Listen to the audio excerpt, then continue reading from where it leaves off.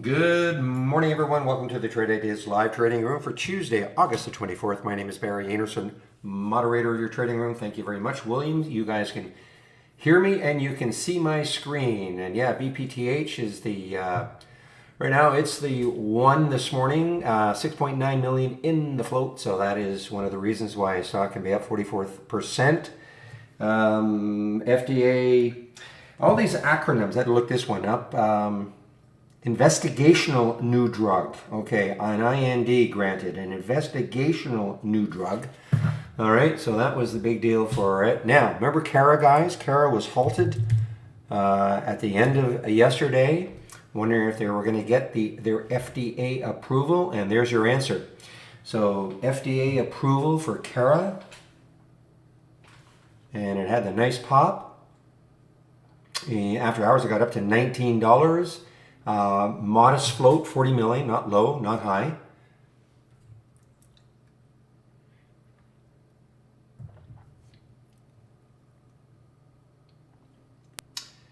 So yeah, let's take a look at Cara, where it could go. So if you look at the monthly chart, a few months ago, that'd be about 4 months ago, it actually got up to about $30. So we'll just have to see. It's broken completely free on the weekly and the monthly. So I have to see where it goes once this market opens. SPRT is really still strong, guys. SPRT is still strong. Got up to, after hours yesterday, I think it got up to 1147, so it's holding that area.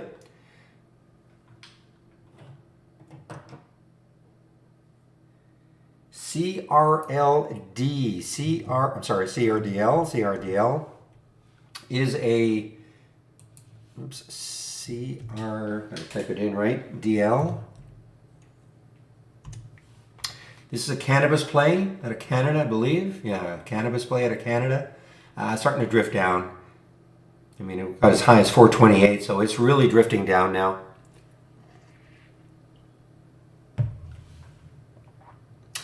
PDD. We have a lot of China stocks on the move today, guys. This is actually an earnings play for PDD, but we have a lot of China stocks on the move. TME is another one. TME, not an earnings play. 10 cent. Of course, this has been in the news a lot. TME, a little bit of a pop-up for it. I'm just looking at this gap, though. You know, I mean, it's got some room to the 10 level. TBPH, fail. Ooh, hopefully nobody was in this one. TBPH fails mid-study. Okay, down 27%. TBPH.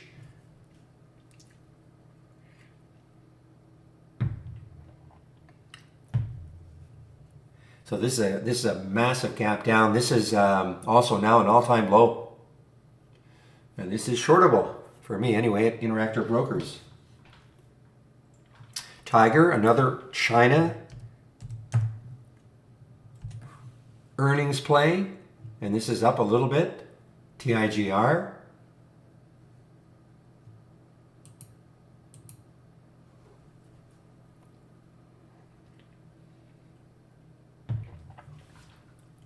Gevo is moving up. The only thing I could see about Gevo was a upgrade by Stifel with a $10 price target. That's the only thing I could see on it.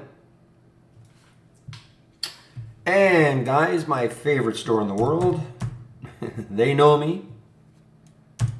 Best Buy, earnings play, BBY. Nice little gap up on earnings.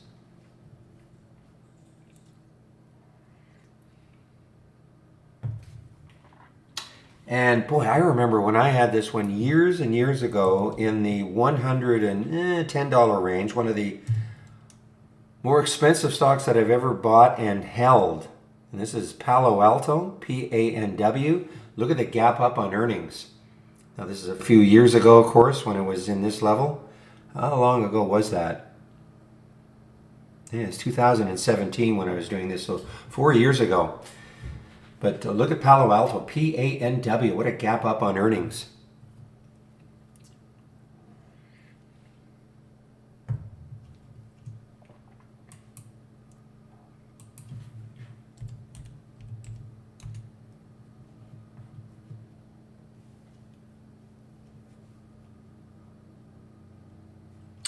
And GTS, if you're looking at GTS, GTS is a buyout, as you're wondering. I'm not talking about this one. It's up 44%, 45%, but this is a buyout, so don't expect too much activity now.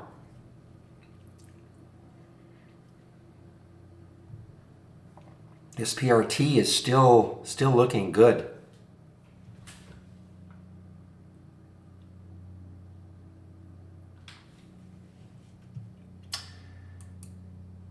I also saw this MLCO, a little bit of activity for it.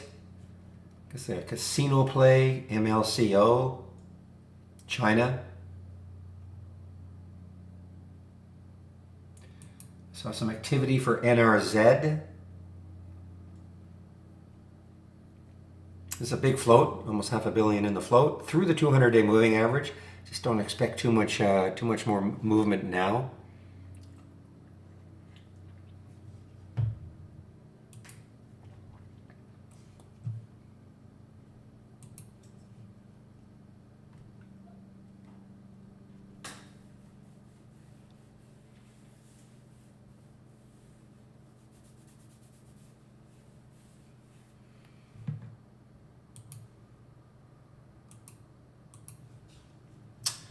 All right, let me do a quick check to see what sort of upgrades and downgrades we have from briefing.com this morning.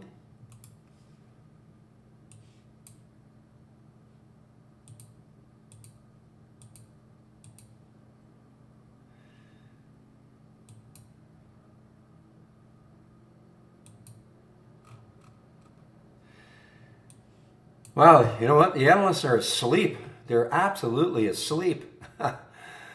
Hardly anything.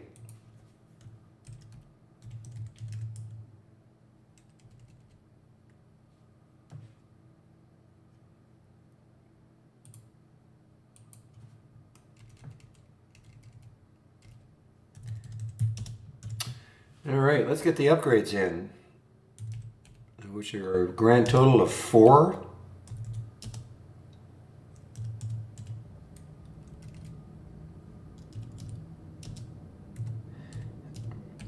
We have an upgrade by Goldman on AGCO.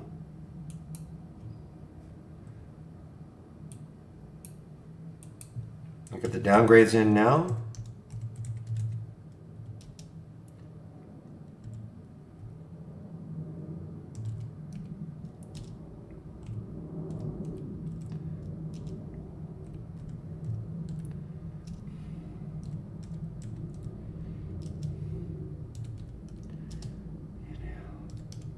All right, there are the upgrades. There are the downgrades from briefing.com this morning.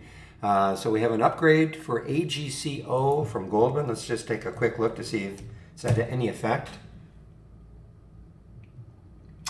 AGCO, a little more expensive one. And we had a downgrade, CMI from Goldman. Let's see if that's had any major effect yet. Yeah, so these are a little more expensive stocks. So really no effect yet.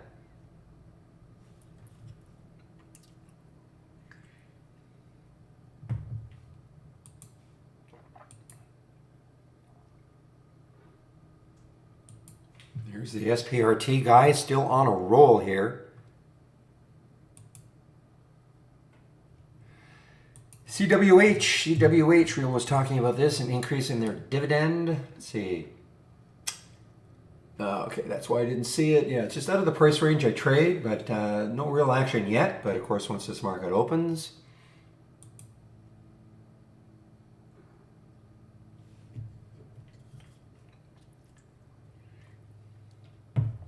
All right, give me a moment, guys. I'll be right back.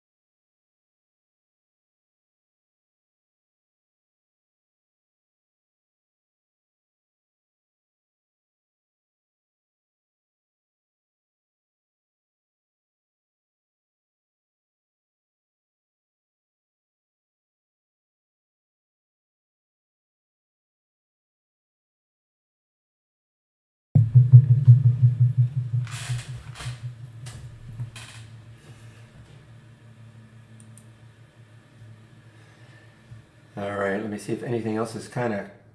There are some cheaper ones. I just don't look at them. But I mean, if you're into the more cheap ones, BXRX is under $1.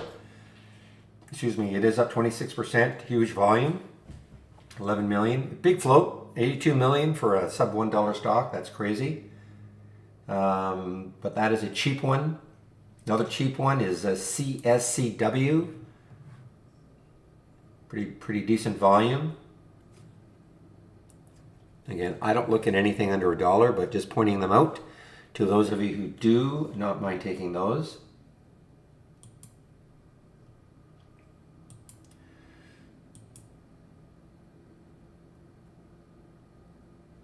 This Cano, guys, is still pretty interesting. Good volume, big float, 161 million in the float. I think this was I don't know if this was actually an IPO or a SPAC that became Cano.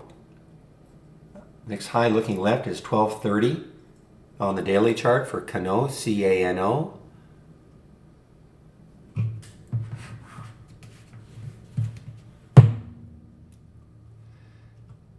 And let's see, MCW, I hear that one. I know William was talking about that one. MCW, oh, this is this Mr. Car Wash, okay. And so was Real talking about Mr. Car Wash. I don't think I've seen this one before. This is I guess an IPO back here.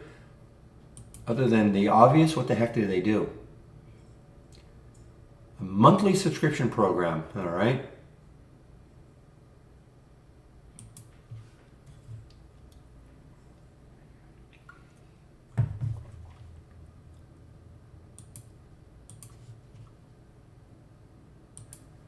Just give me a moment here.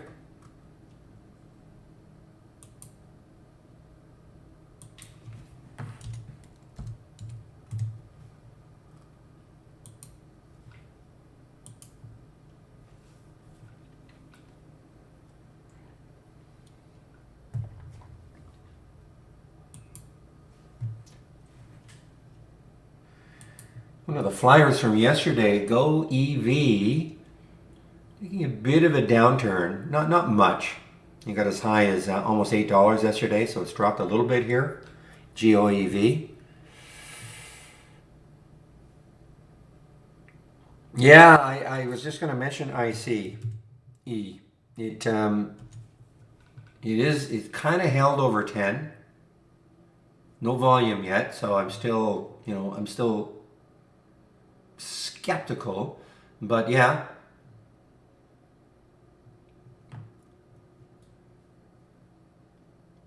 But it is back from the death, yes. If we can just hold over 10, for gosh sakes.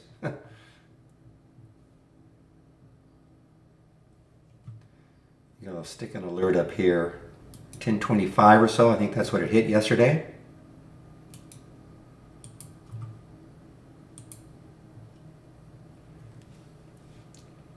Seems like forever we've been watching, but I mean, it's only been 1, 2, 3, 4, 5. Well, it's been 2 months.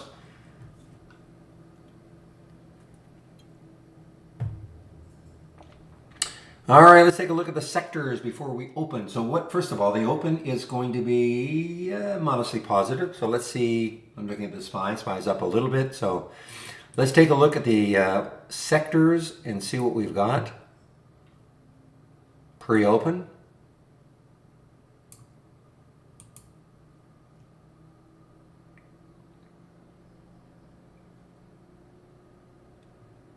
Look at energy, still 100%, guys. That was yesterday also, so energy is still strong. This means that every stock in the sector that makes up XLE is up from yesterday's close. Technology is up. Communications is up, usually running hand in hand with technology. So what's not up? Well, again, utilities down a little bit. Most everything is up, 80% communications, 80% discretionary, healthcare. There's not really like a super weak sector as we speak, other than utilities.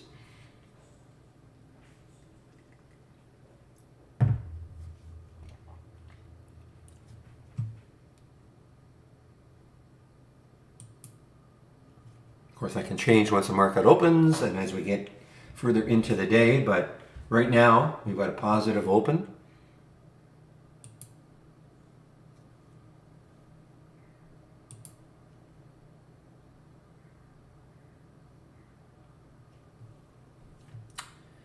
Another flyer from yesterday, PXLW on the way down. PXLW, only 25 cents down, but this was a big flyer from yesterday. And they have stick an alert at the high and see if it takes that out later on.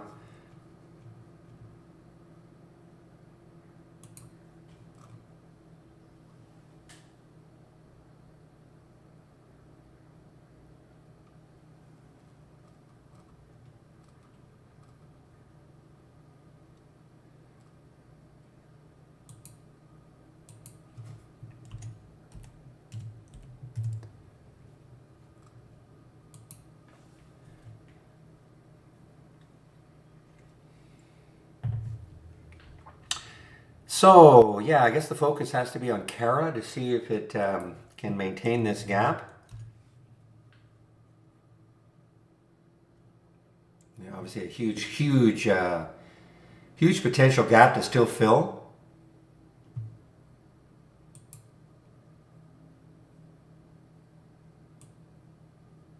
Just the major sectors in that sector status. I mean, you can always do, your own, but it's just the major sectors in that sector status window, John.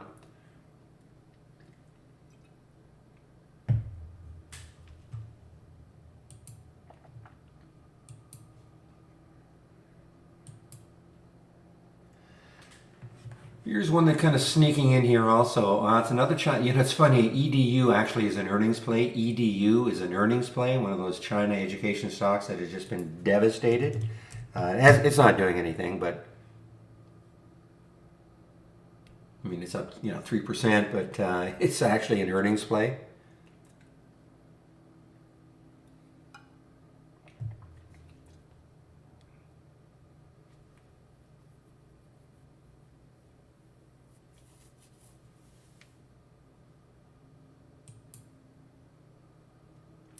And of course the BPTH with that float, I mean this is still pretty impressive, guys. It has not given up anything really in the pre-market. It's basically at the high in the pre-market. Again, just have to wait to see how it opens.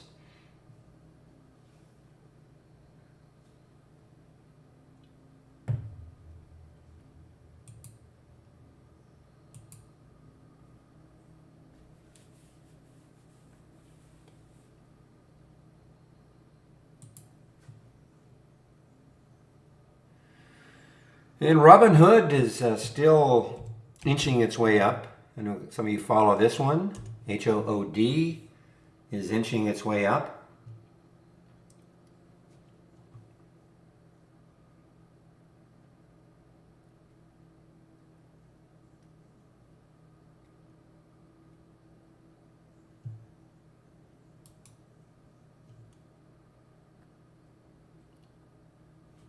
I'm hearing Vale, V-A-L-E, V-A-L-E, big float, 5.2 billion in the float. Really kind of interesting. I mean, there's the 200-day moving average, 1876, so it's right at the 200-day moving average.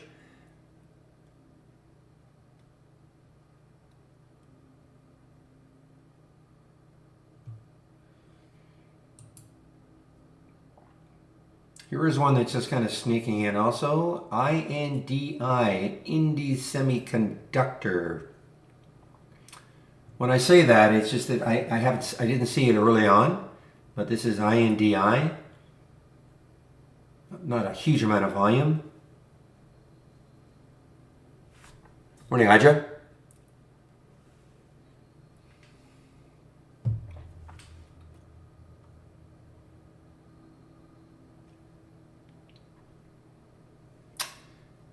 ERJ, this is a Brazilian stock, ERJ, on the move also.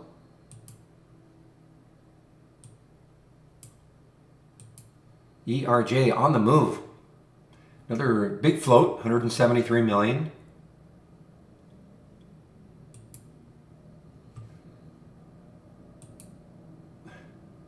So both Vail.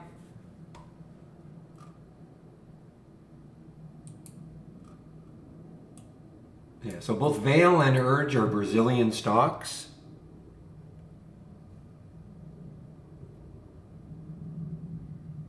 Yeah, so I don't really look at something like Ababa.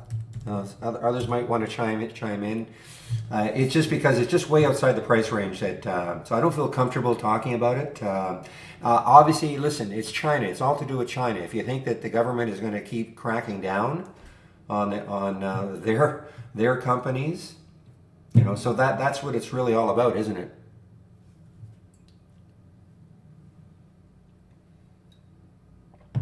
You know, I mean, that's what it's all about. How do you feel about the Chinese government and what they have done? And I certainly don't have any strong feelings on that one way or the other.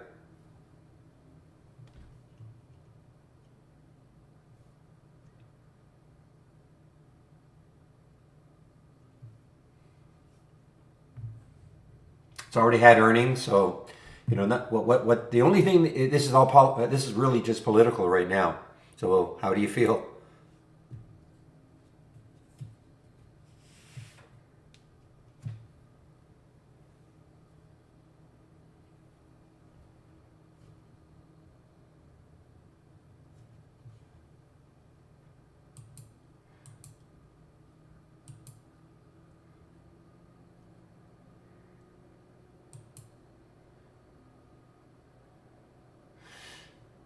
So guys, we have something cooking in. Yeah, we have something cooking in Brazil here. There's another Brazilian stock, GGB. So we've got GGB, we've got ERJ, we've got Vail. Something cooking with Brazil.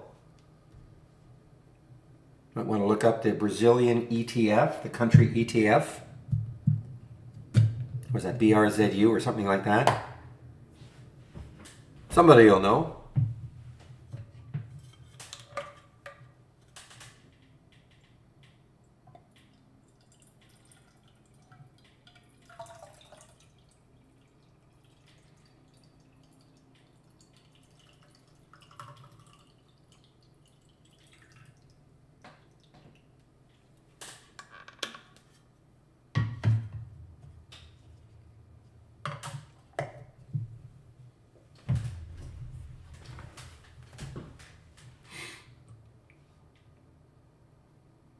All right, guys, market's going to open in less than 1 minute. Let's have a great trading day, everybody.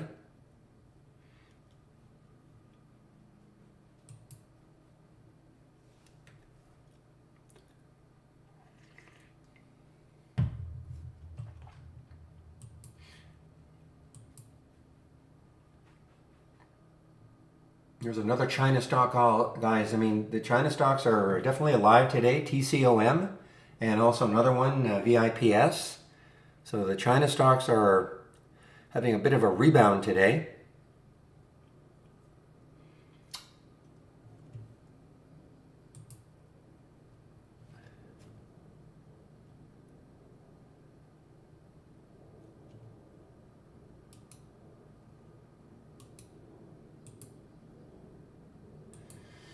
All right, we are now open. So let's see what's going to happen today. So there's the Cara right off the bat. Let's see what Cara is doing.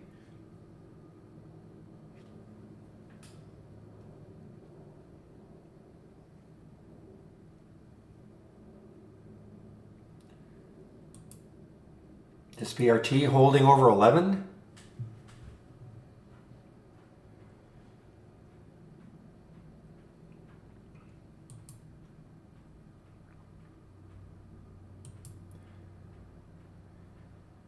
There's a BEKE right off the bat. A lot of volume coming in. Again, I typically don't trade in the first 15 minutes. I like to see things settle down just a little bit. Look at open, guys. This has been, again, it's early, but look at open. Ah.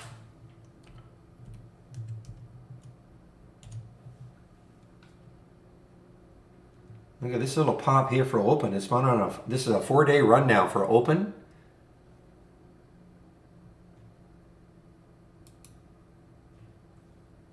All right, well, there's the IC. Somebody asked about DATS. Well, you just have to wait to see how it opens. So, okay, there's the IC. Is this really the day? Is this really going to be the day that it holds? DATS on the way down.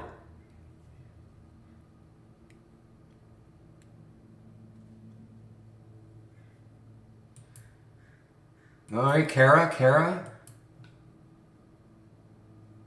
A lot of action right off the bat. Kara, look at the volume that came in. Look at the volume. There was the pre-market volume, and now look at this opening 15-minute candle or volume bar.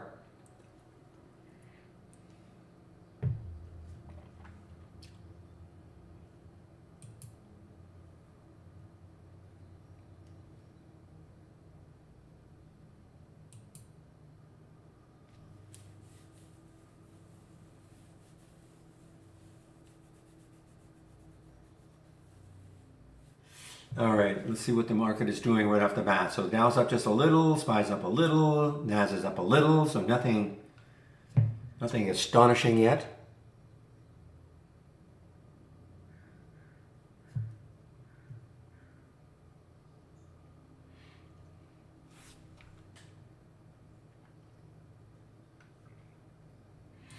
Now this one, I have this one on an alert, SNTG. This was super low float.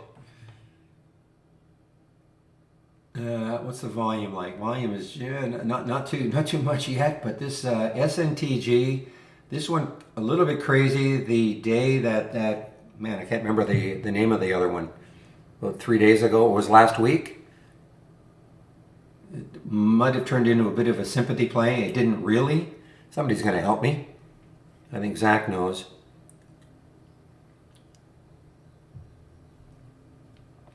Look at Robinhood, guys. HOOD on the move here.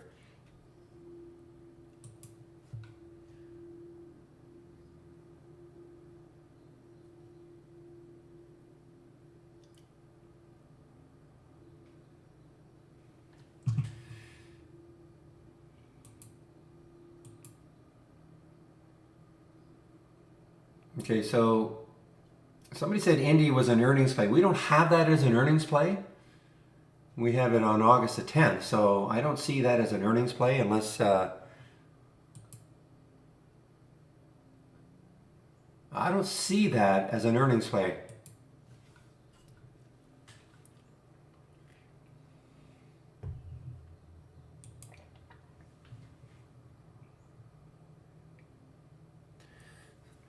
So it's interesting. A lot of the things that I've got thumbnailed on my other charts, my other monitor, they're all dropping.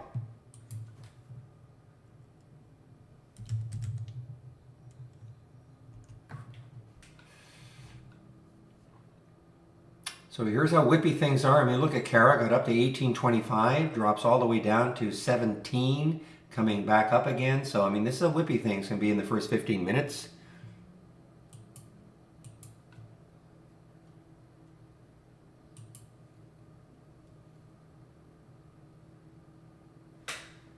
TUYA, I'm hearing. TUYA, Tuya. Now, there's an interesting one. I mean, over 11. Look at the room it's got, in theory. Yeah, China stock, I don't see the flag. Must be hidden over here. So this is a China stock. Again, there's the theme for today. A lot of the China stocks are rebounding.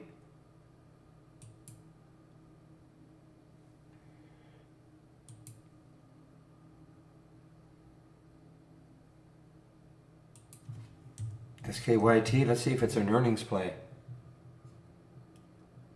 No, it's not an earnings play. SKYT.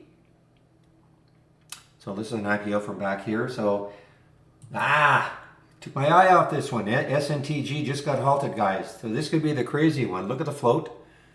SNTG just got halted.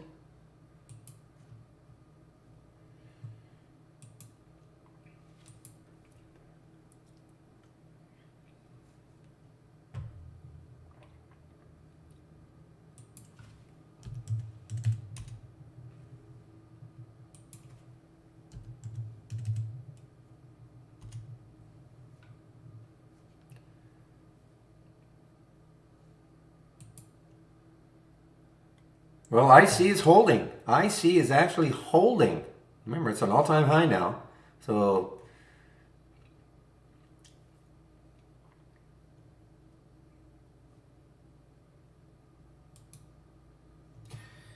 JMIA, that used to be a super active one.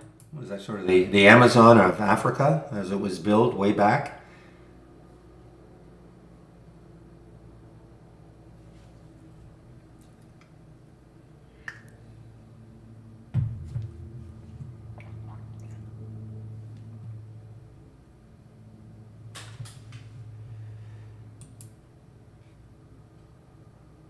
Well, nothing stopping SKYT so far. What's the news on this one? Sky, Water, and Rockley Photonics announced expansion of their relationship. And there's SPRT on the move. Enable wafer back end of line processing for wearable health sensors. So okay, so this SKYT had some news, and it's a low float. SKYT is a low float. Well, if you're gonna short this one, really, you better hurry up. Only 9,000 shares available at Interactive Brokers.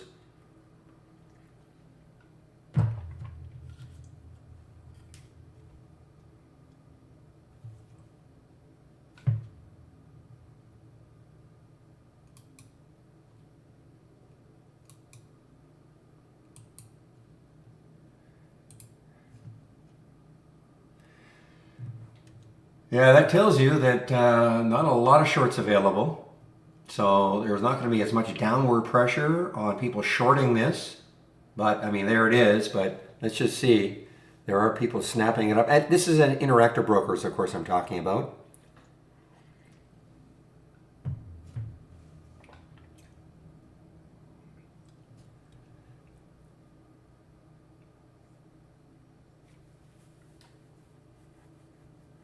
Oh, maybe. Okay. Well, I was looking at it the other way with not a lot of shorts available, not as much downward pressure, but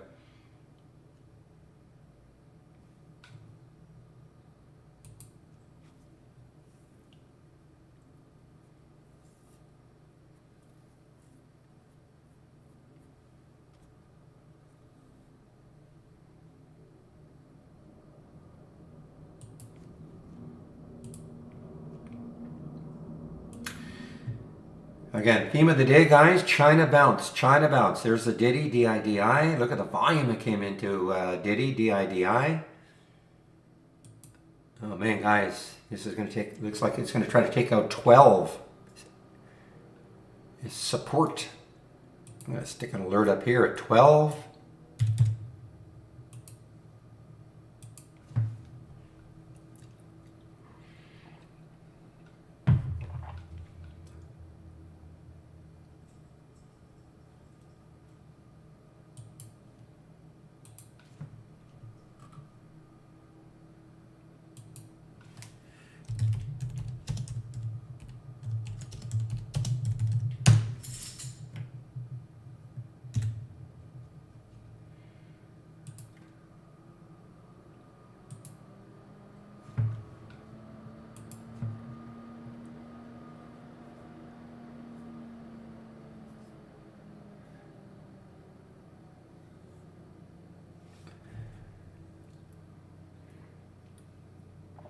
Yeah, the secret's out for support. Here's another, I'm sure this is another, I shouldn't say I'm sure. Let me make sure. Now there's the 12 now for support. And we have, oh man, this got SNTG. This was a 5-minute halt, SNTG. Come on, Zach. Remember you said this last week. I remember you said this one last week could be a sympathy play for that other one that was going crazy. What was that one? I just can't remember anymore. And it didn't really do it, but it looks like it's doing it now. You know, low float. RGC, that's right. It was RGC. That's right.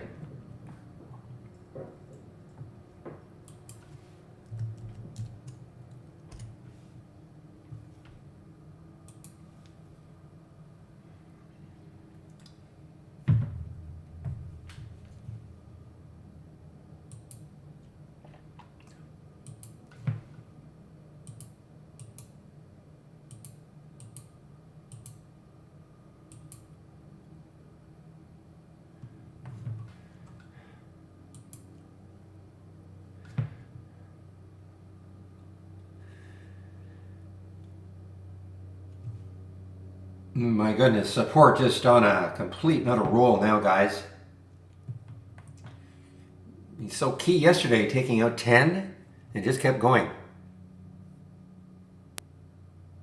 Ooh, look at Pfizer, PFE.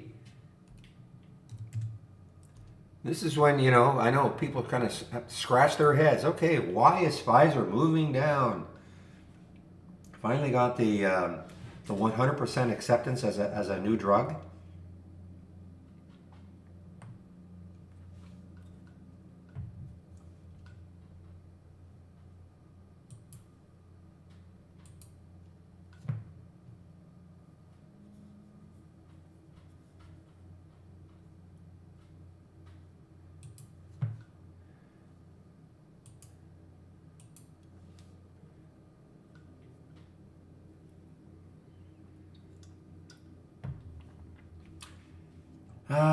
What's ringing? GDF. I'm hearing GDF.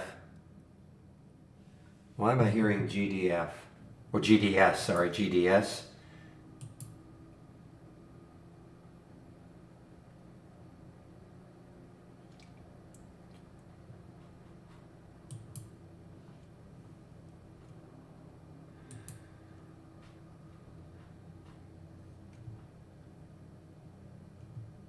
AMTX is strong. AMTX xylophone is strong. Let's take a look left. What do we see? Probably 10 is going to be tough to get through. AMTX.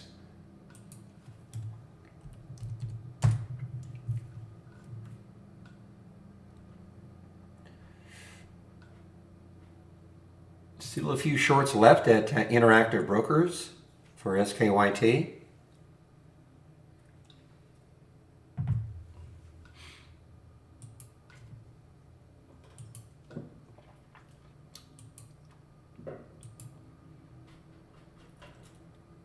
Again, the theme continues, guys. YY, another China stock.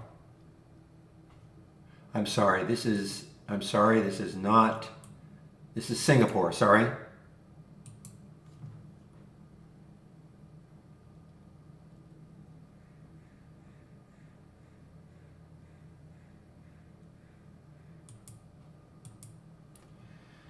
All right, we're almost into the first 15 minutes. Just another, oh my goodness, this is a real cheap one from the AI.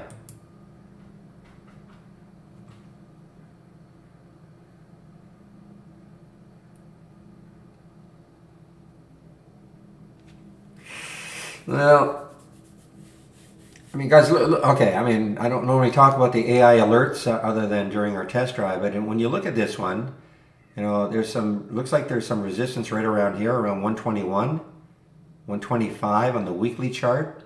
Now, if it can somehow get through that, but there's a ton of resistance around 141, so it's up to you.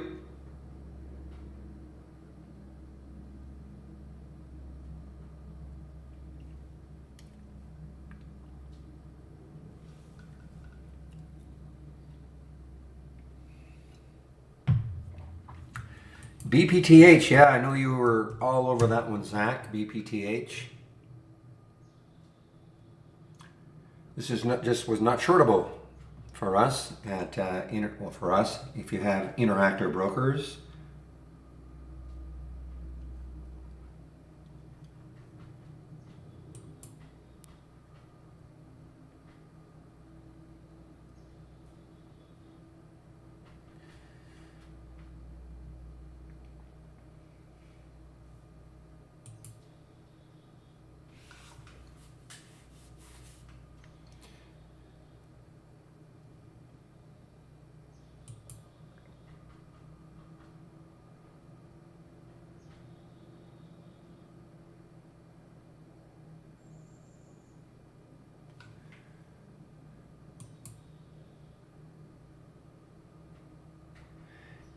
AAL, American Airlines. So some of these airlines, let's take a look at jets. If you don't want to play the individual airlines, just take a look at jets. Here's the ETF for the industry.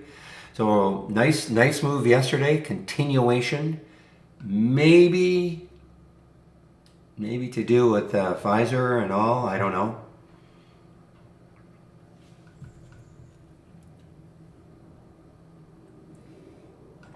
all conjecture, guys, but definitely the airlines are looking a little more positive the last 2 days, including today.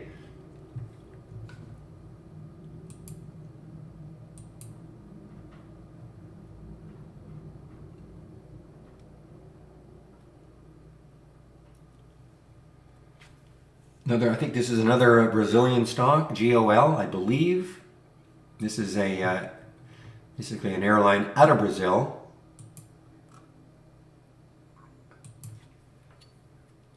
So Brazil is strong, and of course the airline sector is strong today.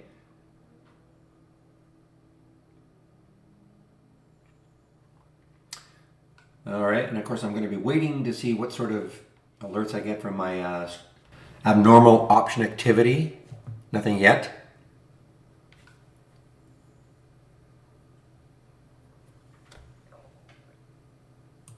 There's some cheap ones from the AI today so far.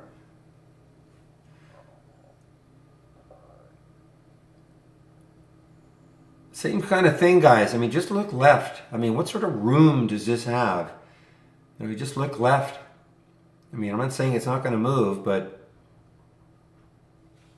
people ask me, do I take the AI trades? Well, I will, but you know, I'll never auto trade ever, ever, ever, ever. Okay, but the first thing I do is I just have to look at to see, okay, what sort of resistance is there near term?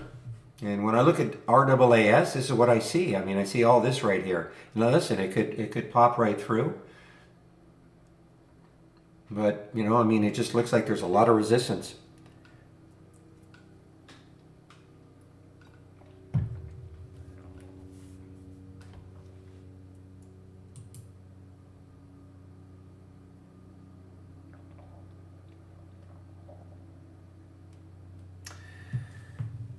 So, of course, this one has been devastated. Mid-stage failure for TBPH. 10, obviously, it's trying to hold 10, breaking down through 10. I mean, it's an all-time low right now. I don't know how many years you have to go back to see that, but it's an all-time low now for TBPH.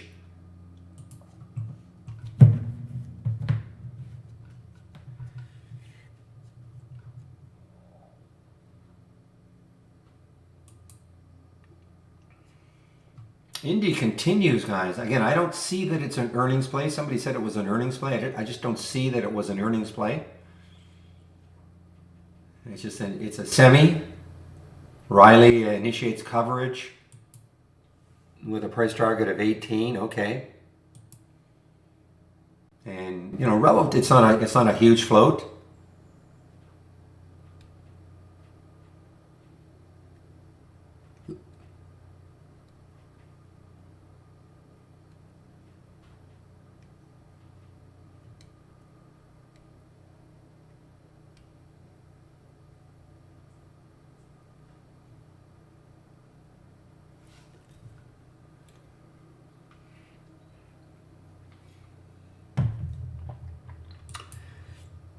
All right, guys, PXLW just took out yesterday's high, right at yesterday's high.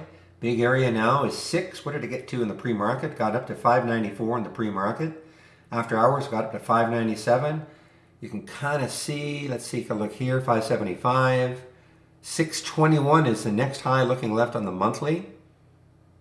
And after that, 705. So, you know what? I mean, if it takes out 6, it's got a shot.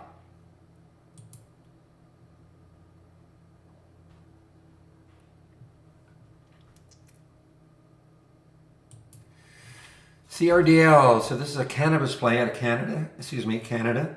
Now this is big pullback though, 427 all the way back here. So, I don't know, 36 million in the float, not a high float, not low.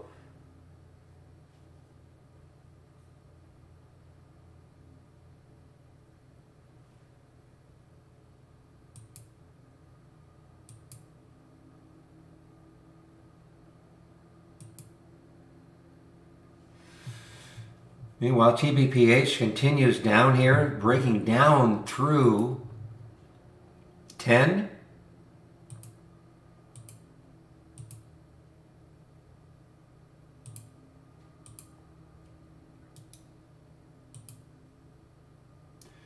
Well, I couldn't get it where I wanted to. This is, again, the uptick rule is probably going to nail me. I was trying to pick away at it right underneath 10. Keeps dropping on me, down more than 10%. So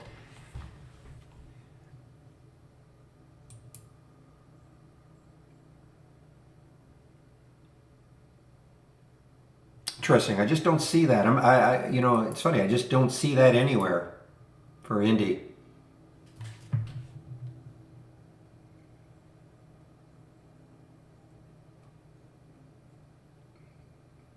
I mean, I see it on the 10th. I see that on the 10th for Indy, but not the 24th. You know, this is what I see right here on the 10th.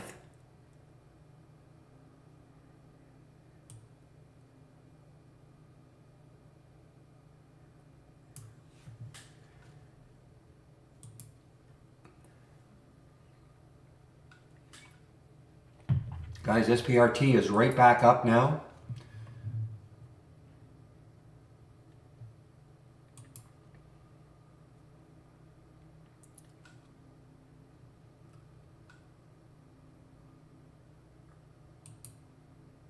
Yeah, that I do see. I do see Riley putting a price target of 20 on it. I just don't see that it's an earnings play today. That's all.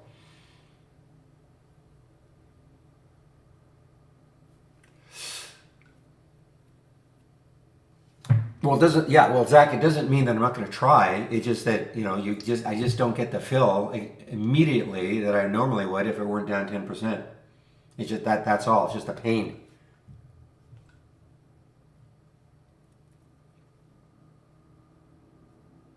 Yeah, it certainly doesn't mean I won't try, but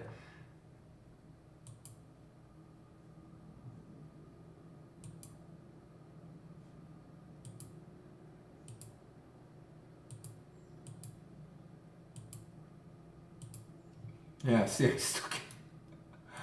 I keep trying. I just the TBPH. I don't know. Anybody get it underneath 10?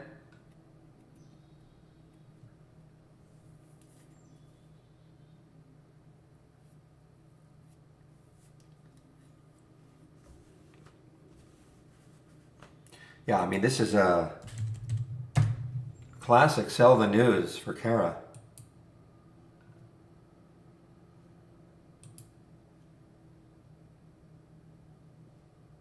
I mean, look at this pop after hours, way up to almost, 19.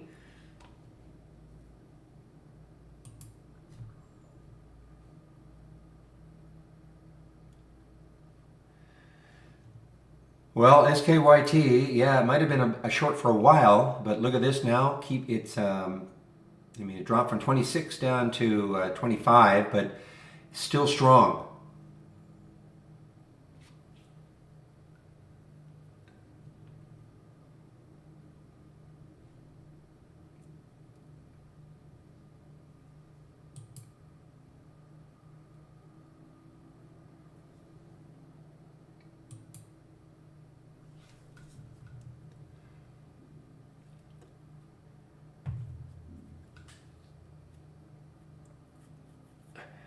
So Norma, when you say you sent, okay, for training, have you exhausted all of the free resources?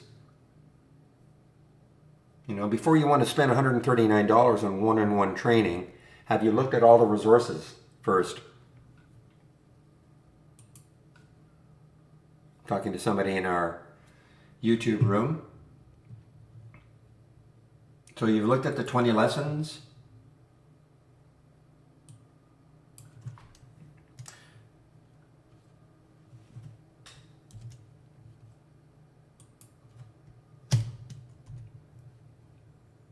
Oops, sorry about that.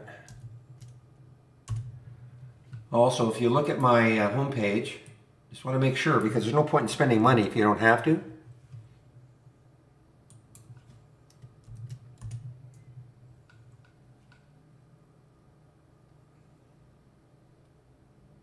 Well, we don't do a lot of phone work, so it depends what you're looking for, Norma. Okay? I mean, you can ask me some questions. I mean, obviously I'm live. You can ask me some questions, but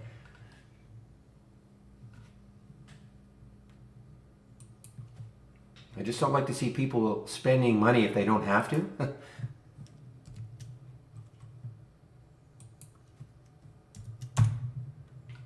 So if you go to my homepage, I just put my homepage link in, and if you click on it, just want to make sure that you have, you know, if you go to the education section, my homepage, so there's the 20 lessons that we talked about. Even the daily support. I mean, yeah, I mean, somebody else takes over for me in the YouTube room between 12 and 1. But here are the educational videos. Watch the videos. You know, starting trade ideas from scratch.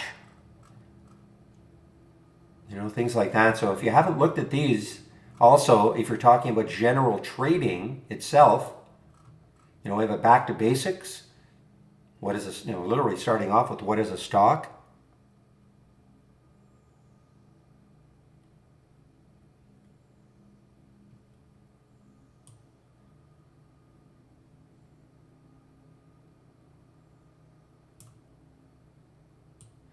All right. Well, again, I'm not sure why nobody's got back to you. If you have, I think there's a link for it. Let me just give me a second here, where you can sign up for the one-on-one trading if you're willing to pay the $139. Here, well, here it is. If you go to my homepage and keep scrolling down, okay, go to the education section and keep scrolling down. Did you fill this in? This is the one-on-one, $129 an hour.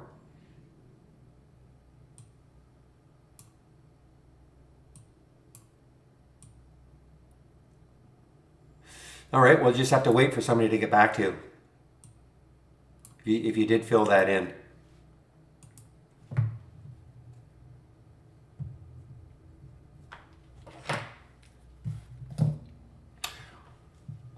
Welcome, Chris.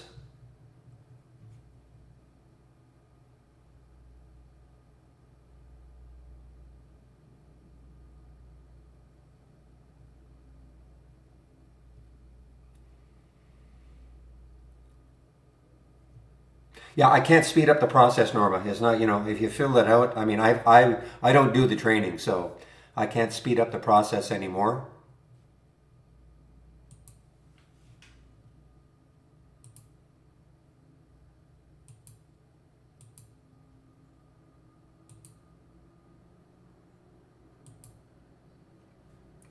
All right, guys, I'm still waiting for some abnormal option activity. Nothing yet.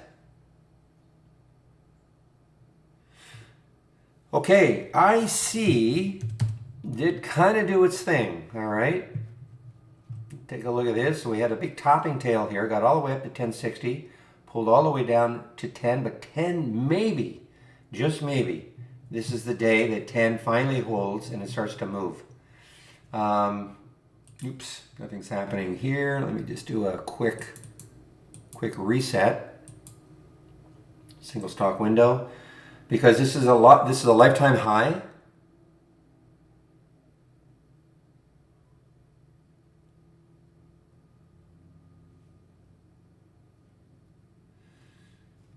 Just that we've been thumped with IC several times in the past, over the last couple of months.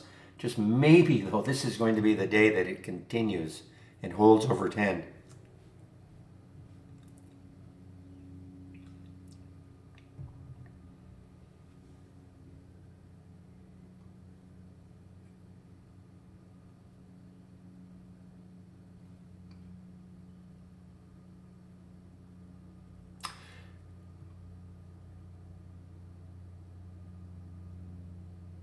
Great short for you guys on Kara, guys. Great short.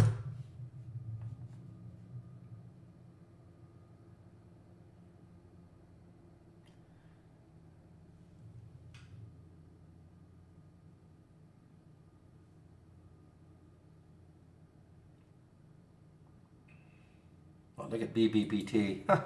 Actually, how's crypto doing? GBTC, let me just take a look. I see Riot had earnings today.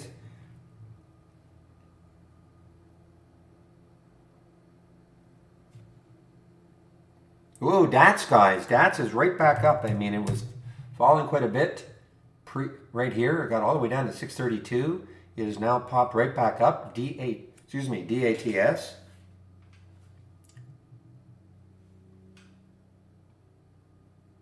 This was got up to, what did it get to yesterday? 722.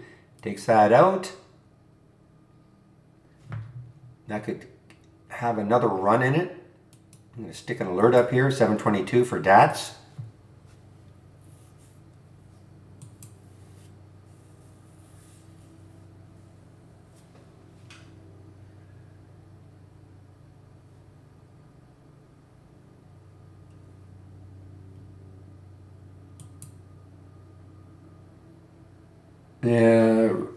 Sorry, Zach was talking about the NFT plays. TCAT is having a bit of a pop here. Not a bit of one, it is having a big pop here, TCAT.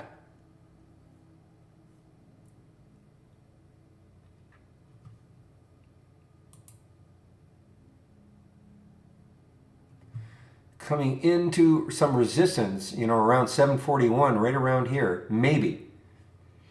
See if there's any specific news on it. I don't see any specific news on it.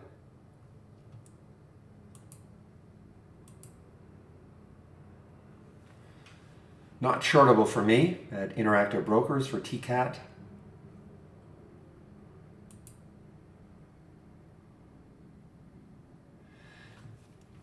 Well, it's a non-fungible token play. You have to look that up, NFT, okay?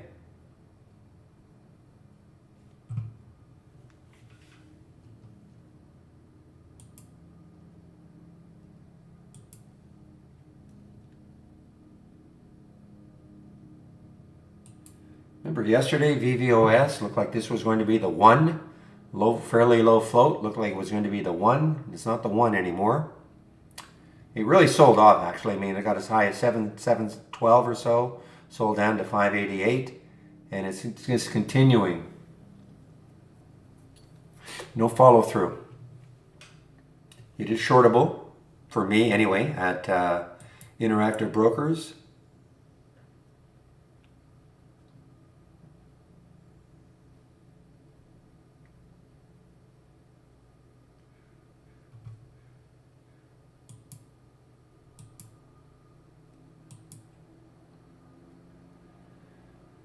QFIN was an earnings play on the 19th, so that was last week, QFIN, and it is, it's kind of another China stock. Again, that's the theme of the day, guys, China bounce.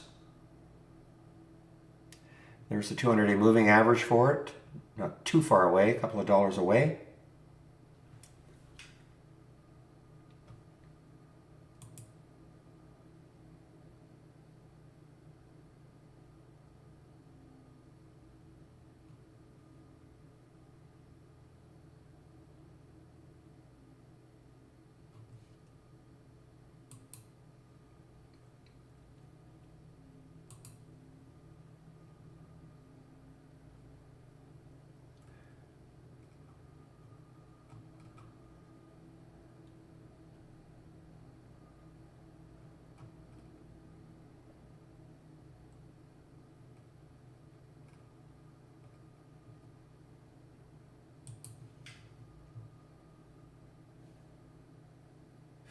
All right, so what is the SPY doing? So the SPY is just flattening out right now. So we're still up a little bit on all the sectors. There's no disconnect. Tech is up. So growth is up.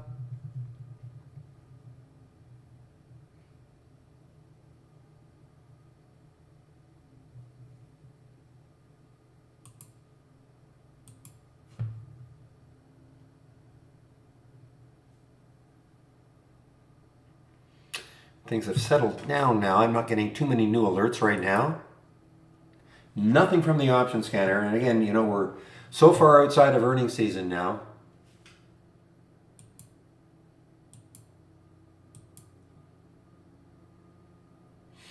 This is actually an earnings play. HTHT.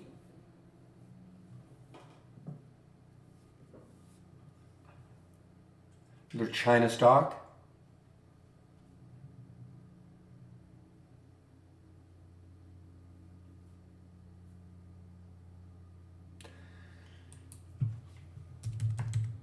So I'm certainly not a biotech analyst, but it just would appear to me that, I mean, it's great news, but maybe they can't, maybe this is such an obscure drug that people are looking at this and going, great, but it's such an obscure drug, or you can't make any money on it. I don't know. I mean, this is a bit of a bizarre reaction. It was halted until after hours. Actually didn't open till I think well, it looks like 4:15 or so. And just a huge reaction first, right up to 19 for Cara. This looks like it's going to go negative. I mean, quite frankly, this looks like it's going to go negative the way it's continuing to drift down.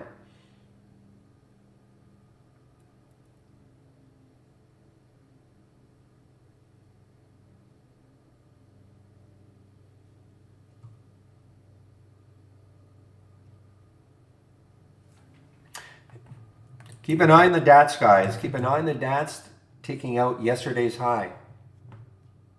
There it is. There's yesterday's high. I got an alert set, 724 or so. That'd be a lifetime high. So there'd be no resistance.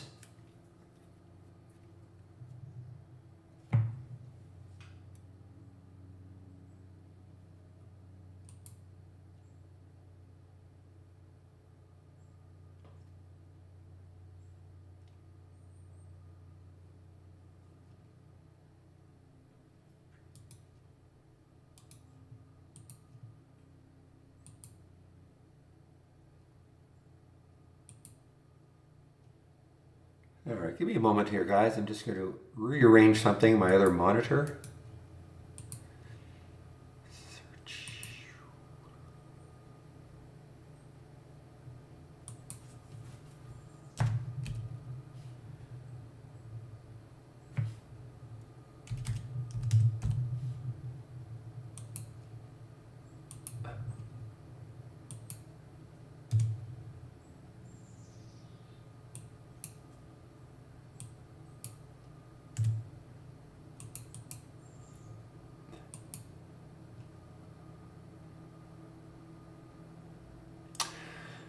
All right, TCAT. Yeah, TCAT is still alive. I don't see any news on it.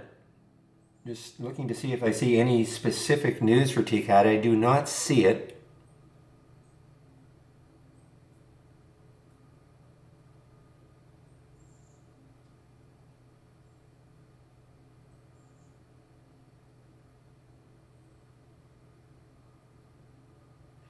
Yeah, hard for me to give advice like that, top down. I don't know, what your risk tolerance is. I don't know where you're placing your stops. If you're just kind of guessing that it keeps going down, are you trying to go long? Are you trying to go short? I really don't know.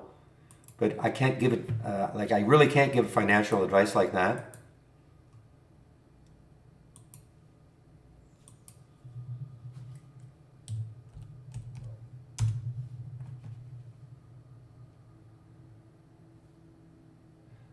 Yeah, so I don't know. Well, okay. I mean, stops. I mean, in about 10 minutes, I'm going to talk about a lot of different things, but, I always just obey my stops. So if I keep getting stopped out all the time, then obviously I'm doing something wrong.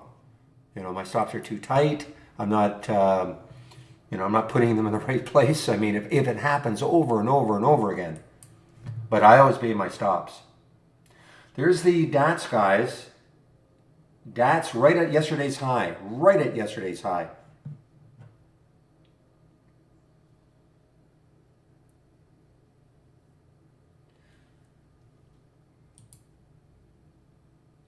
So what do you think, Zach?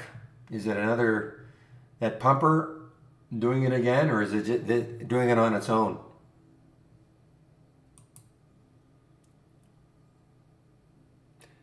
The DATS, D-A-T-S, you got all upset yesterday when you said some room got a hold of it. Kind of just ruined the trade, as you called it. I don't know who you're looking at. Looks pretty good right now.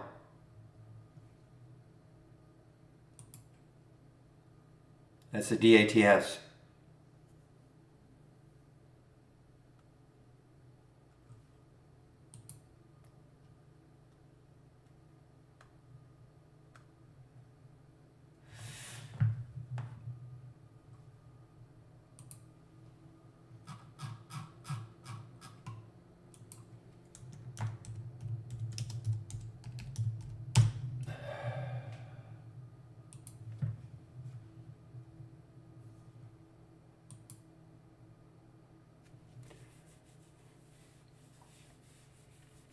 Well, it certainly got it going for it. It's an all-time high, basically an all-time high for DATS.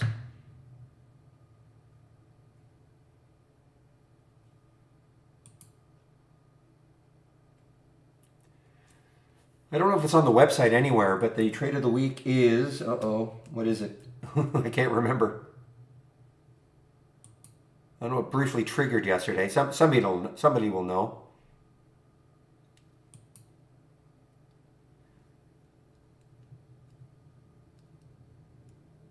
There you go. Yeah, INVA. I'm not sure it's on the website anywhere, but INVA is it? And I think.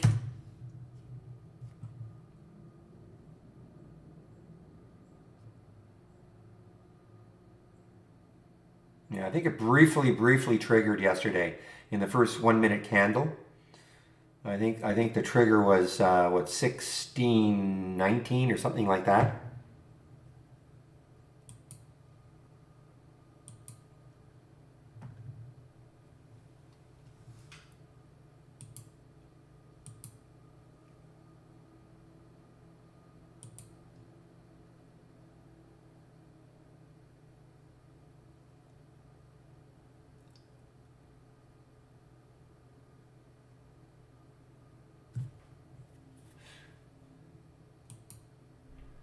GDS continues, and more expensive one. I don't trade these ones, but man, this is a nice little earnings play.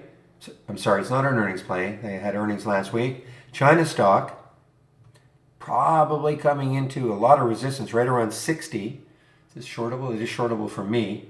So this might be interesting as it gets closer and closer, if it does, to 60. To look at a potential short for GDS.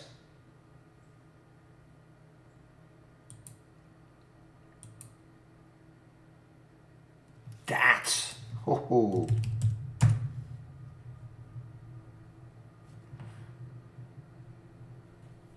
lifetime high, guys. DATS, DATS.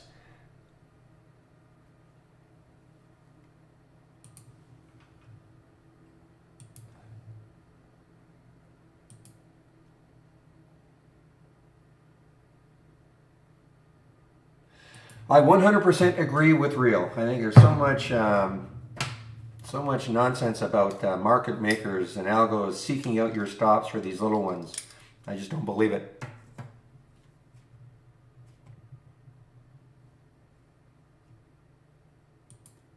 They have bigger fish to fry, believe me.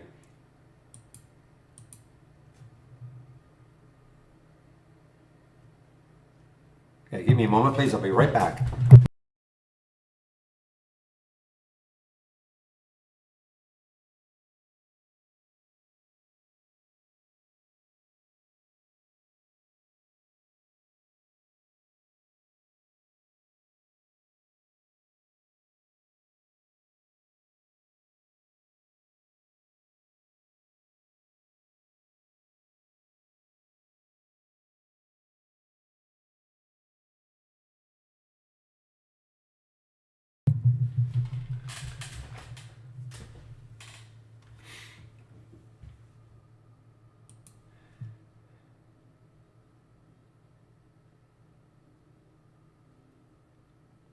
All right, guys, I'm back. All right, guys, so now I will, as around this time, I start my little TI spiel. So first of all, if you are new to the room, welcome to the room. This is the format, Monday to Friday between 9 a.m. and 3 p.m. Eastern Time. I share my screen and I am live on the mic. And we are in the middle of a nice promotion. So I'm going to put these links in the room. Give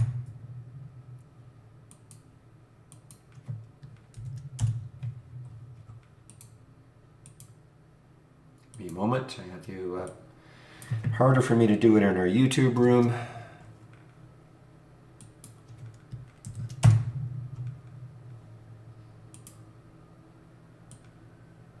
All right, guys, I do see DLPN showed up on the option scanner. Of course, that is a NFT play.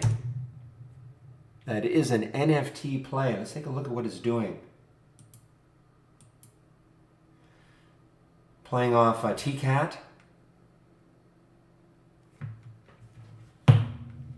What sort of room does it have? The next high looking left is 1280, so it's got some room. Assuming that the NFTs are, for whatever reason, they're strong today. I don't know if there's some news out on them or what the situation is, but the NFTs are strong today. All right, so here is the promo code, okay? Test Drive 25. You'll get 25% off the first month only or the entire year. When you click on my homepage link, this is what you see. And in this main trading room, as I call it, that homepage link is always available from my tab. Click on my homepage tab, and there's the link. So let's just do a quick run through about how much Trade Ideas is. So there it is, Test Drive 25 for 25% off the first month only or the entire year. So just to give you an idea, we have 4 plans.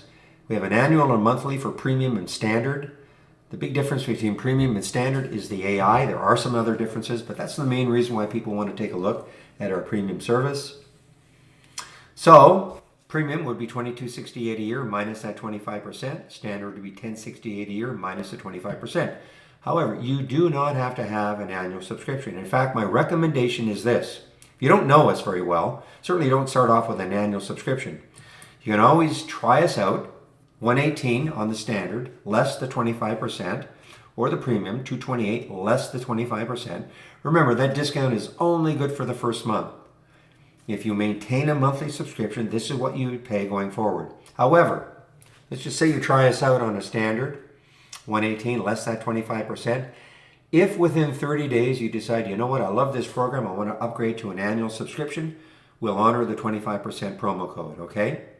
So my recommendation is do not start off with an annual subscription. You can always go month to month, and at any time you can cancel. So that's number 1.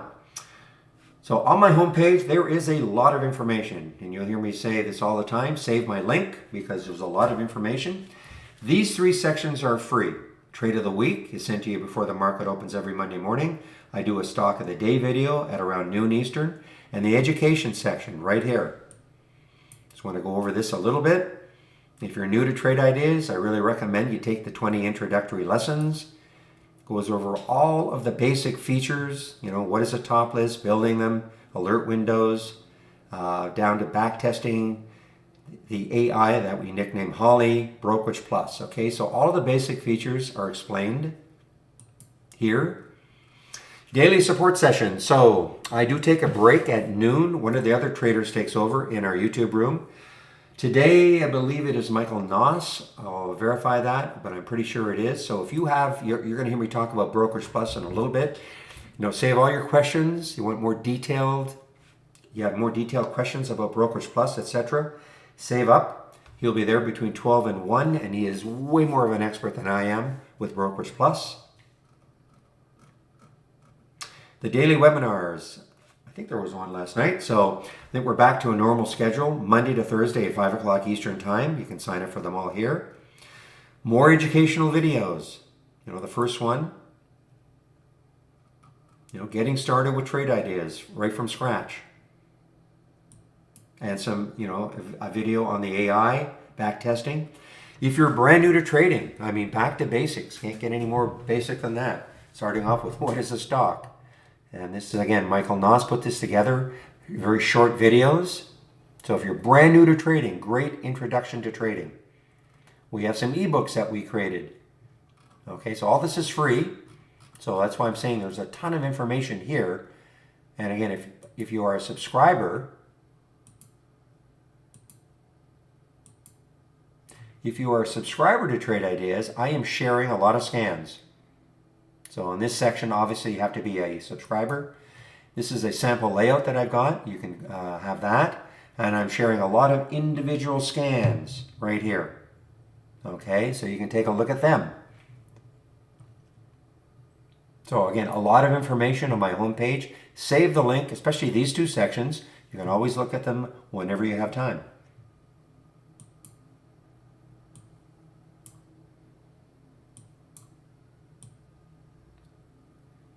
Give me a moment here as I rearrange my window.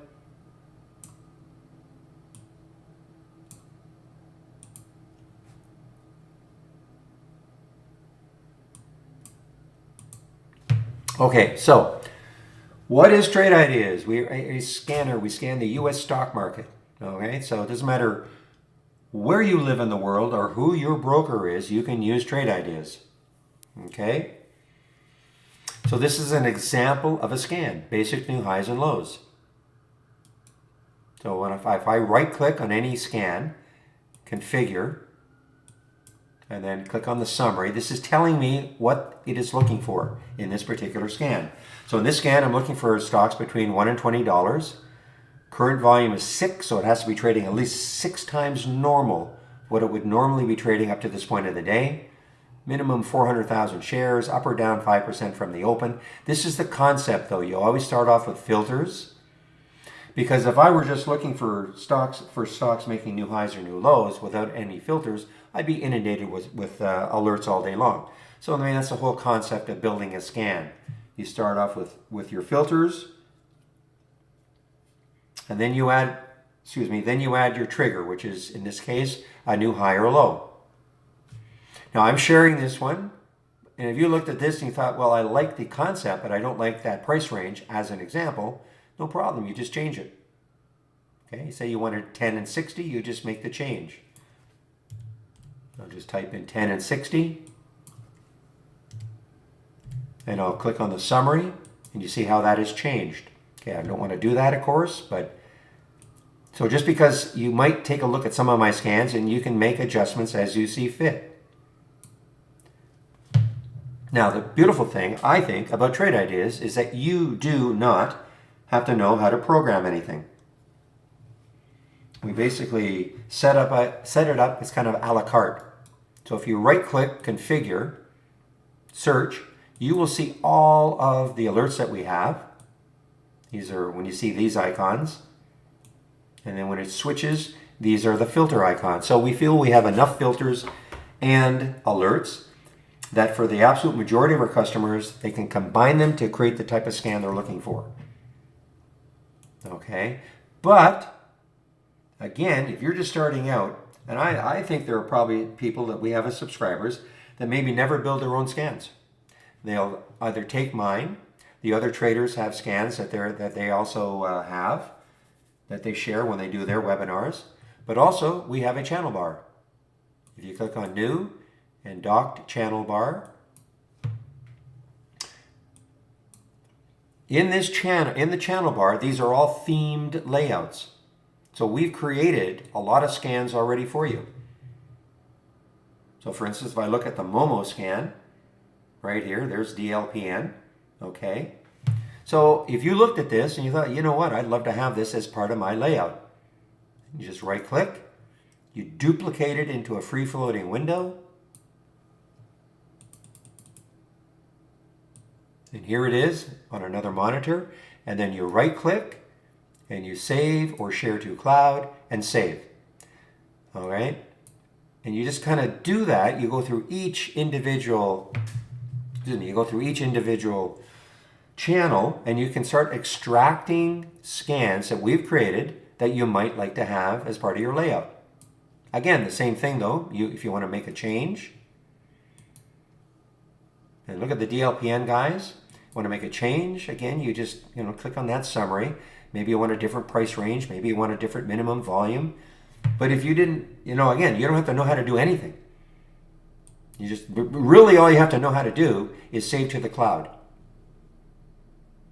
And once you've done that, I'm going to put this down or close it. And then you just file load from cloud. Now, if I'd saved that, I would have seen it right at the top here, but I'll just do a search. And there it is.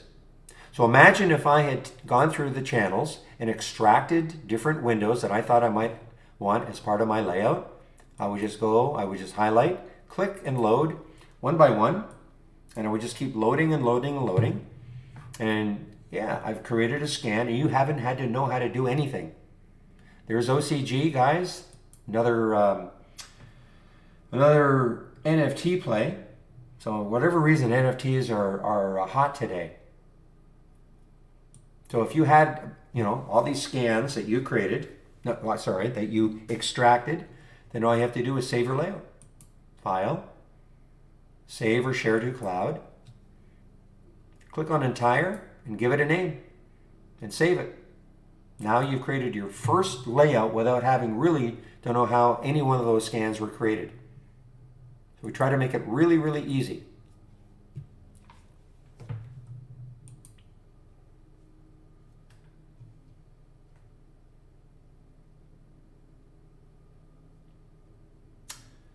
All right, I want to talk a little bit about the AI and what it is all about. That is part of our premium service.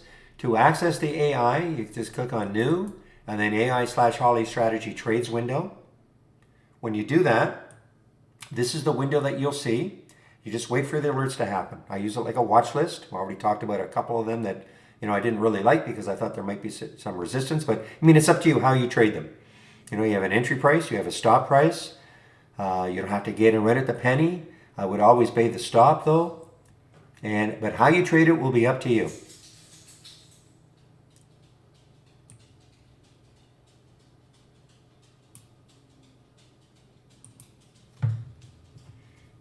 And just go to my home page, go to my home page, and the layout that in essence that you see here is what I'm sharing.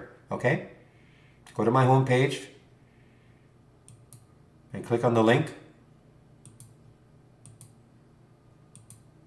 And then here's the scan section.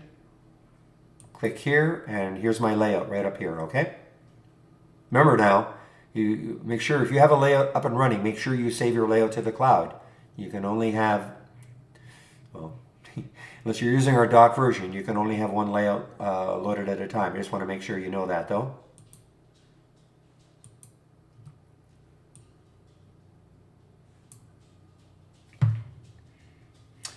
Okay, I want to talk about, look at Robinhood, guys. H-O-O-D, on the move here.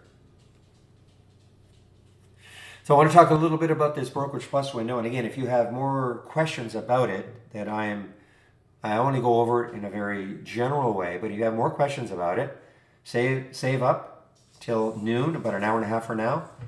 Michael Noss will take over in our YouTube room. And again, he has a lot more experience with it than I do.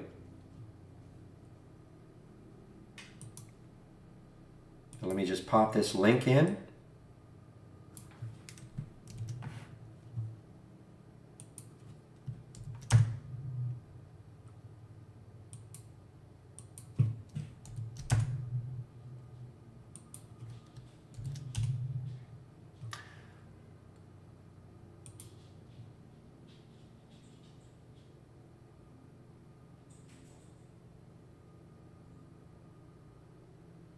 I have no idea. Femuro Investments, good morning. Any idea why my new bottom word channels alert, etc. came to? I don't. You'd have to. First of all, I don't know that particular scan. You'd have to probably share the link with me. I might be able to look at it and say, okay, this is why it happened. But it's impossible for me to know just based on what you said.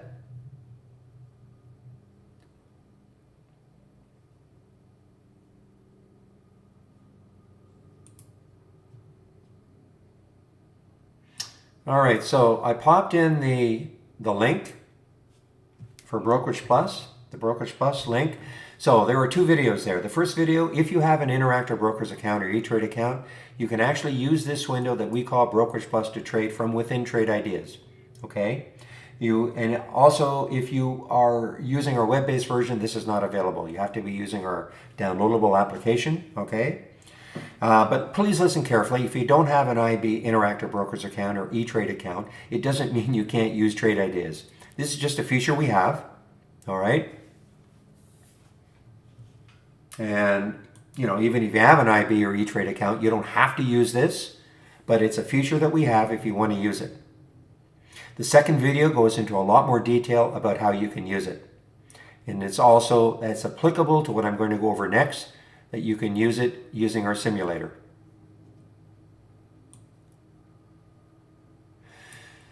So here we go, as Real has been talking about, money management and all. So if you're new to trading, the first thing you should not be doing is trading real money, okay? We've got a great simulator here. It uses our real-time data, so it doesn't matter who your broker is. And you can practice trading first before you commit money to the market.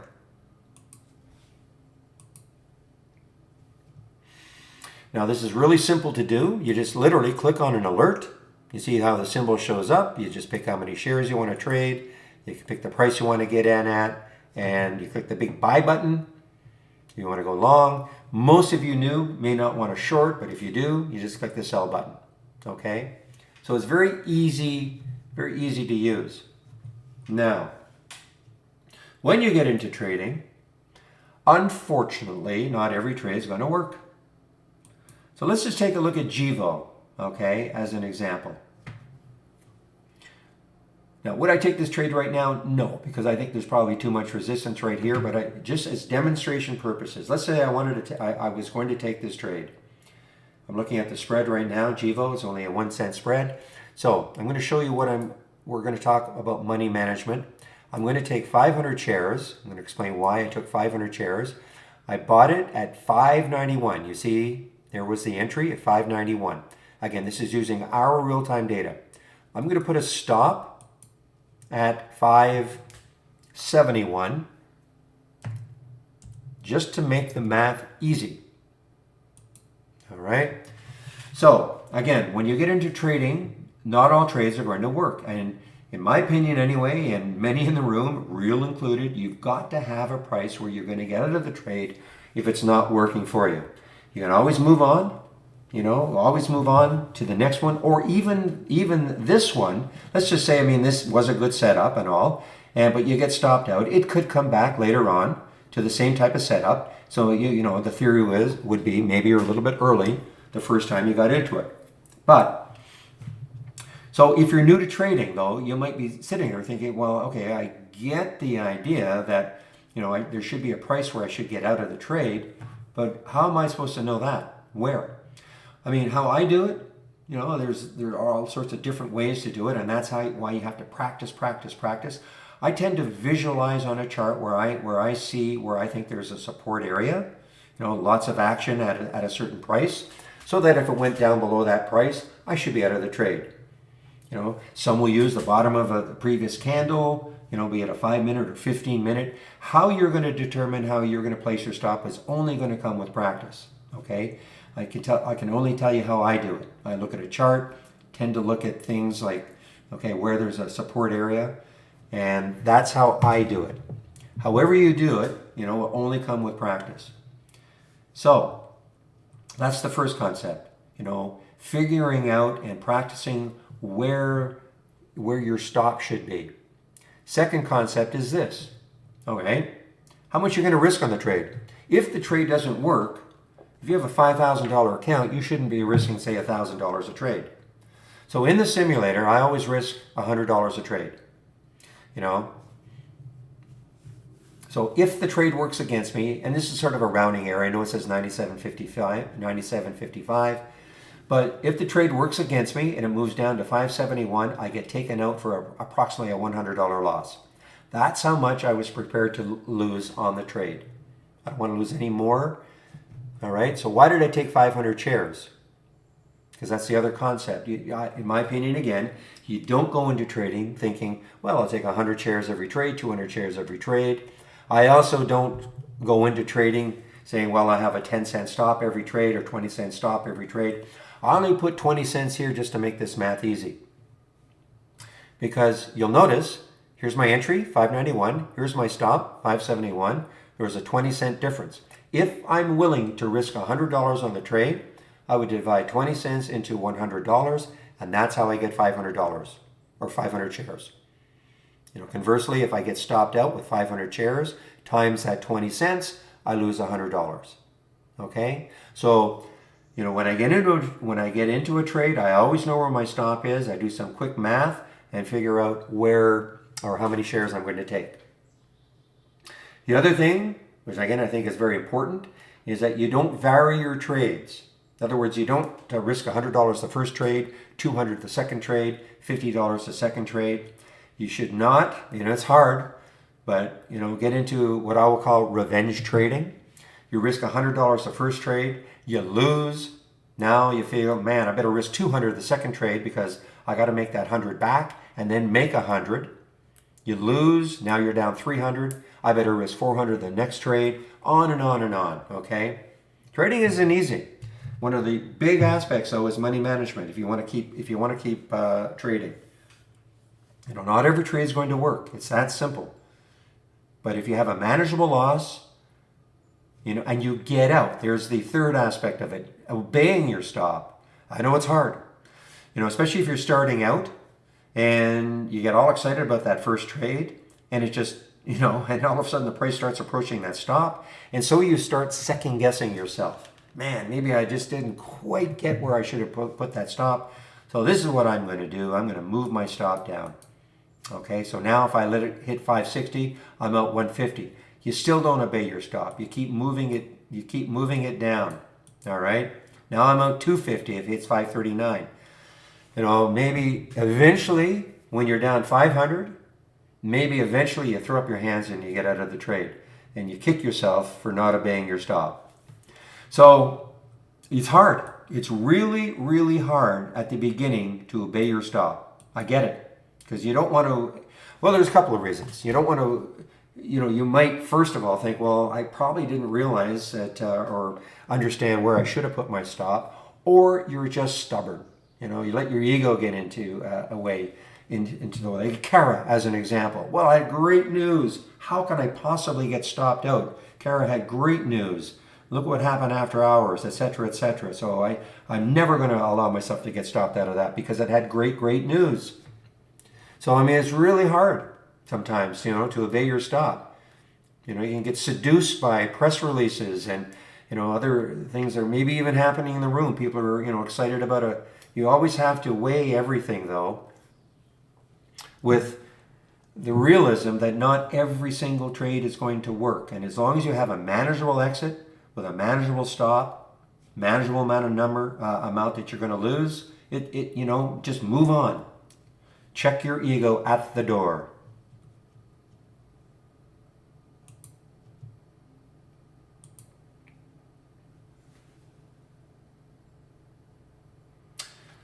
So if you're using our simulator, you can just leave the stop in. This takes all the emotion out. If you have Interactive Brokers or E-Trade, you can trade on using our charts. You can leave the stop in. Takes all the emotion out of trading. If you don't have IB or E-Trade, your broker will have something very similar that you can do. If this is happening to you all the time, that you just will not obey your stop, well, this takes all the emotion out.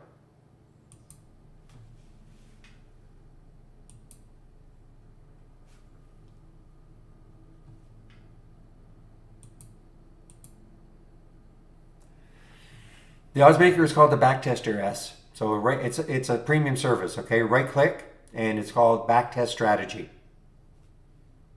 And it's in an alert. It's in an alert window. Okay. But it's part of the premium service.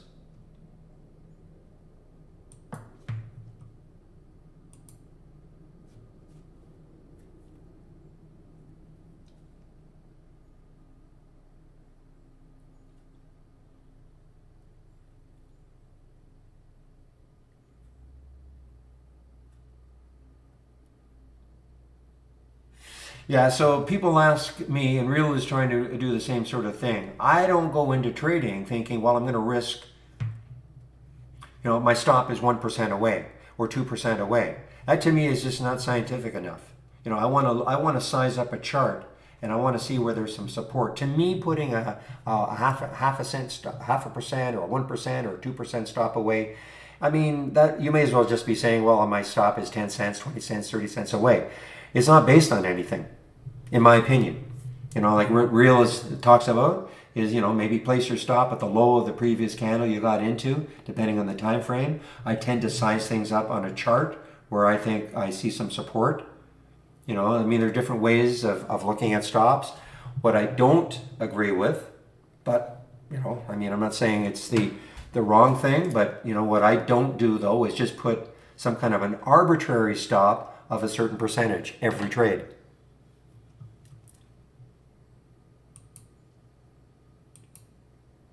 Okay, just give me a moment, please. I'll be right back.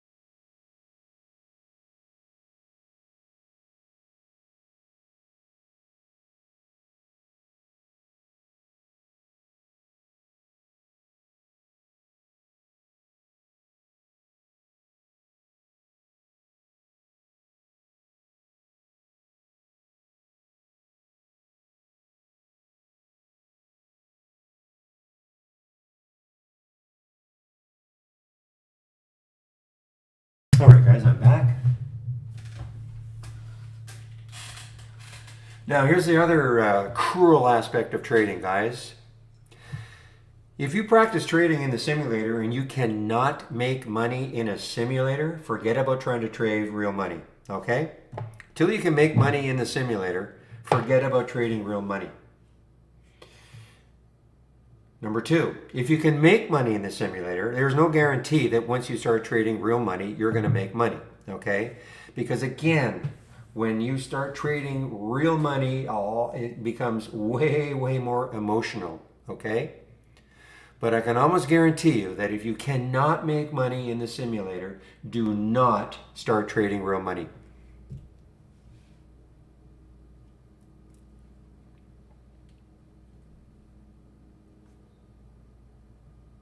Trading is not easy.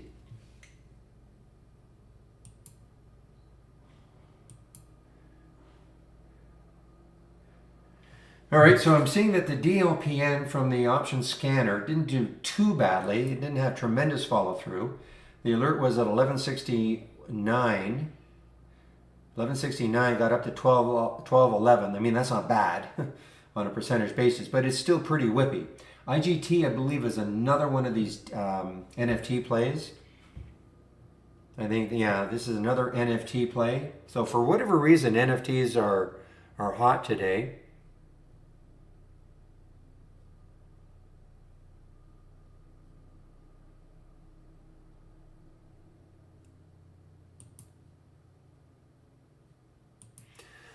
So Femoro Investments, I don't know if you heard me. Maybe you had me on mute.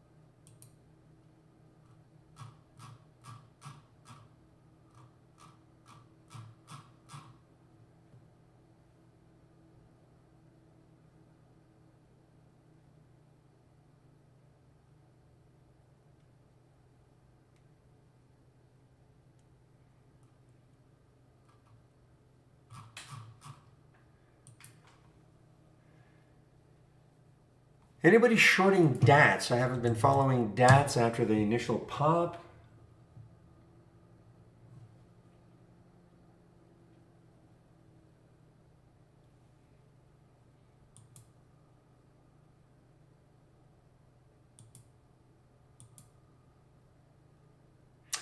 All right, now let's take a look at what the market's doing. Yeah, so the SPY had a nice little run.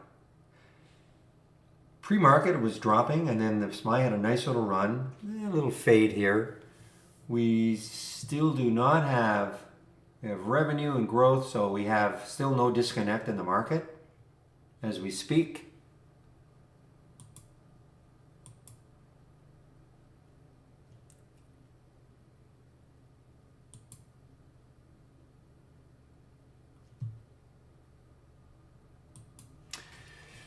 A lot of, I'm surprised, so many alerts from my watch list. I haven't even looked at my watch list, see what's happening from it. So Santa just showed up, 23.90. So what did it do? So you can see, so that was the high yesterday. That's why it would show up. It has to break yesterday's high. And the next high looking on the monthly chart is 25.73. So on a monthly chart, it's got some room. I don't like the volume is pretty light though, 181.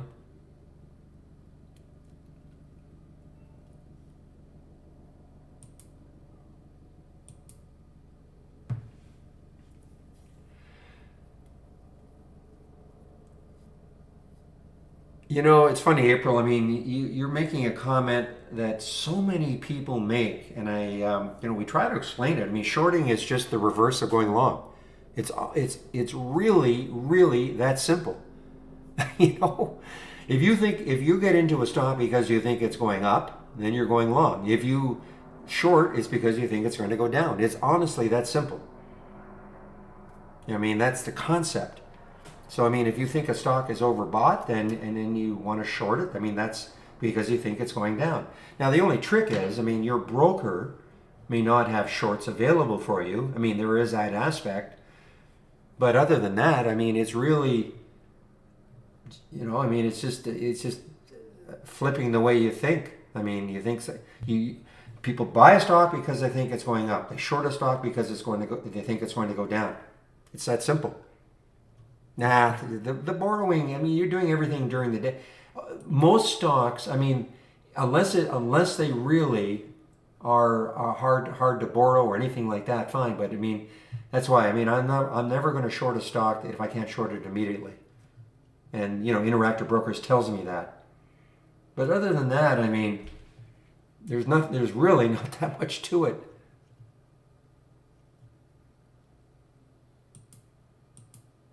I don't go, if I can't short that immediately because it's telling me, like if I wanted to short it, it's telling me, and Interactive Brokers, there are 83,000 shares available.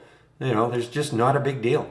Now, if I go to one that says, we will have to look for you, fine. Then I just don't even do it. Well, if you're a newbie, then you shouldn't be searching for shorts.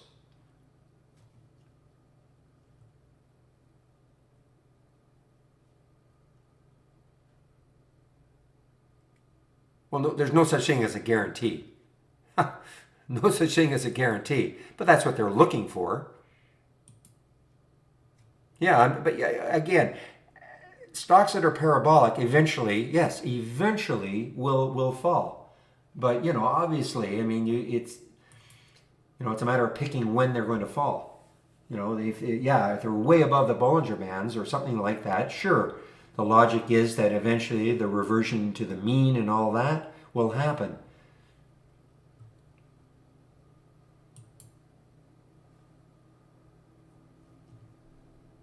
But there's no guarantee. I mean, some stocks just keep moving higher, higher, higher, and you hear people, well, I'm shorting it here. Well, I'm going to keep shorting it at higher levels. And look at SPRT, guys. SPRT coming right back now. Been a bit choppy, but definitely coming back.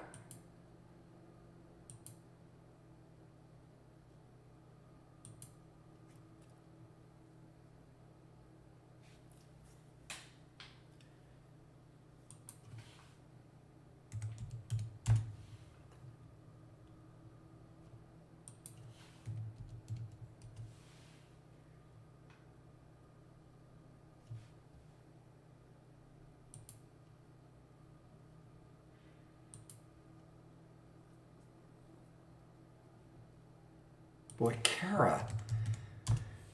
Weakening again, guys. So Kara weakening again. As I said, it wouldn't surprise me if this went negative. As crazy as it sounds, it would not surprise me if this went negative for the day. I mean, it's only 48 cents above yesterday's close.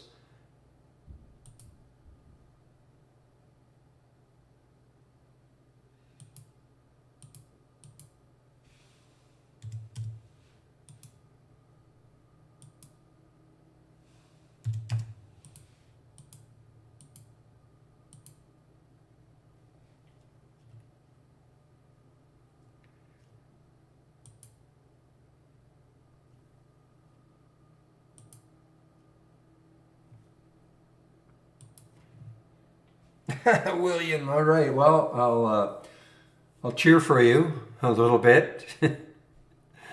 Trying to take. Look at DATS, guys, right back up. Oh man.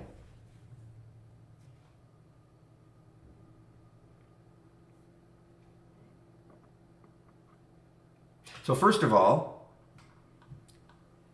DATS was way above the Bollinger Band right up here, okay, at 793.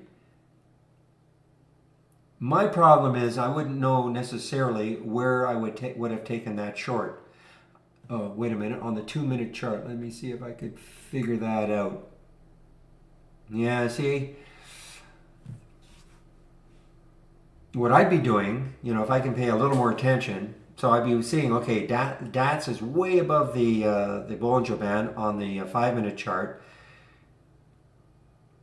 but I'd want to see it take out the 8 EMA on the 2-minute chart, and it really, I mean, it did it, but not really. I mean, not much.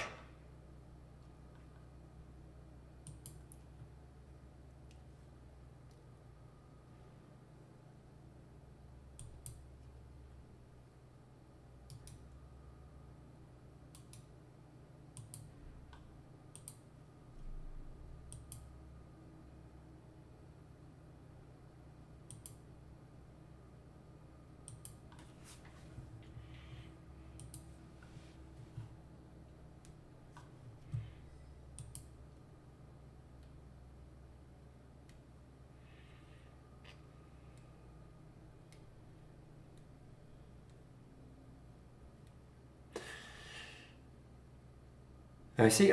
Well, it's holding over 10 after that initial flurry is pulled back, but it's kind of holding. So, I mean, listen, I'm going to stick in a little around 1040, 1041 and see if it takes that out a little bit later on some volume, okay? See that big volume bar? That opening 15-minute candle? And look where, enthusiasm poured in. But look at this. I mean, look at the volume just dwindling. So if you get so even though I've got an alert set here, it doesn't mean I take the trade. I want to know about it if it gets up to that price level, but I want to see the volume. If I don't see the volume, I'm not taking the trade.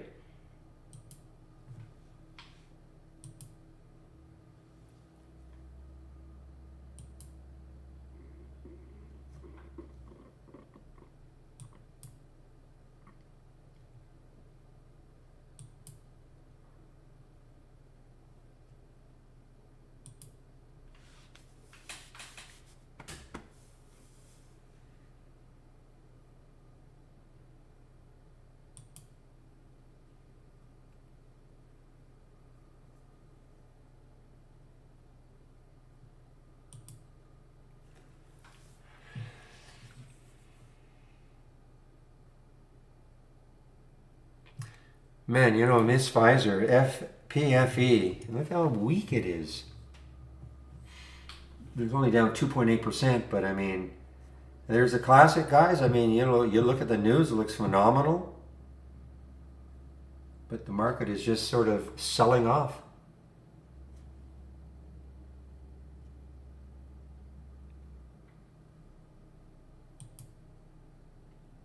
I mean, it's near the all-time high still. I mean, there it is, the all-time high. Excuse me, the all-time high is up around 52, so it's still near that.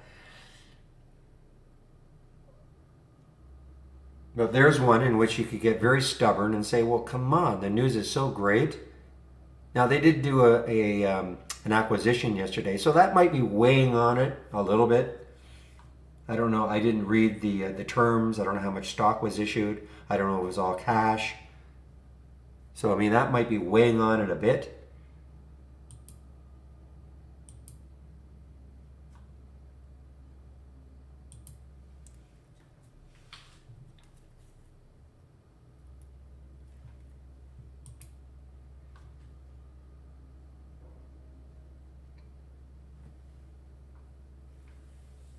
For those of you following BPTH, another leg down underneath 7. I don't think this is available still for me to short.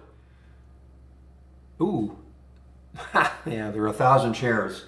Watch them get snapped up just like that. So, no, and so somebody snapped those up just at Interactor Brokers.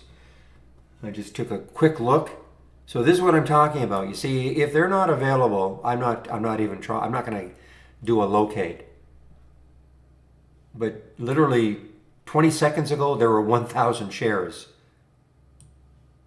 at Interactor Brokers, but they were just snapped up.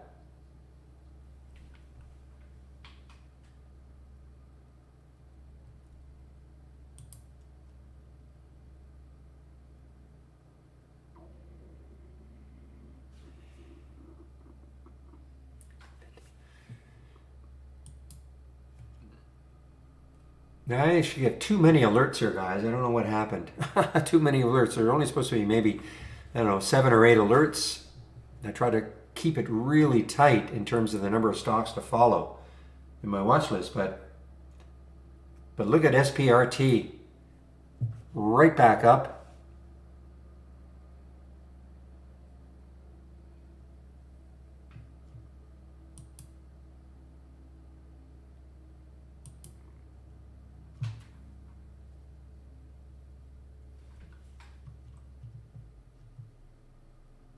But I'm not saying that was easy. I mean, look, the bottom of that, I mean, you were talking a dollar move, within 10 minutes, less than 10 minutes.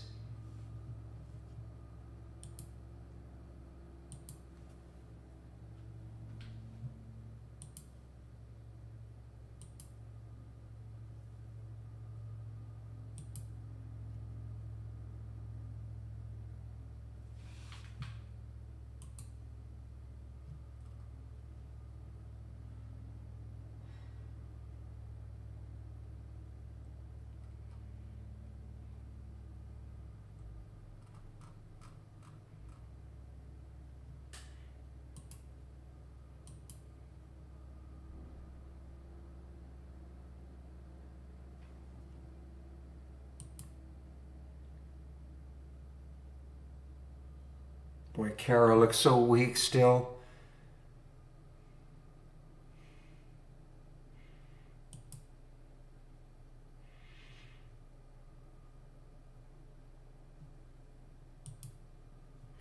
RVPH, yes, look at this. Look at the volume that came into RVPH.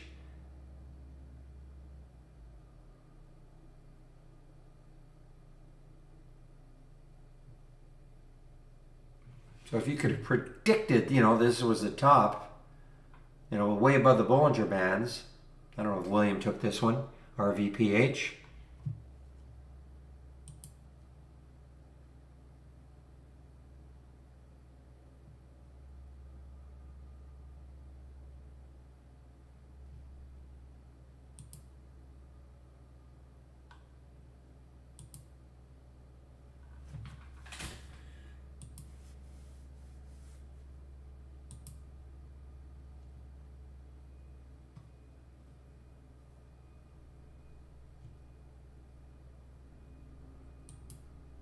Boy. No, there's still no shorts now for BPTH at Interactive Brokers.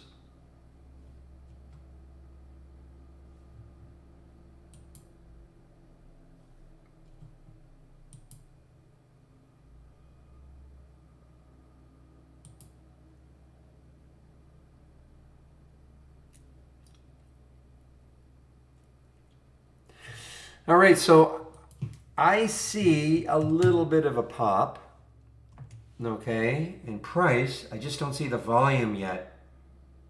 See, the volume is just completely dried up on the 5-minute, the 2-minute. What you want to see, if it pops through here, you want to see a volume bar that looks maybe at least this big on a 2-minute. Maybe, I don't know, I mean, at least maybe this big on a 5-minute. So it's not the absolute volume. It's in relation to, the previous volume bars. You want to see something that is you want to see a big volume bar because that means, traders are enthused about it again.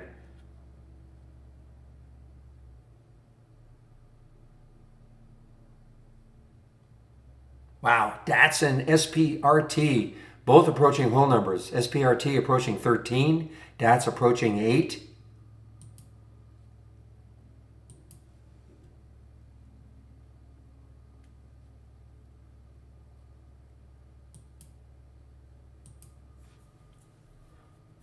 Kara, guys, on the way down here. Again, I know I've said this. I got to stick an alert here.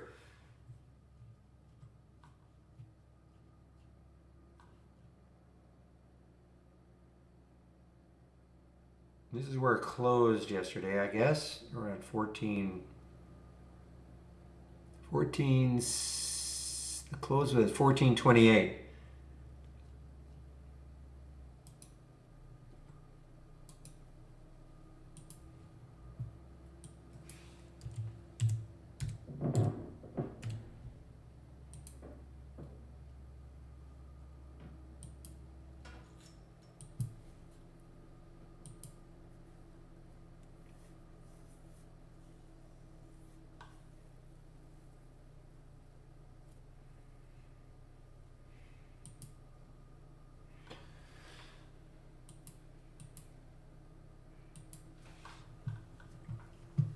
So even I see the SPRT showed up in the option scanner at 1268. When I talk about option scanner, I'm not talking about trading options. I'm just talking about stocks that are having abnormal option activity.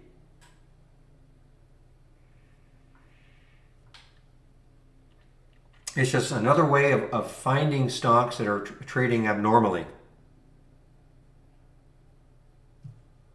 Some who trade options have told me that, yeah, those filters can help, trading the options themselves. So if you are an option trader, these are the option filters that we do have. So some obvious ones, the put-call ratio. Option volume is the average over the last 10 days. This is the option volume today. We have the put and call volume today. And this is kind of the key one, the option volume today percent. So what I do in that scan is a stock has to be trading at least 3 times the average number of contracts than it's done over the last 10 days for me to see it. And so that's why I do not get too many alerts because, not that many stocks trade 3 times the normal number of contracts that they've done over the last 10 days. So consequently, I only have 3 of them today. There are other filters in place too. It's not just that. It has to be, there's a relative volume filter. Look at SPRT, guys, from that alert. I mean, what do you want?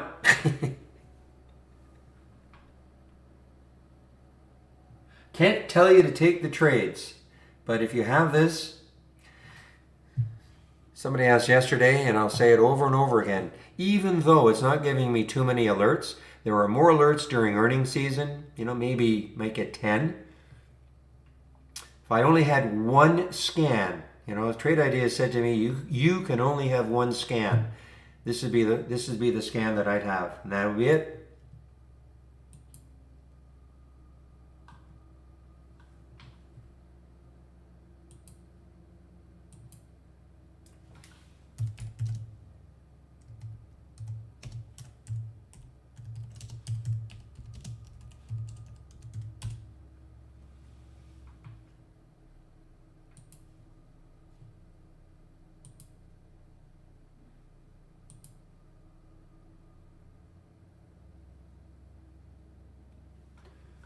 And that's, you know what, the thing is about, you talk about not over trading so much, but, or overthinking.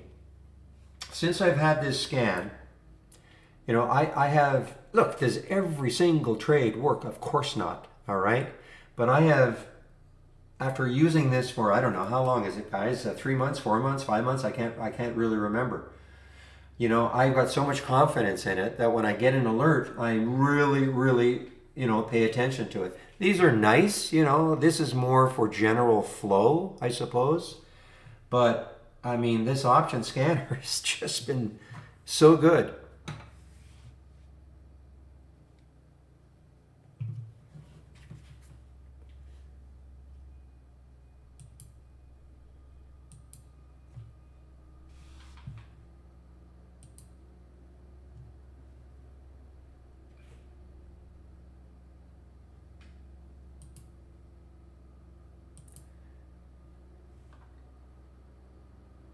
Well, I don't know what to say, guys. SPRT. I mean, I don't know what to say. I can just say, wow.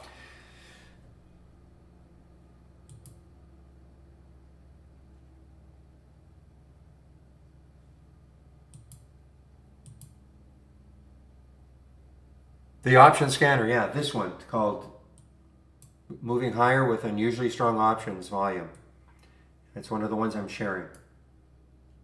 You won't get, if you're looking for a lot of action during the day, it may not be your cup of tea, but, if you're new to trading, even if you're not new to trading, I mean, just to concentrate on a handful of stocks all day long is gold.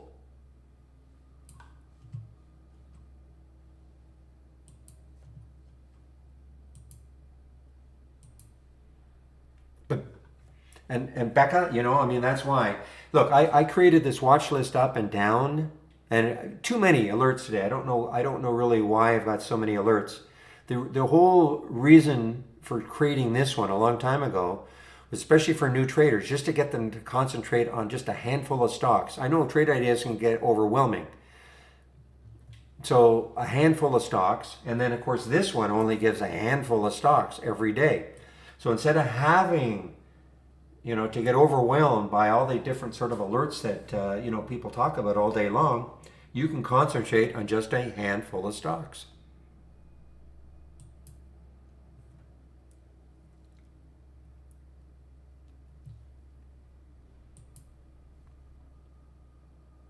But there are some of you that want more action, so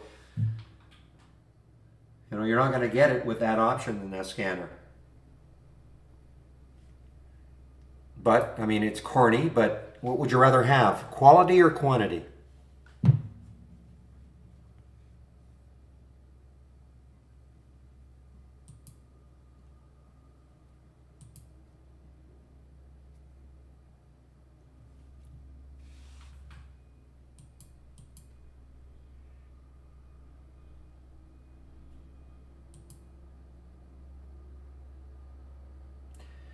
I mean, even this DLPN. I mean, it's not obviously doing the same thing as SPRT did, but I mean, it's not bad. There's your alert right there. A little bit choppy, but 1169, and it got up to what 1211. If it takes out 12 again, I mean, look left on the chart, 1280. I mean, it's got a shot. As long as this TCAT stuff remains in play for whatever reason.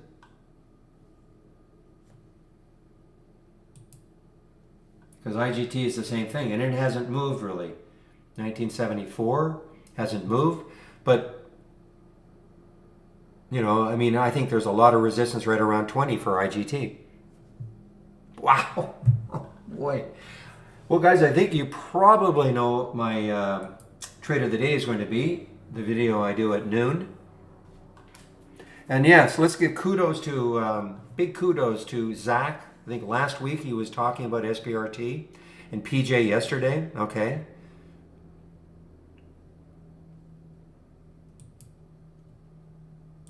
I don't think Zach can hear me, but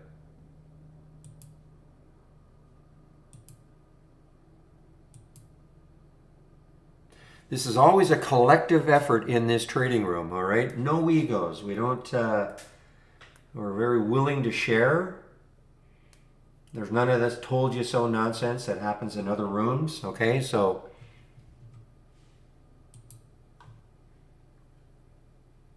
and you too, Ija. Okay, you too, Ija, in the in our YouTube room. Yeah, I do remember talking about you're talking about SBRT.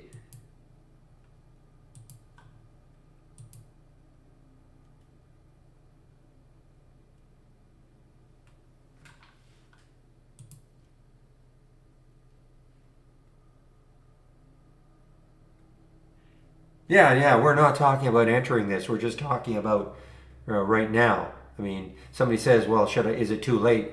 Well, right now, yeah, but it may base for a while, may pull back, and then you might have another opportunity. But right now, yeah, absolutely, you're in chase sequence.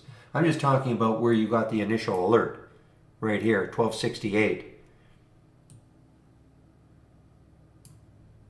and I'm sure a lot of people might have thought, "Well, that's too late." It was already up how much? 20% or whatever it was up, or how can you take that?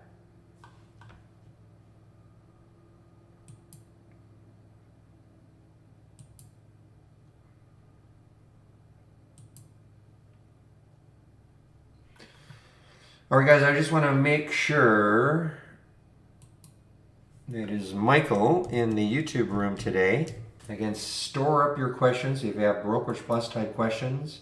He's more of a he backtests his strategies and all that. I don't get into backtesting whatsoever.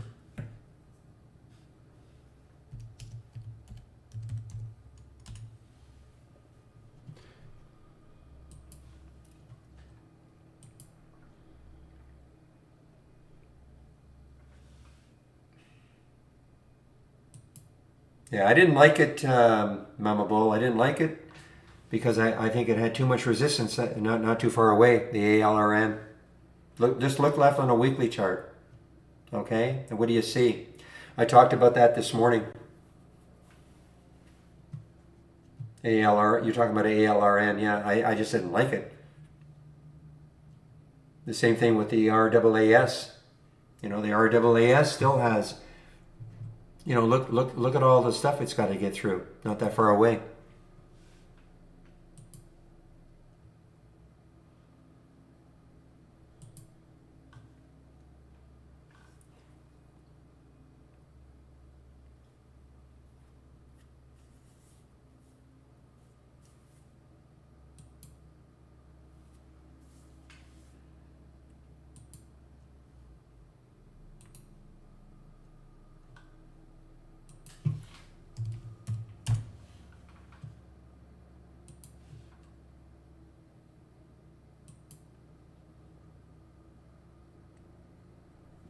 Pitbull. I remember you took that one last week, and EDU actually had earnings today, didn't it?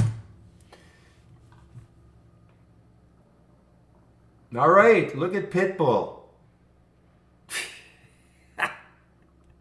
I remember you took it. I wasn't laughing at you. I was laughing at the idea. I wasn't laughing at you specifically.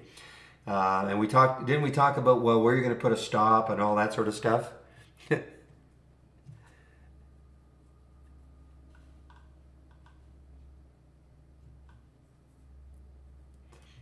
So that worked out very well for you. China education stocks in general, China stocks in general popped. I think TAL is up also. You could have had your pick between TAL and the other one, GOTU.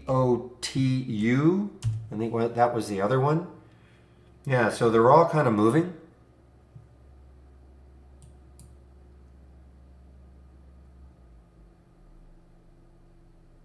No, it's my homepage. It's on my homepage in the. Let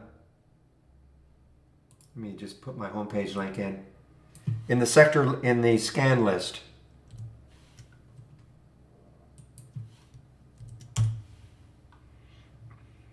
Okay, so when you click on my homepage, the link, then you're going to see. Let's see here.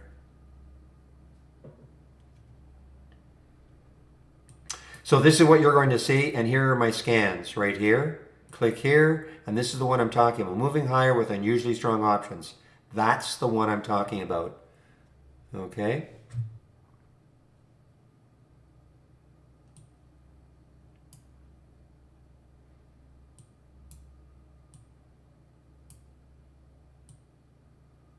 Yeah, then just load it to the cloud. Yeah.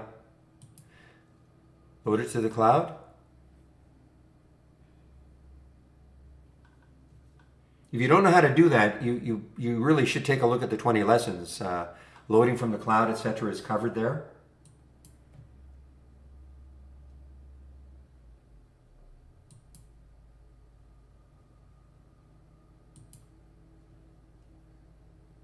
But this is what you do, okay? So for those of you, if you wanted that one, okay, so you basically just click on the link, and this is obviously for any link. Click on the link.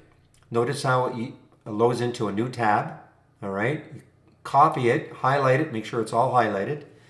Copy it, Control C, and then once you've done that, then File, Load from Cloud, from our toolbar, File, Load from Cloud, and notice the string is here.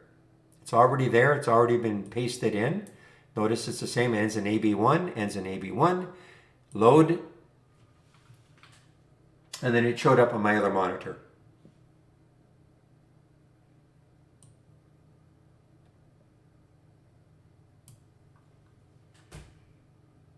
Sorry, it just showed up on my other monitor, okay? So that's how you do it.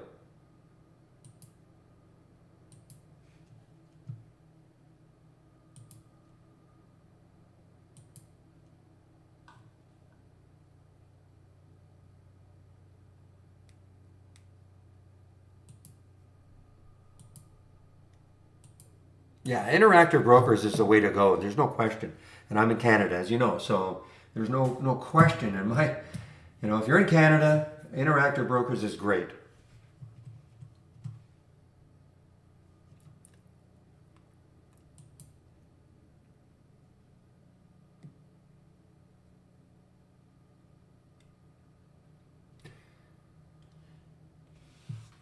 Meanwhile, TBPH continues down.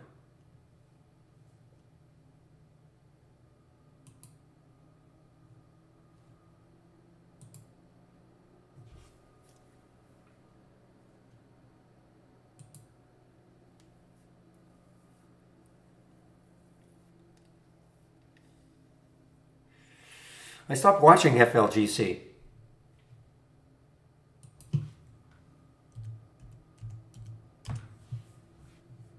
Oops, brought up Ford instead, I think. Oh, wait a minute. Yeah, I stopped watching this one. I found it very real challenge to trade.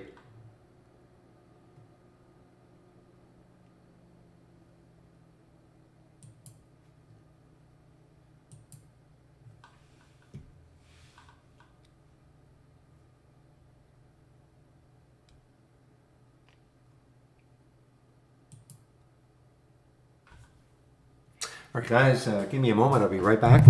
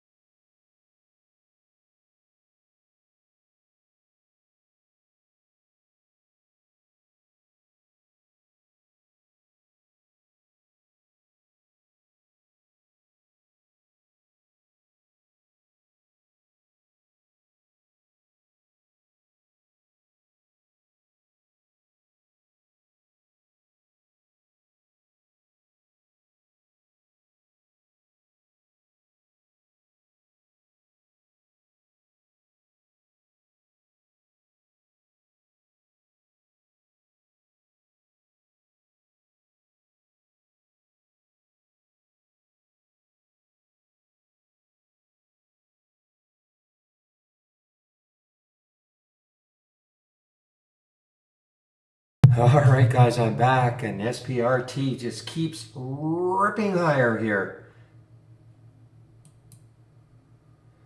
Cara may have found a bottom.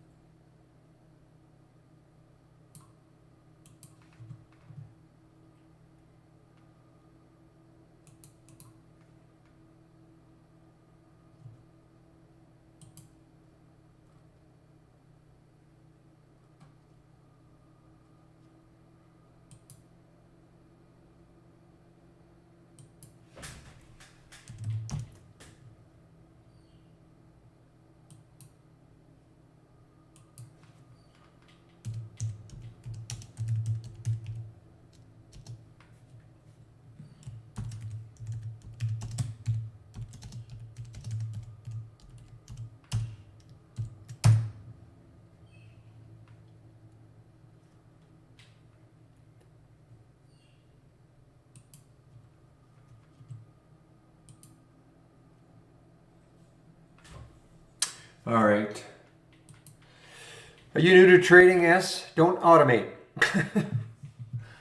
But listen, if you're bound and determined, you want to automate, wait till noon. Go to the YouTube room. I'll pop the link in.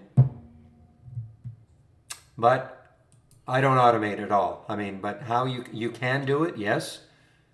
You have your own strategy that you've back tested, and you want to automate it. Yeah, you can do it.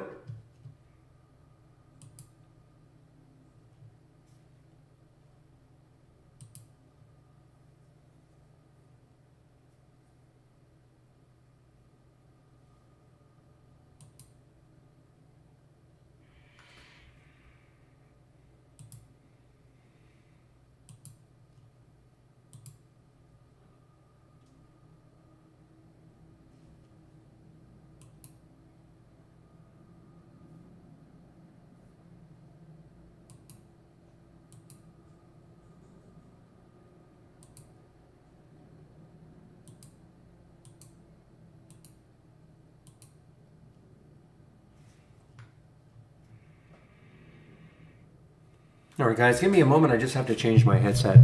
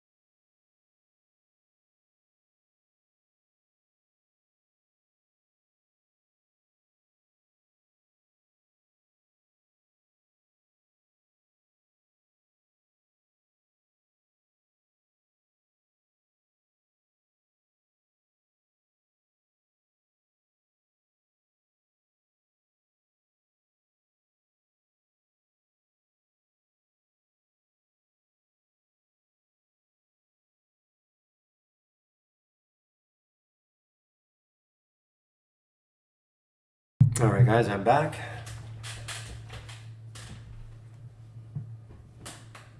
Yeah, it looks like Cara. Okay, finally, there is a bounce now for Cara. And over 15.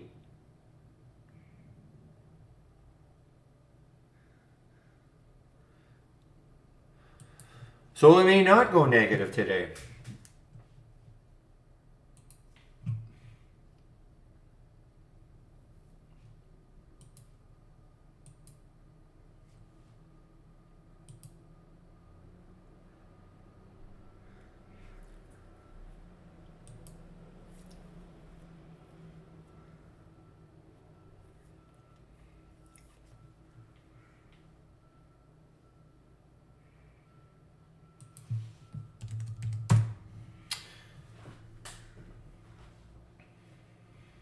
Okay, now the next level, to me anyway, looking at the 5 minute chart, looks like it could really stall around 1525 to 1527, 30 or so. Just looking at even a 15-minute chart, looking at all this action right around here. If it pops through that, well, the VWAP is way up here, so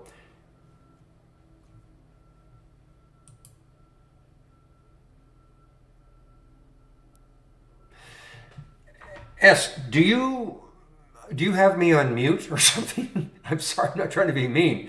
I've been talking about sharing my strategies, going to my home page.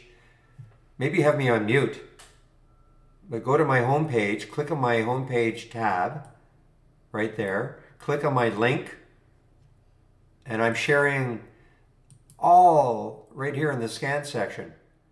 You know, here's my layout, sample layout, and here are all these strategies. Not strategies, I don't like to call them strategies, but all the scans that I'm sharing. Okay? They're all here. Just go to the scan section.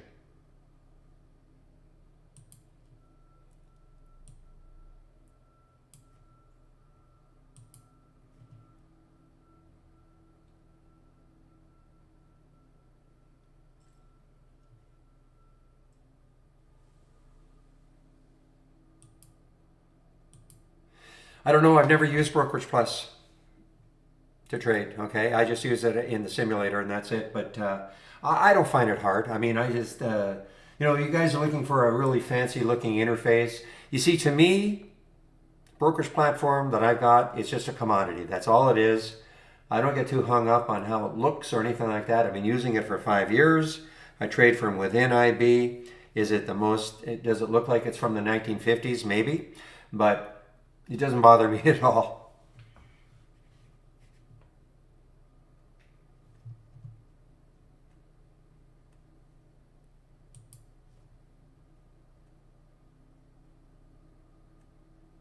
I don't find it, I just don't find it hard.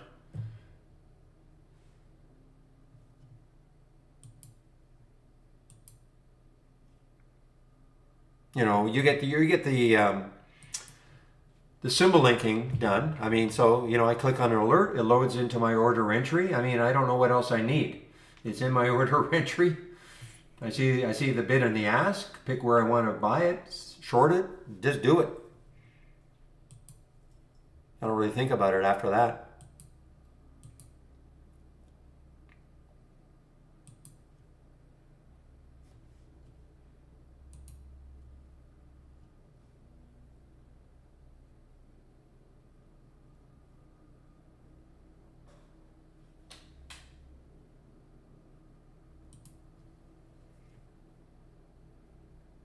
Yeah, I place all my trades within IB, yes. If you're asking me why I don't use Brokerage Plus, I would probably if I weren't doing what I'm doing. But that would mean I would have to flip back and forth, okay? And there's just no way I'm going to do that trying to moderate a room. And I don't want to make a mistake thinking I'm taking something in a simulator when I'm taking it in my real account, vice versa, okay? So I just don't do it. I also don't trade that much, okay? So I mean, the number of trades I do a day, 3, 4, 5, it's easy, and I'm not taking a lot of trades at the same time. Usually I'm not in more than 2 trades at the same time. So I just use IB and that's it.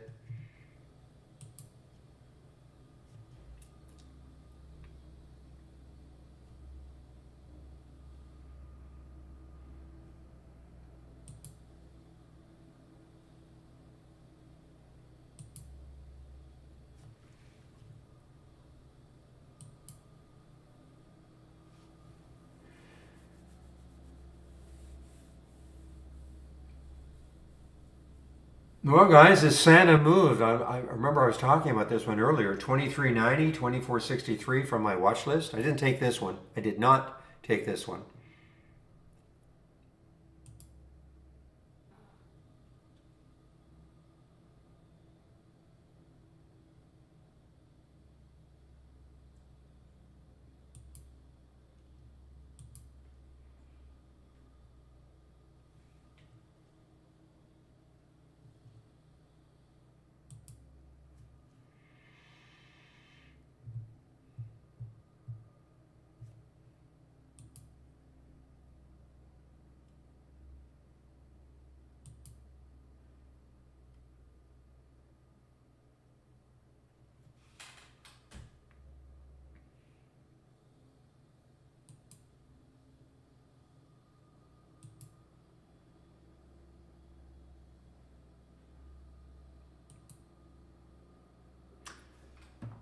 All right, guys. So I don't see any big follow through for DLPN.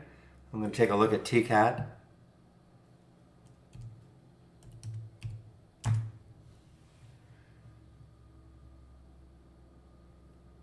Yeah, so looks like the bloom is off now, guys.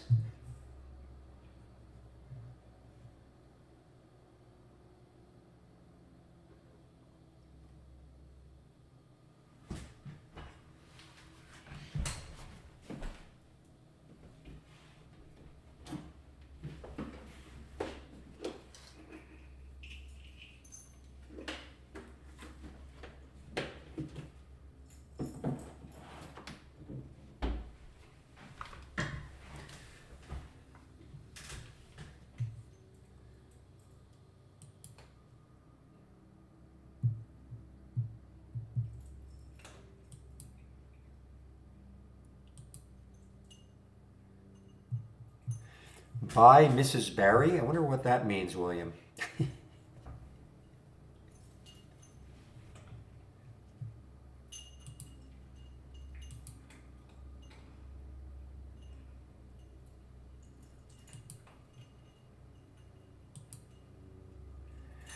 No, that was just me feeding my cat. No, she's actually in Los Angeles right now. Not happy, but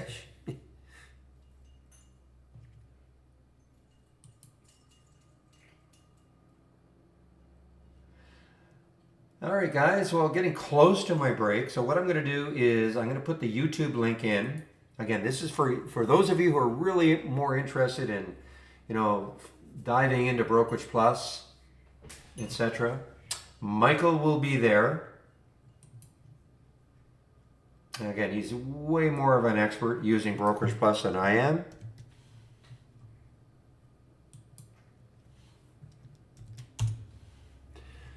Yeah, she had to go. Yeah, it was a business trip, obviously. But anyway.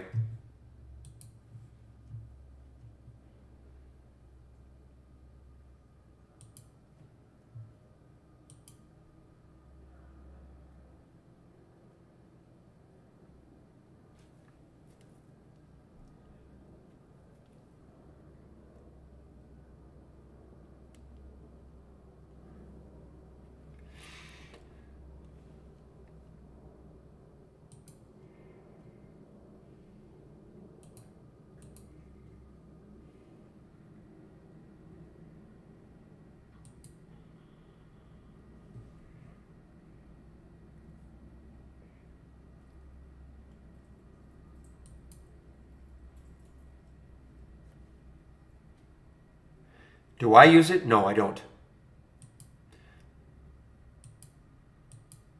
If you're asking me why, look, there are so many channels that are there. You know, when I first started as a subscriber with trading, I know I've said this story before, in 2010, I had so many scans, I had so many top lists, I had so many things going at once because I didn't want to miss any setup known to man, and consequently did not get anything done. Just click like mad all day long, getting nothing done. So I had to pare it way back. I probably still, even right now, probably have a couple too many. So, you know, I can't use them all. I just have pick and choose which ones I want. So, you know, the squeeze one is just one I'm not interested in. Not saying that anybody else should not be. It's just that I know I have to sort of make a determination about what I really want to be able to focus on all day long.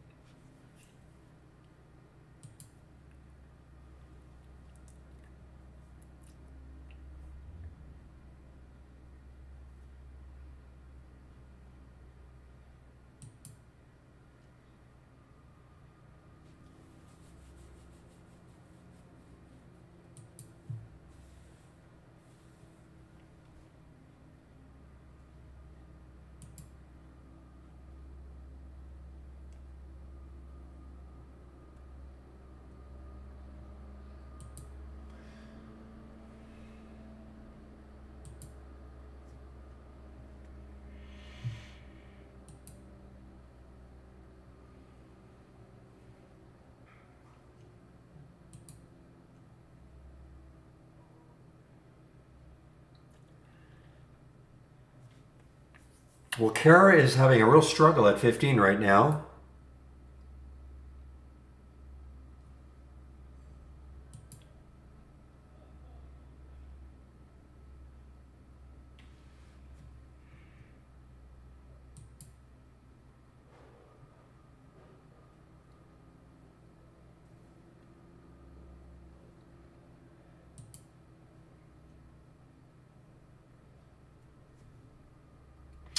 You know, it looks like there's a cross trying to form here for DLPN. There's a cross right here on the 2-minute chart, right around 1188. You can see how that 20 SMA is rising. It's hard to see. The orange line is the 8 EMA. It looks like we're going to get a cross here for DLPN, which again can set up a potential short situation.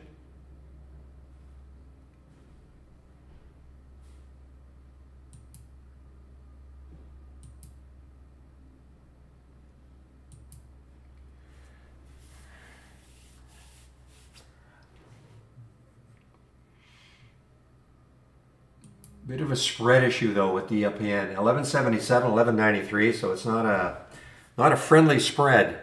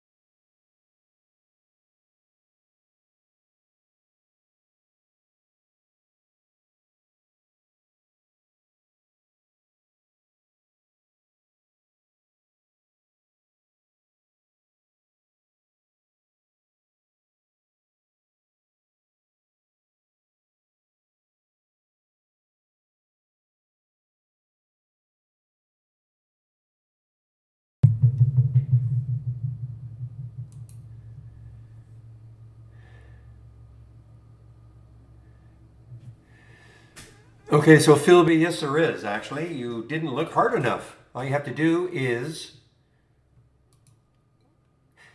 and this is good general information.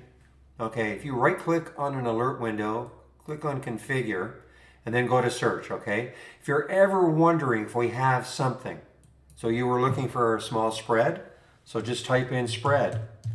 There you go. Okay, spread, pennies, add filter. So if you don't want that spread to be say more than 5 cents, you would just put 5 in there in the max as an example. Now understand how this works. Just because so if you put 5 cents in here and then you set up a scan based on that, at the time of the alert that you get, yes, the spread will be 5 cents. Well, if you did it in a topless window, it's not there. Okay, that's why I was saying an alert window. So you probably didn't. Yeah, that was it. But understand exactly how this works. At the time of the alert, that's what the spread is. There is no guarantee that half a second later that 5 cent spread doesn't turn into 10 cents or 20 cents or 1 cent. Okay, but at the time of the alert, that will be the spread. Okay? Yep, but what I also wanted to say though, people say, well, do you have this? Do you have that? Yeah, so you can't do it. Yeah, it has to be in an alert window. So if you're wondering if we have anything, so for instance, if, MACD, what do you have for MACD? You just type in the search MACD. RSI, what do you have for, what do you have for RSI? All right, what do you have for stochastics? If I could spell, you'd see it. What do you have for Ichimoku? Guess what? We don't have it. So if you're ever wondering if we have something, all you have to do is go to an alert window, right click on an alert window, configure, and then search. Then you can search on it.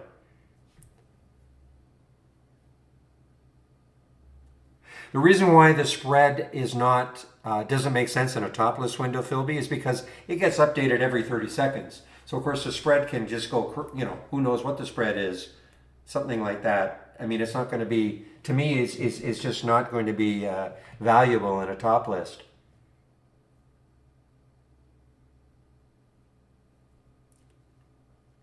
Do I normally finish trading at 10:30 a.m.? No. No, I'll. In fact, some of the really good setups happen in the afternoon.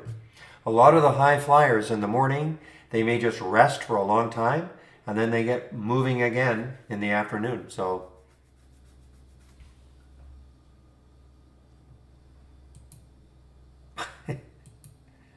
I'm fine, Dova. How are you?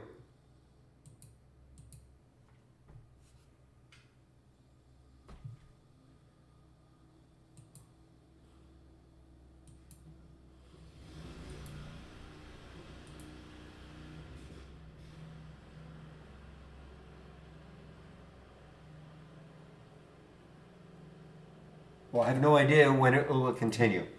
I don't know if you're kidding when you ask me that. I have no idea when it will continue. I mean, it's had a tremendous. Oh, I'm sorry. You're talking about the halt. I'm sorry. I thought you were just talking in general. Let's see, 11:43. Well, if it's a 5-minute halt, it'll be 19 seconds after. It'll be 11:48 plus 19 seconds. I thought you admit. I'm sorry. I didn't even know it was halted. Yeah, look at this. I mean, big area for it to break. The next high is looking left then, or way up here. That could be interesting. See how it comes out of the halt. Well, it's just resting right now. SPRT. There's uncertainty. How can you tell? Take a look at the topping tails and the bottoming tails on the 15-minute chart. See the topping tail, bottoming tail, topping tail, bottoming tail. I mean, if I were betting right now, it looks like it wants to keep drifting down a bit, but this is definitely uncertainty. You got the buyers took it up, sellers took it down, closed here. Buyers took it up, sellers took it down, closed here. All right, so FLGC just opened, and it did not open.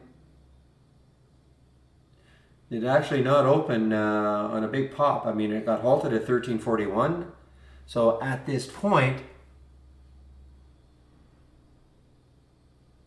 it doesn't look like it wants to take out that high, but you probably want to keep an eye on it, because if it does, it's going to probably just break right through. There's the high right over here at 1630. So I mean, it does definitely have some room.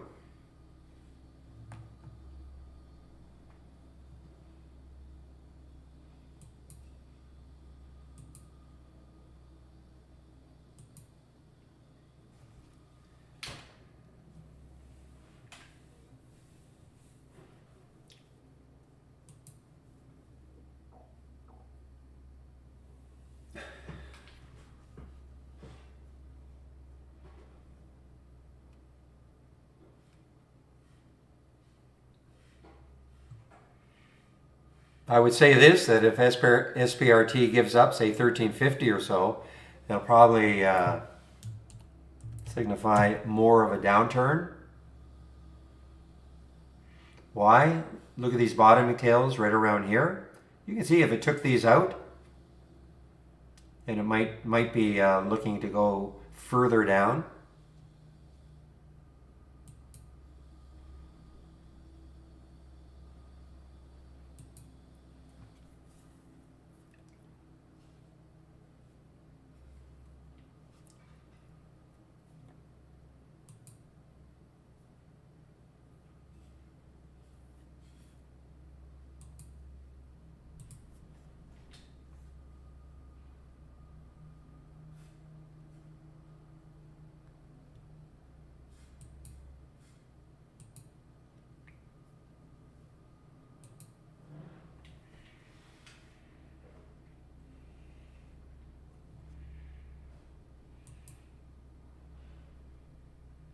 Urge is not hitting my option scanner. ERJ not hitting mine. So you must have relaxed the filters or something. Yeah, I see your option. For it to hit mine, it would have to be at 300%. It doesn't matter. I mean, because you've obviously reduced it from 300% to say 200%. But hey, it looks pretty good. What time did you get or what price did you get the alert at?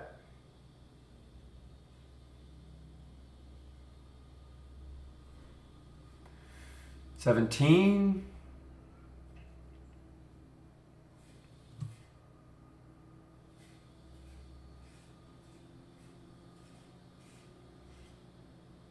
Yeah, I mean, it looks like it's got room. For whatever reason, these Brazilian stocks are kind of hot today. The next high looking left on the monthly is 1575. Oh, I'm sorry. It's already past that, way past that. 1828 on the monthly chart is the next high.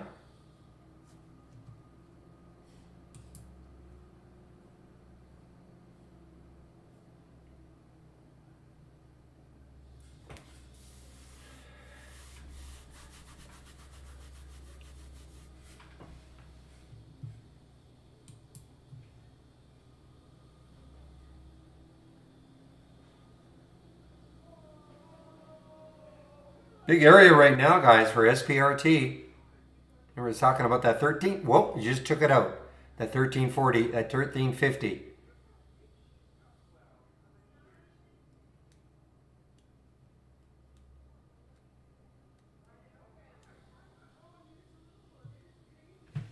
A moment, please.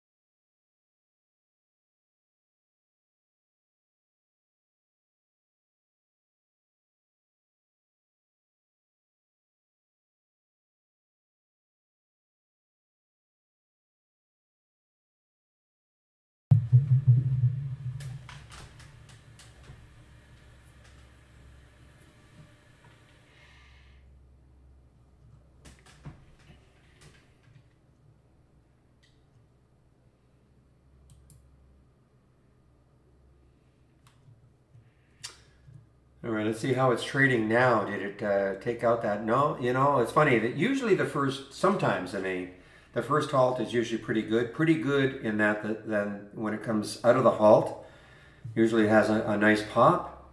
I'm not talking FLGC specifically, just in general. Not this time. Definitely not this time.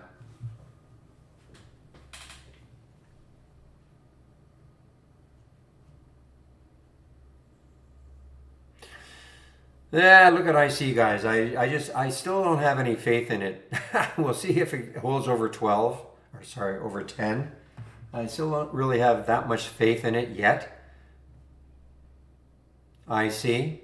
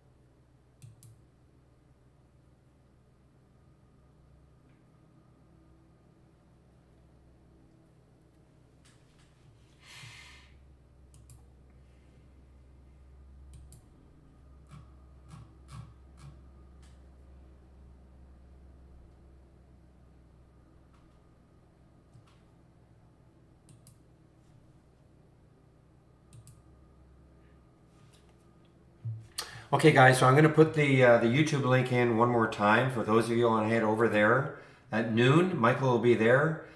You want to ask him all sorts of questions about Brokerage Plus, and you want to get into back testing strategies, things like that.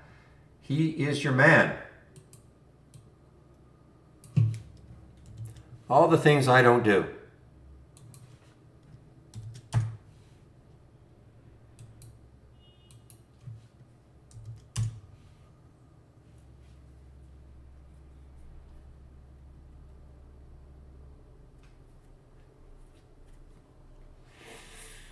You can ask him. I don't think he does it anymore, but you can ask him. Michael will be there at noon, so.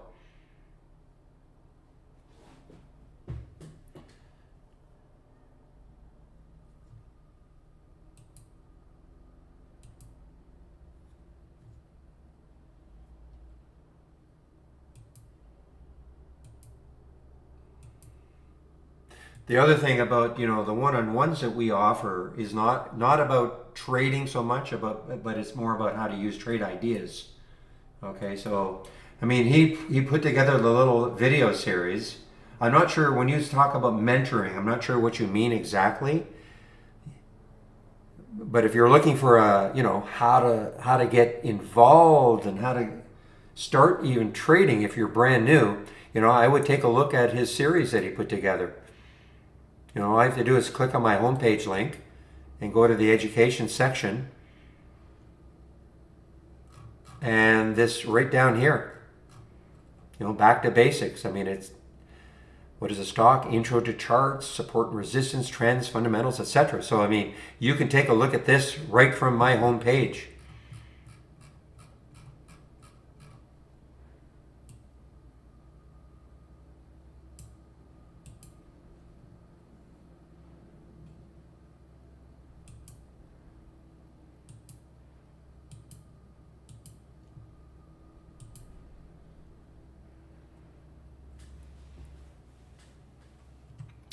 All right, I think Michael might be streaming. There you are, Michael. Okay, Michael, I will stop streaming now.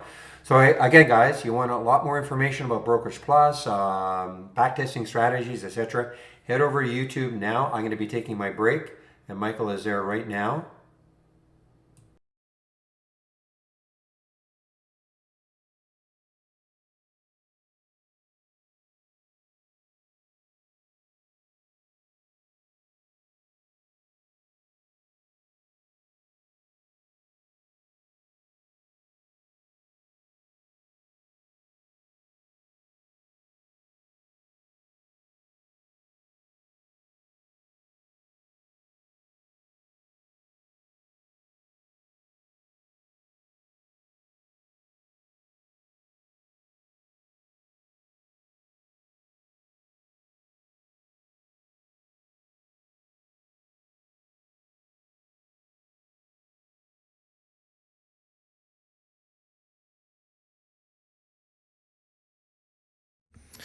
All right, everyone, let's start with the sound here.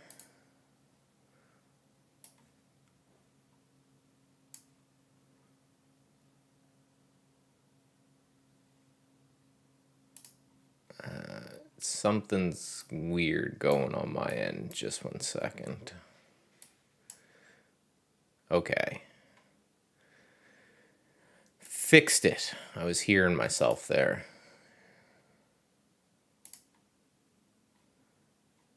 And then I hit that button, and there we go. So all good now. Hey, David. So I can see myself and I heard myself, so that all seems to be working as intended. As always, if you guys are new here, basically what we do is Barry just switches off the stream for an hour and we take over and we do some live Q&A. So I'll be here for the next hour to answer any questions you guys have to ask about trading or trade ideas or Brokerage Plus or anything like that. If you guys don't know me, my name's Michael Noss. I'm a chartered market technician and I do a lot of the math stuff and trade ideas. So I guess I'm the resident math nerd around here. So anything when it comes to back testing or Brokerage Plus or AI or anything like that, I should be able to give you guys a hand. So, and to finish this little opening rant, as always, we don't really have anything prepared for this because we want to make sure it's all open to questions and people can ask kind of whatever they want. So there's really nothing prepared. So the more questions you ask, the better. So don't be shy. Ask away, because you never know. There's 50 or so people in here, so there may be someone else who has the same question who isn't able to ask. So other than that, going in the market today, it's a pretty lame kind of inside day. We're putting in a doji right now, just this spinning top, I guess technically, or doji. Makes sense. It's kind of actually what you want to see after a large move like that. If we keep going too far, things can get overextended. So a little pullback or some sideways chop would probably be overall healthy for the market. I'm spending a lot of time on this short float kind of screen just because I've seen recently some big movements. I was watching this curve right here over 30 for ages. I even made a video about it on my own YouTube channel. And then when it put in this topping tail and closed at the lows, I was like, that's probably the end for that. And then took it off my list. And of course, we're up 15% today, but that's the way it goes. And then SRPT has been really, really cool as well. That thing's been a bit of a monster as soon as it got and closed over 10. Spending a lot more time looking at just the closing prices of my swings recently. Too many topping tails and reversals and wicks on things. So if I was watching this and I saw that it was going to close over 10, that's probably when I would have been interested. No, I don't want to do dictation.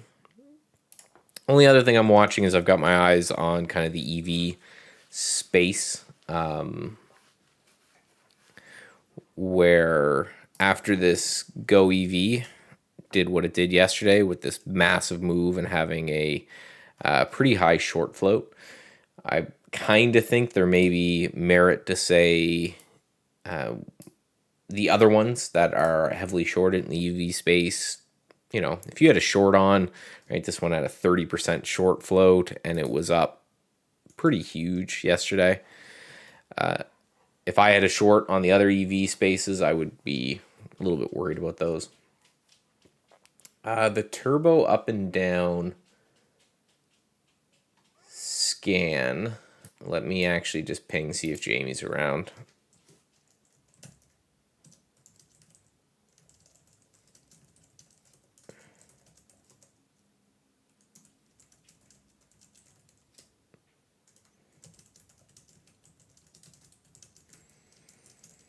So I just pinged him in our little Slack there. So if he gets back to me, those are his scans. So I'm sure he'll be more than cool with giving away the links if he's around. If not, if we get to the end of the stream and I haven't been able to give you the cloud link, just email in the support at info@trade-ideas.com. Let me just put that there with so I'm Stats Edge trading here. So just so you know.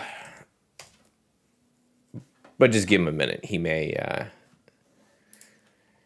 have those readily available, or someone else may have as well.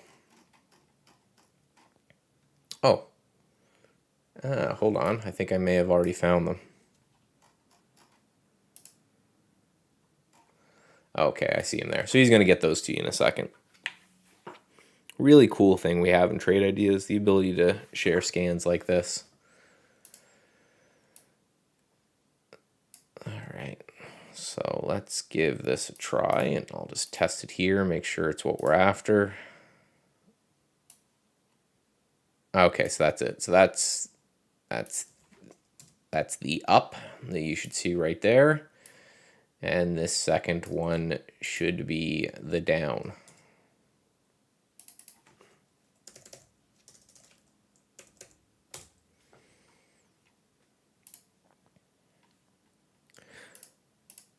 I've seen him I've seen them use them before, and they're interesting, right? Just looking for what I think is the most important, especially to day traders, one of the most important indicators, which is relative volume, right? Just looking for where is the money, right? Where is everyone getting, real interested?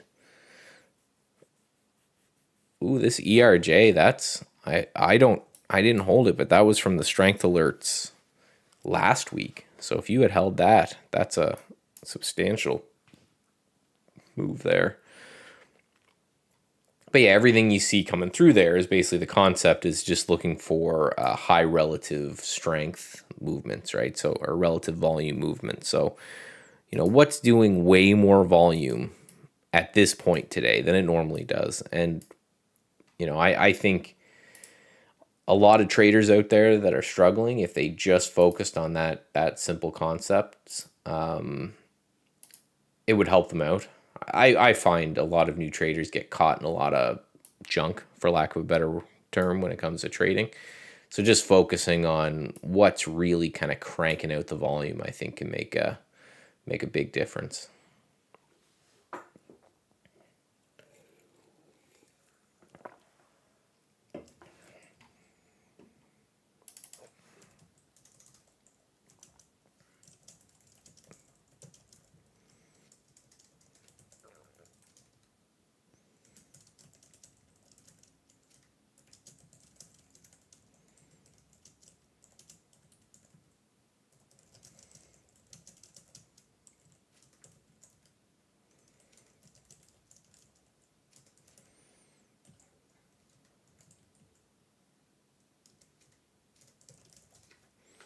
So let me know, just confirm with me that that's A, what you were after, and B, it's working out for you and everything.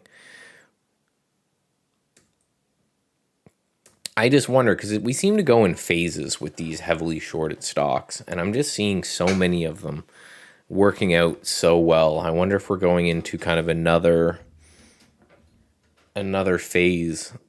I don't think Reddit's got that power anymore. I think Reddit's doing probably what Reddit should do, which is just an area where they're going and chatting about stocks, but I don't think they have the market manipulation powers they once did. So I think these are just legitimate covers where people are, well, like Camping World here, right? Where they need at some point, if the world's not going to come to an end, which I know there's a lot of people every time the market takes a down tick, comes out and says, oh, that's it, it's over. And each time we get met with buyers.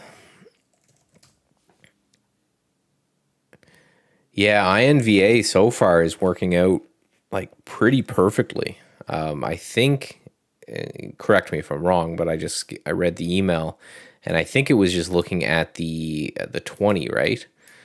And saying to look to buy if you can get it near the 20, and pretty much exactly to that, and then it's kind of bouncing from there. And this one's got a 30. I didn't even notice that 34.5% short float on INVA. I don't even know what these guys do. Pharmaceutical prep. I can always go through my swings. I know people like when I do that. Let me bring up my swing accounts. I've got a few that I'm probably not gonna, that are a little bit too risky, I think, to talk too publicly. But this I don't even know what these guys do. Sentinel-1 endpoint security software that detects threat behavior. That seems like some Minority Report stuff. I'm still in this one. I talked about this the last time I was on stream last week, around $50. Finally getting a good move off of that. I've been doing a lot of scanning the past TI strength alerts and looking for more technical opportunities into them, and man, it's been working fantastically. So DVAX, I'm just looking up there. I'm going kind of from what's winning the most for me instead of to what's winning the least. DVAX, if we scroll back here, we can see it was struggling with this, call it $11, and just having a super issue cranked through, went all the way to 14, pulled back to 12. I picked some up right. What's my actual fill?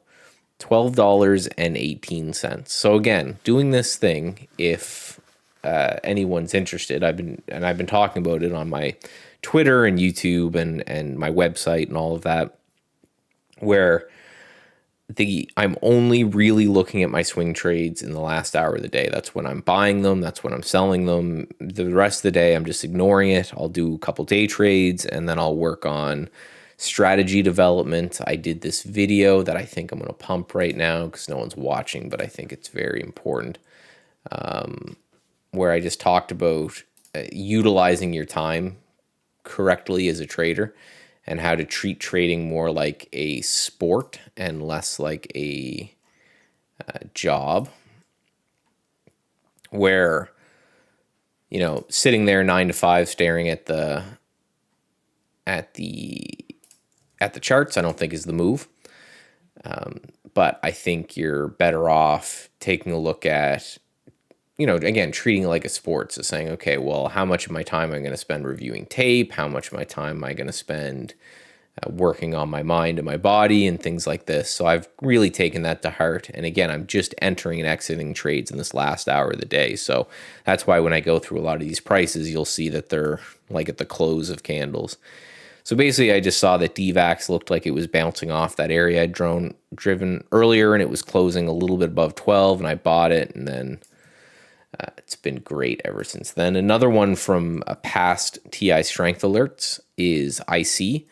That looked way better earlier today, but I'm in IC from about right there. This one's been fighting with 10 forever, so I want to see a couple closes over 10. If we kind of close back under 10, I probably will kill that one. There's just something going on here at 10 where someone or something is selling, right? Either shorting, but I don't think so because the short float's nothing to write home for. I think it's just profit taking. What else do I get? Again, I'm just doing this while I wait for questions. So if you got any questions, the more questions you ask, the less you have me waffling on about randomness. Mike, say hello to the fabulous Michael N. and this hard-working trading group. Mike C., our biggest supporter. I'm going to get you a Trade Ideas cheerleading outfit. It will be glorious. Yeah, MIME. Basically, this was just a bull flag or whatever you want to call it. Let's make these charts a little bigger while I chat about this. Right, basically just looked at this high right here, and then it was right back up there again and just kind of basing sideways for a while. So I bought some in there. Right in through here. I want to say, okay, let's actually look up, Michael. 59.39. Yeah, so I think on this candle in this area, and that one's been a good one. I don't really have anything in the red right now. I have some SWBI that's in the red. I always like to, right, not just talk about the green, but that's about flat. Basically, I'm just playing off this support on SWBI. Had this big run up and then kind of this massive crash down, and then it looks like it's putting in the support here. So just seeing if this thing can kind of curl up. Stop's going to be under that that area. OCGN. I think that's mine. OCGN. Yeah, I'm in OCGN as well. Just playing off, again, $7 support. Again, these two losers are tiny. It's bull market, right? Just throw a switch. I think IC is going against me as we speak. Seeing it up there. Yeah, if that can't close over 10, you know, break even stop on it anyway. I see I'm in 948, so it must have been the close of this candle. Yeah, right here.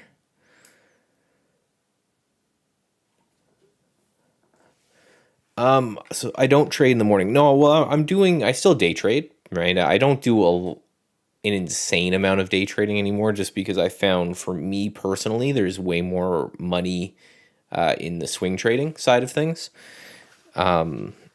Great book, if you haven't listened to it, is Thinking Fast and Slow. I think he won like a Nobel Prize or something about it, and basically just talked about how different people's brains work differently and in different speeds and things like that. And I am what you would classify as a slow thinker, which basically just means, think of in video game terms, think of like a turn-based strategy game versus like a Call of Duty. I do better when I have time and I can process things and I can think through things. So for me, I do really well swing trading as opposed to day trading. However, I do still do some day trading as kind of an engagement tool and make a bit of money from that if I can.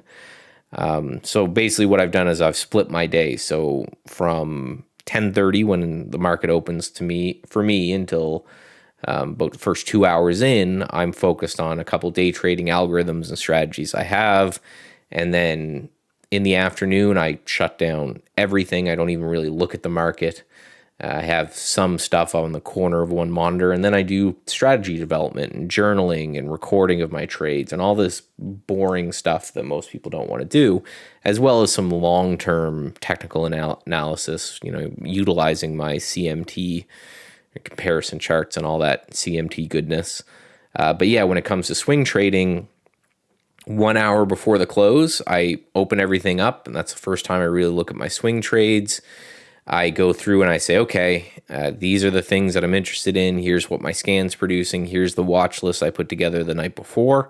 I enter and exit all of my swing trades in that last hour, and then rinse and repeat, right? The market closes, I do all my scanning for the next day, and so on and so forth. So that's kind of the way that's working.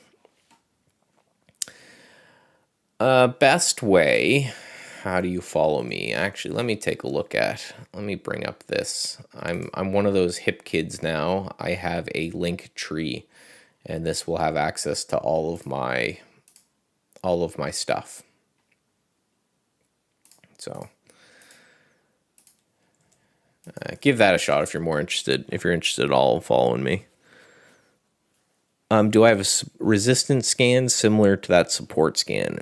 No, I actually haven't looked at that support scan in a while. I don't even know what's in it. That was working for a while, and then I just found that it was better to look at stronger names. Oh, RLX at does flipping it work? Have you tried flipping it? I don't know. Again, it's one of those things I can't even really remember. I can't even really remember what was in there. Should work. So again, here's a little trade ideas tip if you guys don't know. We have this flip button right here. And what this tries to do is it tries to intelligently flip filters that should matter. So for example, it's not going to flip the volume because, right, just because I want to flip this scan and try to turn it into a short scan doesn't mean I want to cap the volume, right? And same with price. It's not going to make the maximum price $1 or anything. But if I hit flip,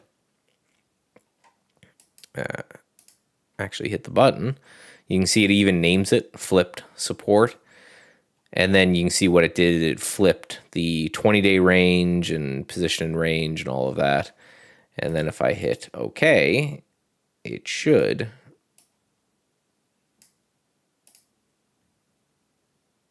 Yeah, so it's okay. What I will say, let me see if I can grab this scan, and this is kind of a trade ideas group think. What I've really been liking recently is this, which is my version of the A table. So if you don't know what the A table is, it's basically Steve and Andy built. Okay, so all the way back. So we have something in trade ideas called the score, stock composite ranking system, and this was Andy's brainchild, and I just helped him with the with the math side of things as being the resident math nerd. But what this does is it ranks stocks based off of certain things like, you know, is the company making money? Are the revenues growing?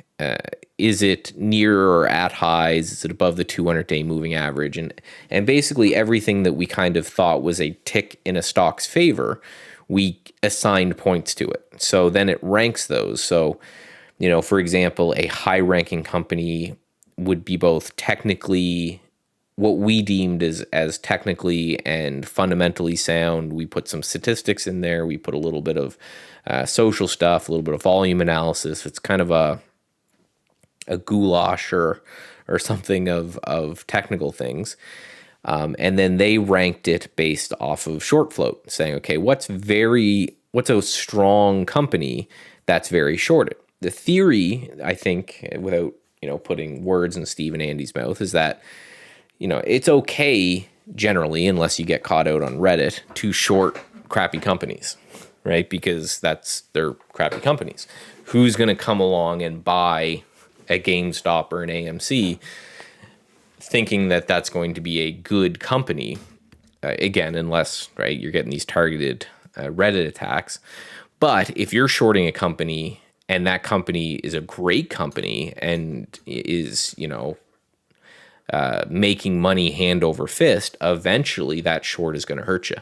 So taking this ranking system and combining it with a short float system was a really interesting concept. But what I didn't like about that scan that they had was there was a lot of overextended stuff. So I just went into it and kind of tailored it to my liking, which again is the beauty of trade ideas, right? Take a scan that you find in the channel bar, you find online, or is shared in, you know, Barry's chat or Twitter or wherever, and then customize it, right? Say, oh, I only trade between these prices, or I only, you know, I like mid cap stocks or large cap stocks, and you can just make all those adjustments yourself. So what I did is I just said, hey, I don't want it to be in the high of the 20-day range. I don't want it to be over the Bollinger Bands for either 60 minutes or daily. Basically just saying, hey, I don't want things that have already gone. And then still above the 10-day moving average is, again, no power, in my opinion, in moving averages, but just saying, you know, it's somewhat strong, right? I don't want things that are very low of the range. And then what I got is this scan, and I have been loving this scan recently. Like something like VXRT to me looks fantastic with a nearly 28% short float. You can see that it's been struggling for a while to get and close over $9, right? So I'll just right click here and I'll say, let's create a price alert for $9 and hit okay. And that's something that I want to know. If this thing can close above $9, well, maybe it gets going with that short float. So it's the combination, and that's why I always call it the trade ideas hive mind, right? Because Andy came up with the initial idea, and then, right, Steve and Andy built the whole short float component on it, and then I'm building the not ready for breakout component, and you know, the Jeet Kune Do, I guess, of trading for any of you Bruce Lee nerds like myself. So it's a really good, I don't know if there'd be a lot of value in day trading with this, but there is in swing trading. So like JBI, for example, I'm in JBI from 1375 that I got from this scan. So somewhere, I think in this area right here, I think I like this big bottoming tail candle. And if this thing can keep going, right, just by the merits of the fact that it's ranked at a 76, I know, well, the company's got to make money. It's got to have some cash on hand. The earnings have to be growing. And then technically it looks pretty sound as well. So it kind of takes a whole bunch of that analysis out, just knowing that it's high ranked. And as the guy who built the strength alerts and liking the whole concept of relative strength, this is something that really speaks to me, where I'm, again, some things that I think would really help traders is stop bottom fishing, stop top picking. You know, I don't need to get JBI from $12 to $24. If I can get it from, this little pullback at 13 and get out at 16, I'm happy, right? If I can get VXRT, if I can get it from $9 and I can get it to $12, I'm happy, right? Just give me my little chunk, and I'll move on. Yeah, Mike C, I can share it as well. So yeah, Dave, I was part of it. Again, thank Andy for the creation, the idea behind it.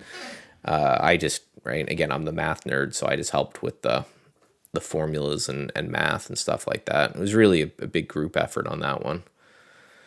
What's my price range for swing trading? I don't care about price range myself. And this is, again, trading is very much to each your own. Barry, I know, will tell you something completely different. But for me personally, I look at risk, right? Where I don't care if it's an $8 stock or an $800 stock. I look at, and here's a perfect example, right? So say I get in VXRT because we close over 9. Well, where is my stop going to go? Well, it's probably going to have to go 750 right there. So then I look at that and say, okay, so I'm risking $1.50 a share. So for this to be a good trade for me, I need to be able to make $3 a share, right? I want a 2-to-1 risk reward ratio at least. I'm trying not to get super ranty, but I guess I have a whole half hour. I don't think that win rate is something that a trader should focus on at all. It should all be, right, so say I get 2-for-1 risk reward on most of my trades. Just follow the math is 25% win rate is all I have to score to break even as a trader. Anything over a 25% win rate, I make money. That's how I look at trading. So, if it's an $800 stock and say my stop is going to go at, or a $900 stock, and I'm going to buy it at $900 and my stop's going to go at $750, if the risk reward is still there, that's fine. I just have to size down accordingly. So for me, I don't care about price. I just care about what's the risk. Now, I see below $2 there. If you start getting into like penny stocks, you got to worry about that. As soon as you start like hitting sub $1, you need to understand that if you're sub $1 for too long, the NASDAQ just kicks you off the exchange. So if your stock is sub $1, there's a reason that it's sub $1. Again, doesn't mean you can't trade it, but you just need to understand that that type of name has an elevated risk. So I'll trade from, $1 to $1,000, just depending on what's the risk and what's the reward. That's all I care about. I've kind of made peace with the fact that in my life, I will probably, for the rest of my trading career, bat a 55 to 60% win rate, if that. So, I could maybe fight and struggle and grind and back test and do a whole bunch of work, and maybe I could get that from 60% to 65%.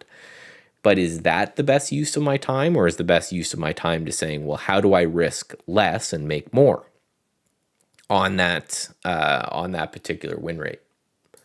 Hope that makes sense. Again, I get ranty. So if I rant too much, someone just type in the room, hey, Mike, shut up.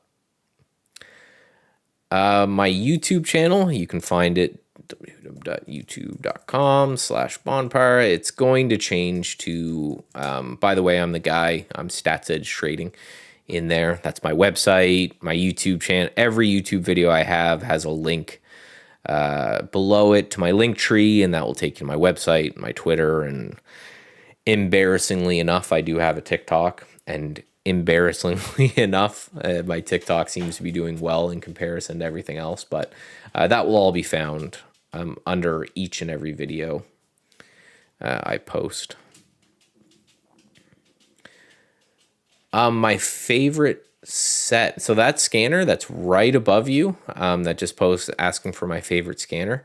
This one's turning into my favorite right now. Now these things change, right? They change based off of everything that's, sometimes like this is kind of a relative strength scanner, right? Sometimes this is on fire, right? Sometimes in more volatile markets, I'll be more revision to the mean guy or more pullback trader, right? It's going to change. But from a swing trading point of view, I'm loving this A-Table 2.0 right now. And again, just want to make sure that credit is where credit's due, and that's Steve and Andy's child, and I just kind of took it and adapted it. Which again, as if someone's looking for new scans and new traders and stuff like that, the take any scanner and then just merge it based off kind of what you're interested in.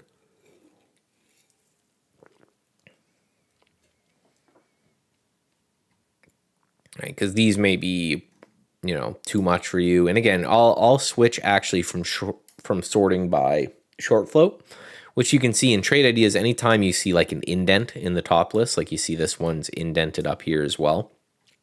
That's what it's being sorted by. So right now I'm sorting by short float, but sometimes I'll actually go through and I'll sort by score as well. And I'll say, okay, what is just the highest ranked stuff out there? Like this DXCM, it's not insanely short. It's only 5%, but that's still a very high ranked and a very good looking name. And again, my kind of trading style, right? If I needed to summarize my trading style for someone quickly, it would be I find a trend, I try to find a way into that trend, and that's it, right? So ideally a pullback, right? Ideally I get some sort of a pullback into a trend, but high bases I think work fine as well. KR, this one again from this was actually kind of cool because this was a TI strength alert, which again you can see the channel right down here. It was a strength alert, I believe, I'm not even going to guess, somewhere back here. And then it, popped up, broke out. It was a great strength alert, pulled back, and then Steve called it as a trade of the week back here, right? So it hit first the strength alerts found it, and then Steve saw it from the strength alerts and said that'd be a good trade of the week, and then that was amazing. And then this thing's just been an absolute monster. And I find that by going through and looking and saying, okay, what are the quote unquote strongest names out there, it gives you a pretty good picture of where is money going, right? And our job's not to invent or create anything or do anything out of the ordinary, right? We're just saying, where's the money going and how do I participate in that? Someone will know, what's the fish that just grabs onto the side of the whale and like cleans it in return for a ride? That's right. Think of that whale as the hedge funds, the Fed, the institutions, and we are just that fish. We just want to get in, go for the ride a little bit, get out, wait for the next one, so on and so forth. At least that's my style, right? Is I just look for things. I say, okay, is this right? MYGN, is that going to maybe take another leg higher? Can I get in and take a little bit? Remora. That's a cool, if I said that right, that's a cool name. It's what I love about when I do some streaming on my own channel and stuff too. I love just talking to chat because it's like a hive mind. I can always ask questions too. But that's how I look at myself as a trader. Is how do I just get in, pull a couple bucks out of that, and then immediately get back out. Right? Let the hedge funds do all the hard work. It takes them ages to get into a trade and ages to get back out of the trade. And for us, we can kind of just slip in and say, hey, what's going on? Make our few bucks and get out. Right? It's, what's your advantage as a retail trader over a giant hedge fund? It's not execution speed. It's not HFT trading. It's not commissions. It's not research. It's not trade ideas helps with the technology part of it, so you get a big hand there. But it's your nimbleness, right? It's the fact, again, and this is someone who worked in the hedge fund space for 10 years. The process of a hedge fund is a fund manager, storms out of his office onto the trading floor and says, "Hey guys, I need to buy 5 million shares of VXRT by this time next week, because I think for whatever reason they're going to go higher." And it will take them all week to get into that trade, trying to get in piece by piece to not shake in the market. And then if they're right or if they're wrong, it's going to take them an equal amount of time to get out of it. So we get to just sneak in and hopefully pop on for the ride a little bit and then sell back out and move on with our day, whereas they have a much harder time doing any of that. I'm really liking the look of this CARV. I have no idea what they do. A Bancorp. Oh, it's a Bancorp. That's usually an ADR, isn't it? Let me do this. I don't really care about those right now, so I'm going to shrink those. I absolutely love this new docking system. Savings institution. Why is a savings institution shorted at 27.5%?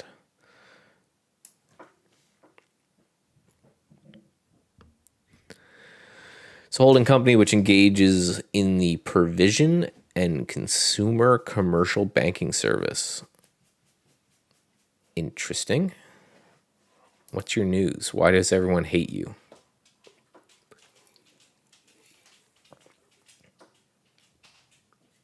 Silvergate.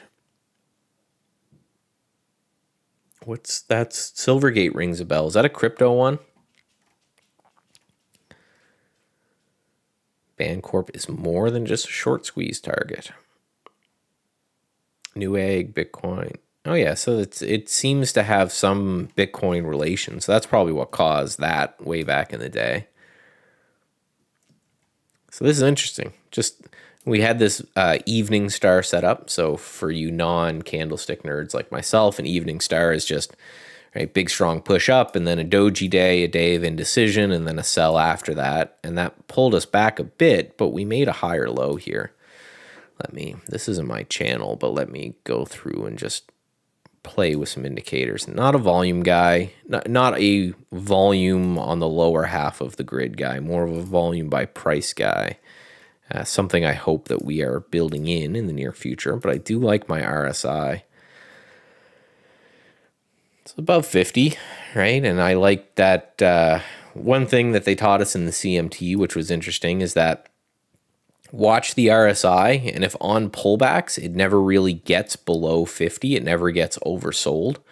That's an indicator in and of itself. Right? The fact that they could never bring it down to the oversold area when they sell it just kind of means that there's some underlying momentum there. So that's interesting. Got a while until I'm allowed to trade based off these rules. I like to do these experiments on myself where I build little rules around my own trading and then compare that to what happened with normal. So far, about a month in to only doing swing trading the last hour of the day. What I will say is I am way more productive just because I'm not staring at the screens all day when it comes to building new strategies and coming up with ideas and things like that. I would say, this is the trade-off if you want an experiment like that.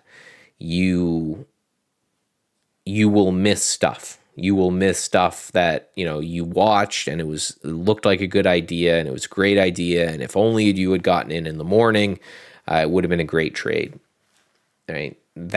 You'll miss that.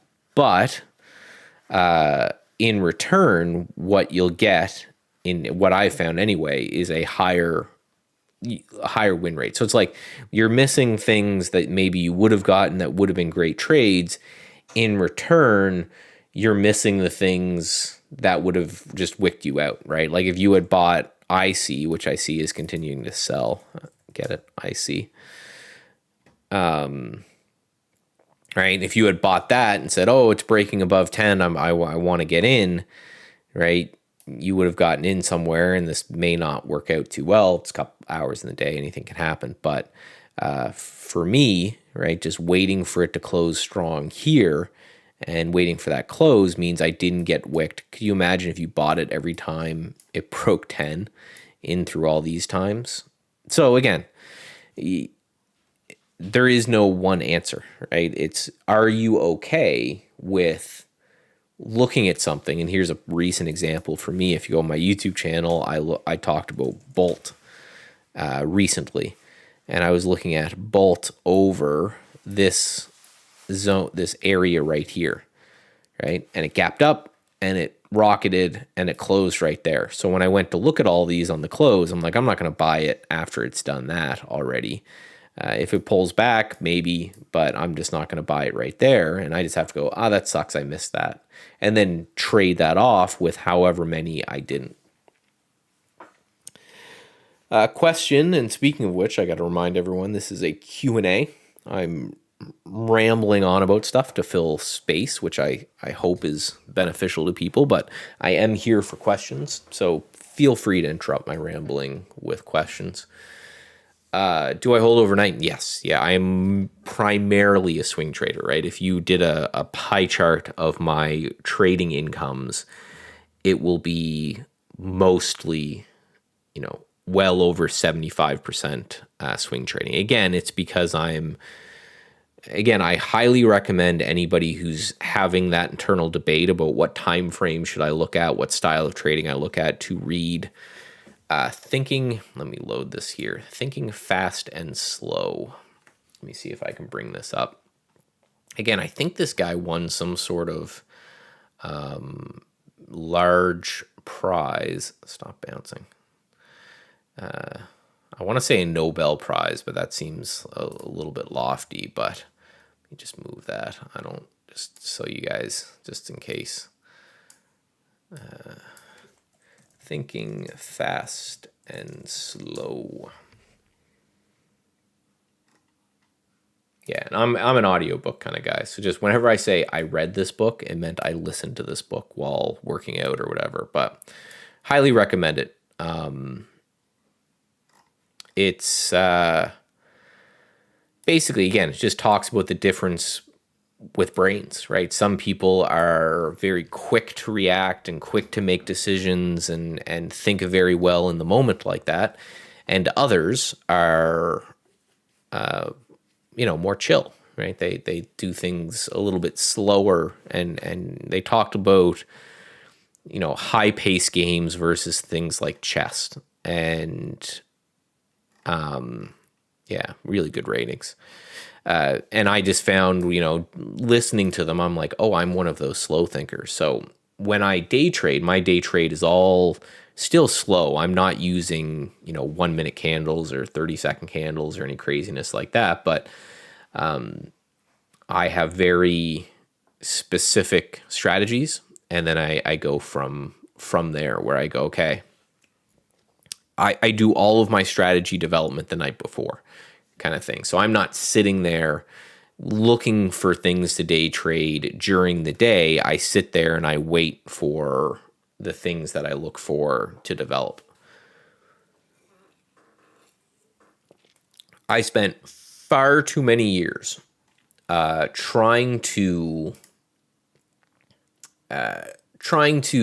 look at what other traders were doing and emulate that, and saying, okay, this is, everyone says you got to trade the gappers, right? You've got to find these, the crazy low float gappers, and that's what you got to day trade, and you got to do all these things. And I said, okay. And I spent many years at trading prop firms trying to emulate these other traders and failing doing it.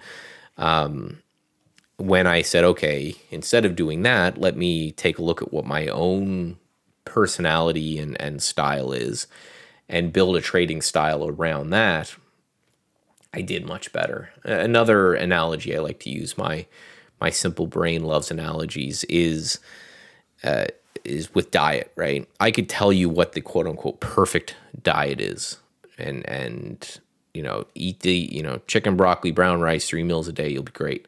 If you're not going to follow it because you don't like those things and it doesn't fit with your personality or whatever, it doesn't matter if it's the perfect way of doing it. It's not going to work for you. So, try to find someone else where, like Eckhart. Let me take a look. Psycho-cybernetics is another good one. I always plug myself a bit, but I try not to plug myself too much on Trade Ideas stream. But I have this playlist for anyone who's interested. Where is it? Right here. Let me grab this and share and copy that link. And this is a 3-video playlist. Where are you guys? There you go. And so yeah, there's 3 videos. One is my favorite trading books. The other one's my favorite psychology books, which I think are probably more important than my favorite trading books. And then third are like productivity related type things, like how do you organize everything so it makes sense and things like that. So check those out if you're interested. Those are kind of the favorites. I think I definitely have Thinking Fast and Slow in the psychology section.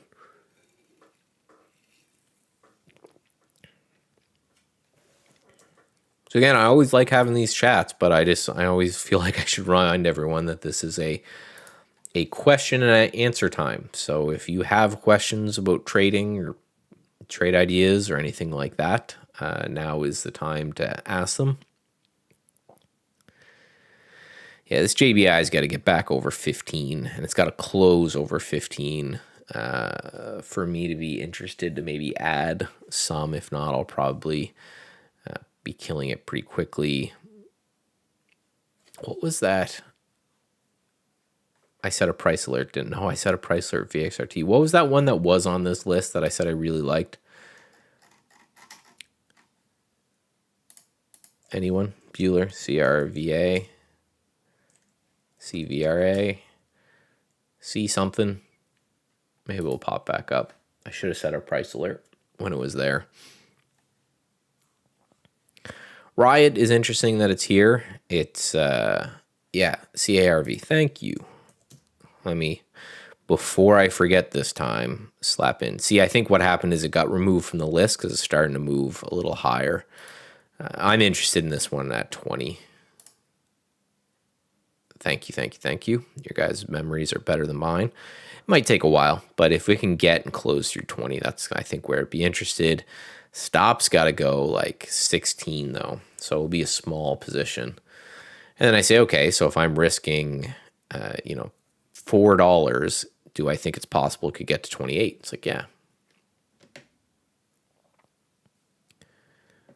Why didn't I sell Go EV? Oh, this is just a sim account that I run strategies on. I always test things on sim. So Go EV was a day trade that I'm testing. Basically looking at indicators. I may take this live soon because it's been working very well. Let's remove the volume and add in the RSI. And then let's go to time, 5 minutes. I do have some Go EV on my swing account, but yeah, so you can see even though, and the RSI is calculated on lows, so even though we made a lower low right here, the RSI actually made a higher low. So this is what they call an RSI divergence. And the theory being that if a lower low is created on weaker momentum, that it may be a turning point. So I picked some up in this area. Again, all of these things are from this strategy, right? I don't want to test things with my own money, right? That's why I love that Tradius is a sim that I can connect both the sim and my live account to, and I can say, hey, while I'm learning this RSI divergence stuff, let me do all that in sim. When I'm comfortable with it, then I'll start risking my own money with it. And And so far it's been fantastic. Same with SXT. So pay attention to this. It's a little bit more subjective than maybe I would like. This one I think was more of a, yeah, it was in here, right? So you see that we have this low, and then we have this low being made, and then we have the RSI here, and then the RSI makes a higher low here, right? So these things are in through there, where this one's in through here. So again, I basically am looking for stocks that are selling, and then just you looking at them manually, because again, this is a little bit of a subjective type of a thing, and that one's working phenomenally. So basically what I'm trying to do is I'm trying to see if there's a way to get a little revision to the mean strategy. And if it works, it will just go in with all of my other trading strategies to say, hey, this is something that I should add to my my quiver. So how do I take my strategy live? And that's one of the beautiful things about Trade Ideas is right now. So what you guys are looking at, I'm a bit unique where I've got another monitor and that's running another VPS or virtual private server where all my live trading takes place. But say I was doing all of this on one account and one server. Right now, I've connected it to Trade Ideas Simulated account, right? We give you 100,000 of fake money as soon as you open up your Trade Ideas account. You can play with that as you will. I suggest doing this. If you're not profitable in the real world, you won't be profitable. Or sorry, if you're not profitable in Sim, you won't be profitable in the real world. I highly suggest people start out in Sim. But if it works, right, on my live account, again, if I was running everything off this one account, what you guys are looking at is what I use for demonstration, right? So I don't need to worry about hiding account numbers and things like that. But yeah, I would just click this, right? I would just click Connect to Interactive Brokers or E-Trade if I was in America, where, right, E-Trade they don't like Canadians, but as soon as you click, it just connects to a different one. So, say I've connected to both. When I go and I click on this account button right here to enter my trades, I'll just be able to switch between those accounts. And then if I go into my strategies tab and say I have a strategy that I just want to use this RSI divergence. So I set up the stop loss where I want it, the profit target and the sizing and everything. When you go through and edit those, you will have this account drop down, and right now it only says simulated trading, but you'll see interactive brokers or E-Trade, whatever you trade through. So then you can have some go through paper and then some go through live. And that's kind of my progression, is that I create an idea. Again, when I was studying my CMT, they really harp on these indicator divergences. So I said, okay, well, maybe this has some merit for day and swing trading. So I will first have that idea, and then I will start to paper trade that idea while trading my strategies live, and then I'll track them. I'll export them every night and just write them down, put them in a spreadsheet, write them in a notebook, whatever it is that you do, and you'll just go through and you'll do that, and then at the end you'll go, okay, this is working, right? This is making consistent money on the simulator. Now let me move some of this money into the live account, and then away we go, right? And the beauty of it is, again, the interface is the same. There's nothing I really have to mess or change with that at all.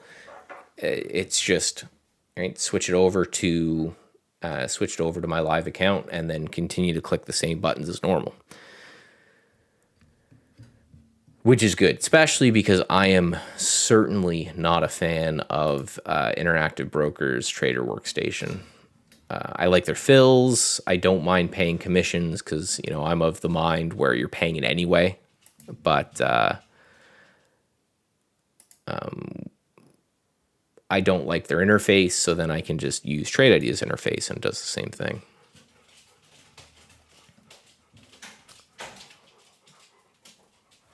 Well, how many trades you take at a time should be entirely based off your written trading plan. And if you don't have a trading plan, right? That's gambling. So stop and get a trading plan.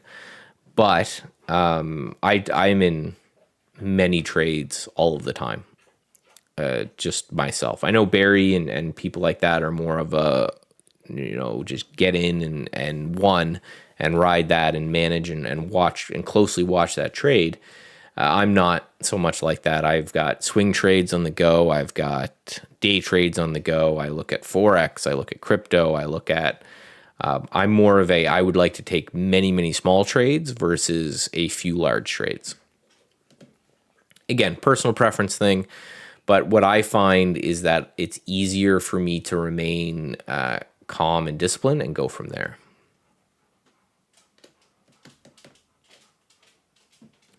Oh, the strategy builder. I just take as many as I want in there, right? So these are activated through. So if I right click and I say trade, you can see all of the things in the strategy section right here. And basically these are different rules. I got to clear some of these out because they're older tests, but they're different rules to say, buy it here. Maybe this strategy puts a stop at the low of the day. Maybe another strategy puts a stop under VWAP. Maybe the other strategy puts a stop by the 200 day, right? And you can go through and do that as well. Yeah, I do some manual trading. I do some auto trading. I've got some strategies that are full auto. And it's just going to be different, again, depending on what the trading style and strategy is, right? The stuff that I do that's full auto is more exploitative, I guess is one way of saying it. It's just looking for, a certain event to occur and react to that event quickly. Whereas, I'd have to be sitting here all day to do that. This strategy I'm coming up with is basically trying to time a bottom in the morning. I'm going to try the short side as well, and then to scalp out of that. Again, I'll take a look to see when I would have exited. Basically, just using a trailing exit criteria. So Go EV probably would have exited kind of right in that area. But yeah, it's all just strategy development right now. Again, an RSI divergence or any sort of indicator divergence is very subjective, and anything that's subjective isn't really suitable for auto trading. Anything that's super objective is way more suitable for something like an auto trade.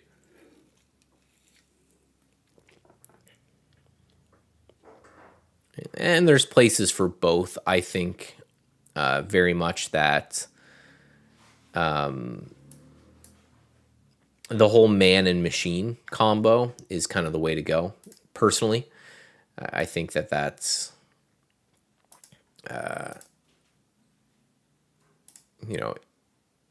pure machine doesn't make a whole lot of sense to me, because if that could be beaten, I would imagine like an IBM Watson or a Tesla or something like that.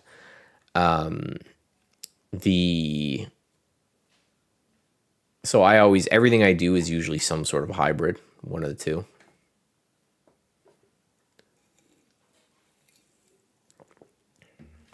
RLX. I know I was looking at this yesterday. Yeah, so this is another one that I was looking at for this RSI divergence, right? And this is the concept. No magic in this, right? Everything's got to be one level with a whole bunch of other stuff, right? And this is just the concept is pulling back. Put in a lower low, but the RSI is putting in a higher low. Theory there basically being that it may be a little bit overdone.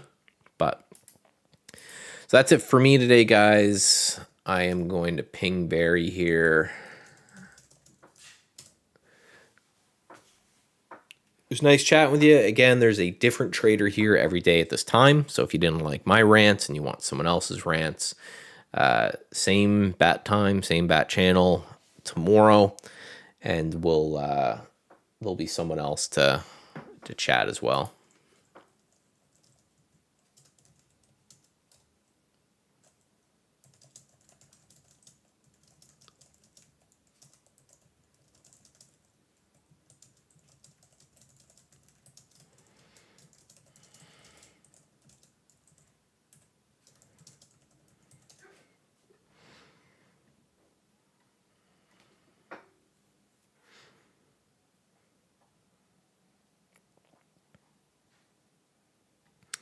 All right, guys, so he has swapped over. So I'm going to end stream, and I will talk to you guys soon.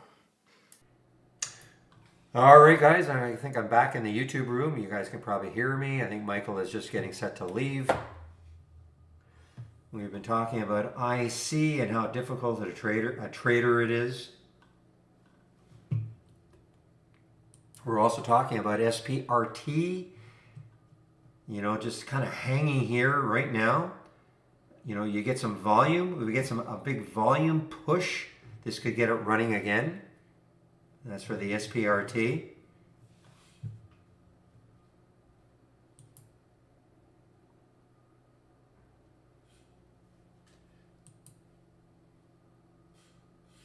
And the DLPN from my option scanner is still performing. 1169 on the alert. You can see there's the candle. There's that blue arrow.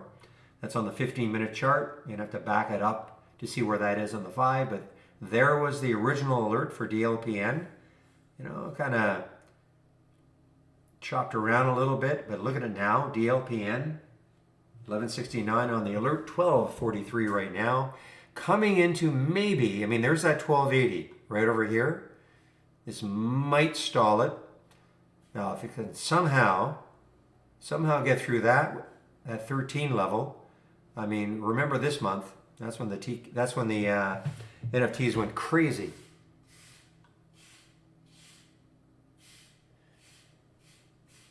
Anybody get any reason why? Is there any news on?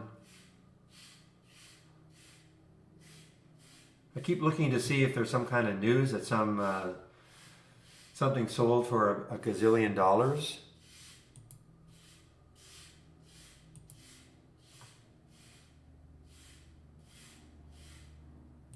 Haven't seen HOFV at all.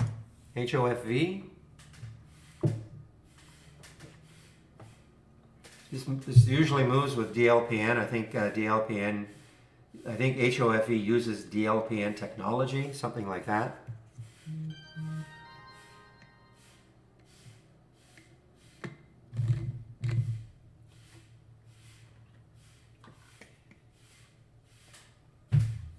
Well, maybe that's enough to get it going.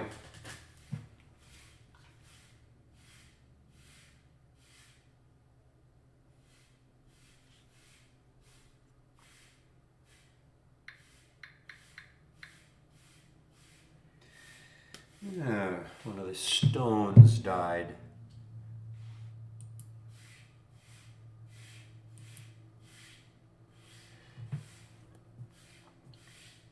If you look at HOFE and you look at DLPN, they usually, back in the day, they traded kind of in a tandem. I don't see that happening right now with this one.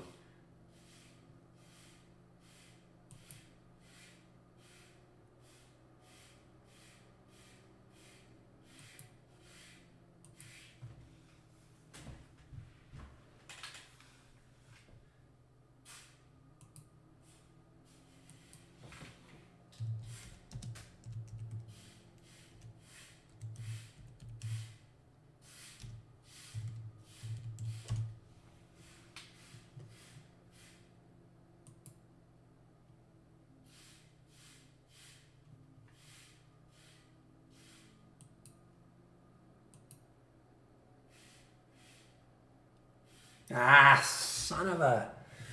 All right, guys. Well, there it goes. There goes the SPRT, right? Breaking through. Now, I admit it's not on tremendous volume. A little bit of a volume push right there in the 2-minute.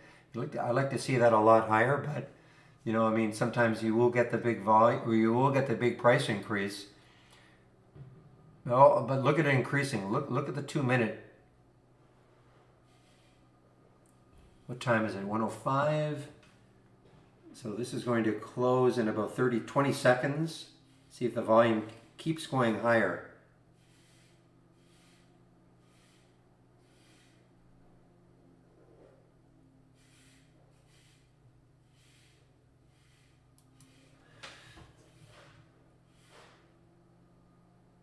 Certainly a high of the day, I think you should put an alert there, because if it takes up the high of the day at some point, I think it has a great chance to just keep rolling. And that is the SPRT.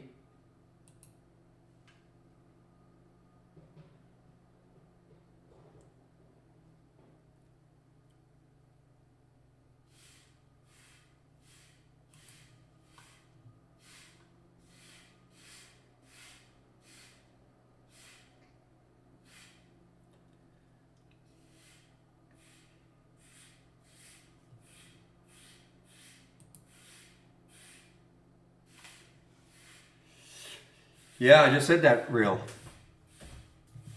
An icon.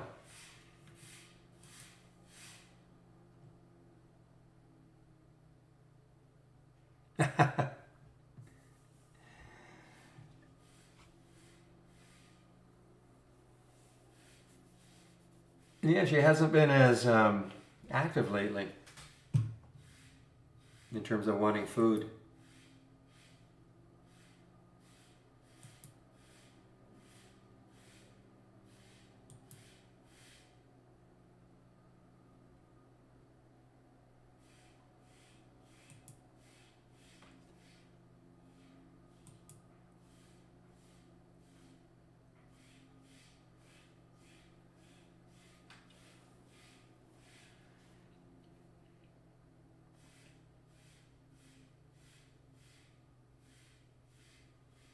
All right, so notice what happened to the SPRT. I mean, yeah, it did move.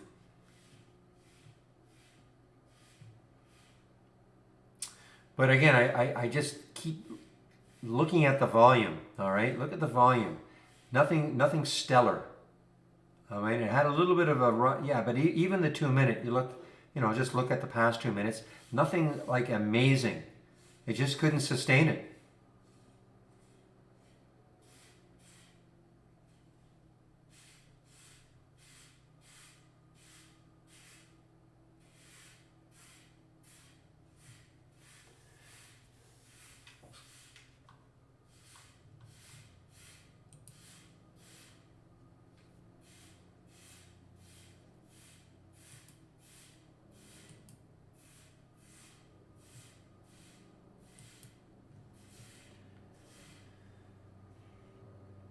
Okay, another NFT play. I know somebody was mentioning this one a lot earlier. Look at the volume that came in.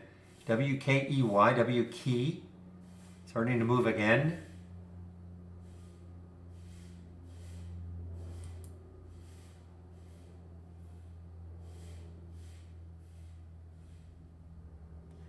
Well, one reason I'm not getting any new alerts, I had my sound toggle off. DLPN, guys, I mean, this is still strong. Look at the volume that came in there. Pushing it up. So there's about $1 move from the alert from the scanner.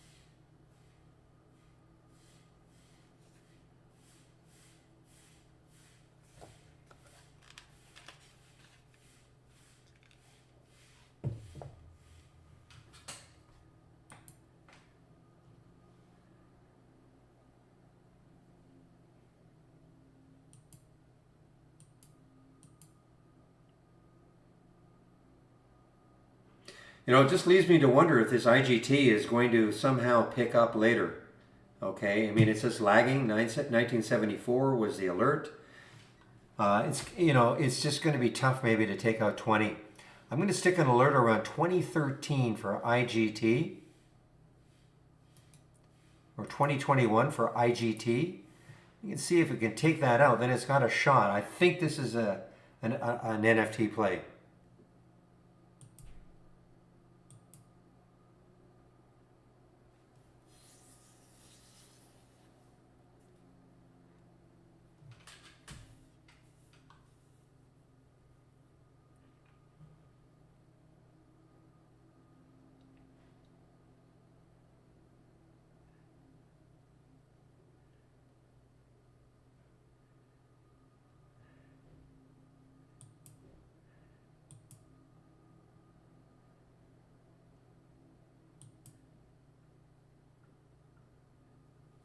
PDSB, well, my guess.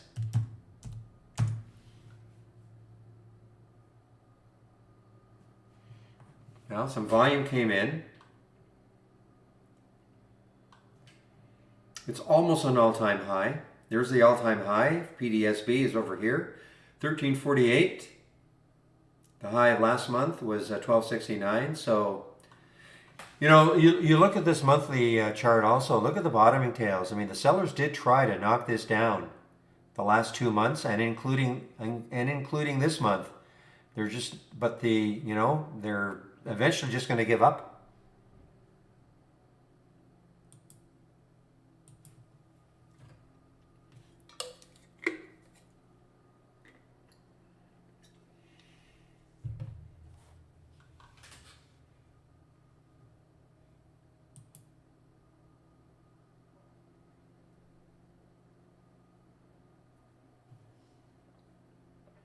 And it's a low float, 21 million in the float, so it is a low float.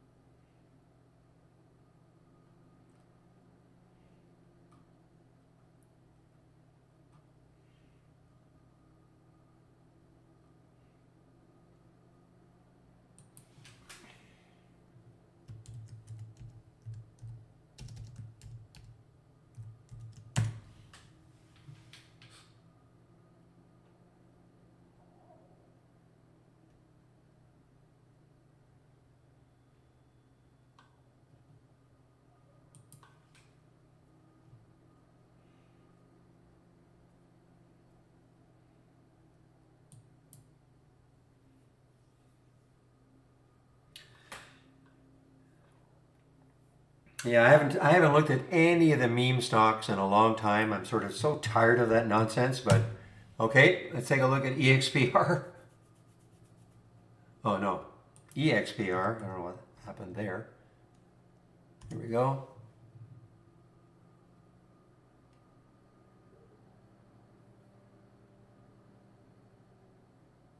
Yeah, I mean, there is some volume coming in.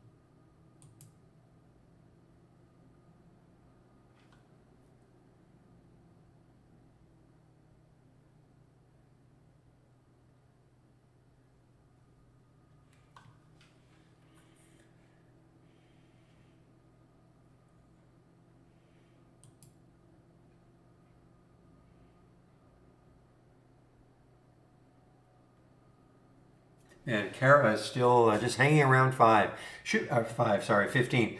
Interesting to see what happens with Kara tomorrow.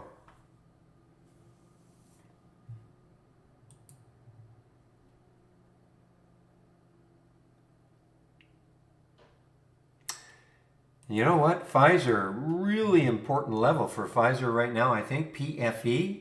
Take a look at this on the daily chart. So the low today was what? 48.31. The low right there, 48.26. The low down here is 47.50. I mean, you can just kind of see in this area, if this doesn't hold, I mean, it's only down 3%. I mean, it's nothing unbelievable, but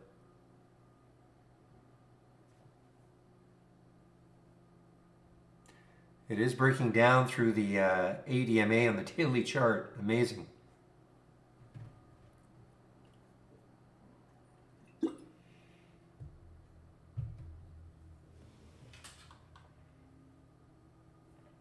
Oh, I don't care, David. I'm just, somebody mentioned it, that's all.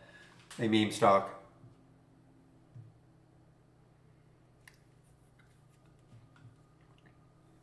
in the other room. Somebody mentioned a meme stock in the other room. I'm so tired of that nonsense. But you know what? Listen, you got to trade what you see. I mean, if they come back in full force again, fine, we trade them. But again, waiting for these I don't know, these phantom shorts to appear.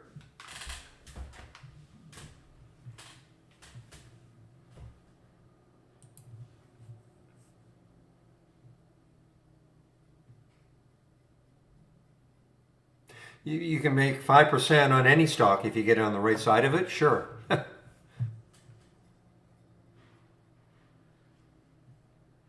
All right, why do I have XTLB as an alert at $5? Why? Let's see. Yeah, I can't remember when I set that alert. It must have been a while ago. But XTLB, low float, XTLB, low float. Okay, so it is just trying to take out the high of last week, which is 520. If it does somehow do that, 669 is the next high. So keep an eye on this one. Some volume came in for whatever reason to XTLB.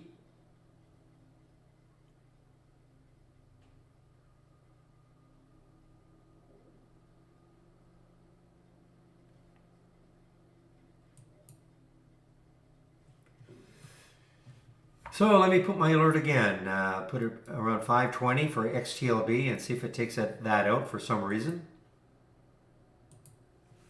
Low float, 3.4 million in the float. Israeli stock, I guess, yes.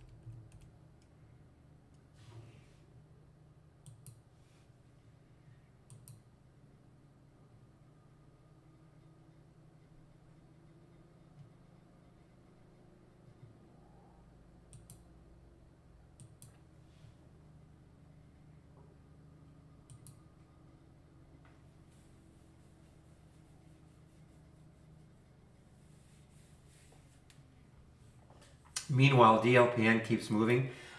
I'm watching the HOFV to see if it is really moving with it.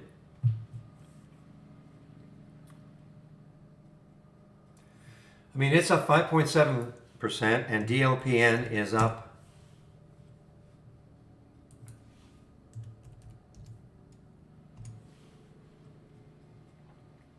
Is up 20%. So it's not really, I mean, listen, maybe it's going to lag, maybe it's just lagging.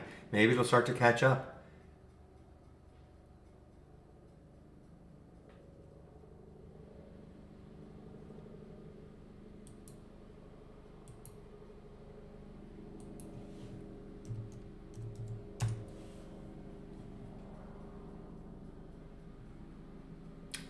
Here's the big issue. I mean, look at all the resistance around $3 for HOFV.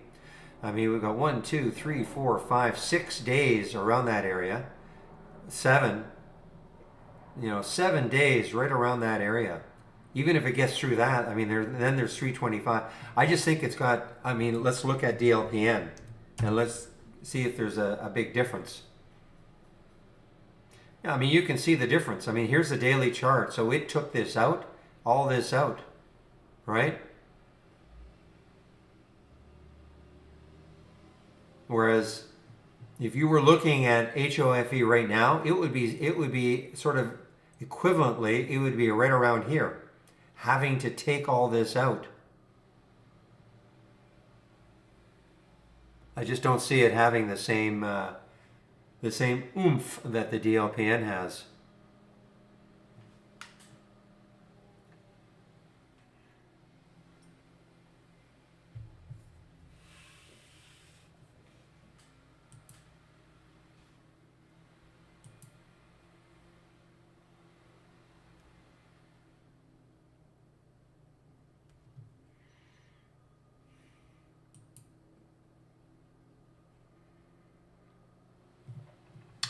Tiger on the move still, 15, probably tough to get through, but earnings play, TIGR.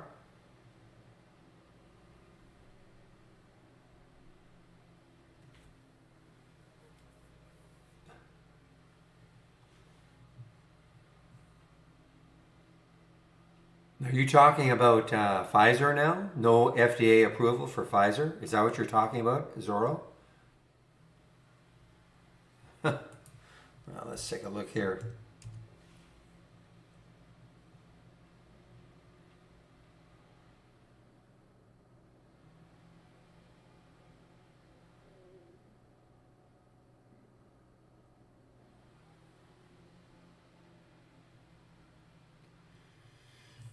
So where are you reading that? Where, I mean, you say you're hearing this, but I mean, is this something from a random tweet or something? I mean, seriously, that would be unbelievable market manipulation because I mean, the Reuters update this morning.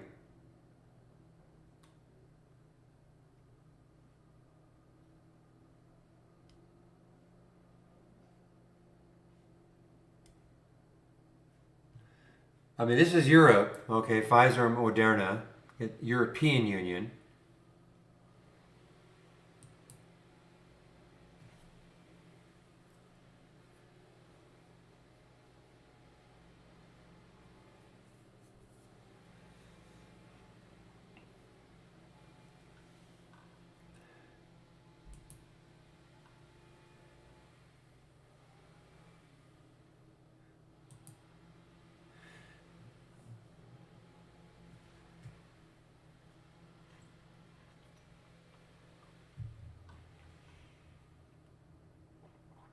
Yeah, I mean, unless I see something saying the FDA does not approve, has not given the blanket approval to PFE, and we can see something that absolutely says that, fine. But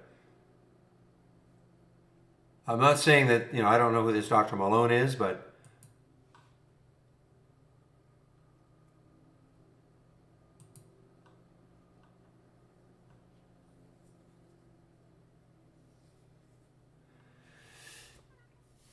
well, trade now there's some conjecture that maybe again this is just conjecture that it is not approved. Not that it's not going to be approved, but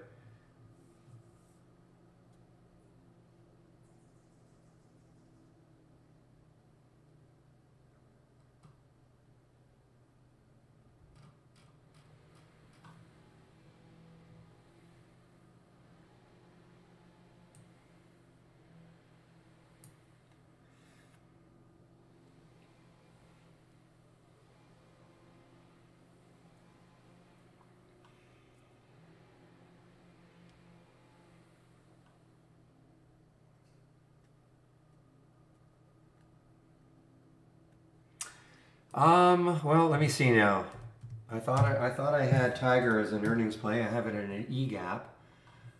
I'm sorry, it's August 31st. I do apologize. I'm not sure. I could have sworn maybe it got changed. I could have sworn I saw it this morning, August 24th.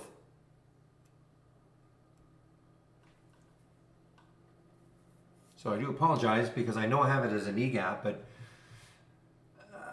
I can almost. I think this got changed in because the only way I would have seen it, this would have been in red. So I wonder if this got changed to August 31st by our provider after the fact.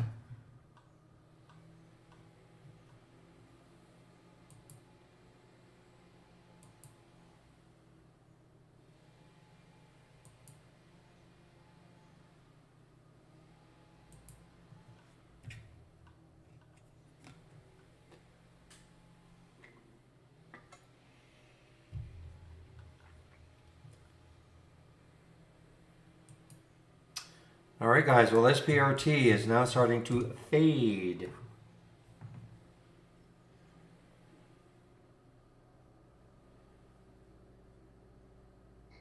Okay, good. Well, I wasn't going bug-eyed this morning. Okay, thank you. Yeah, so I think obviously it got changed.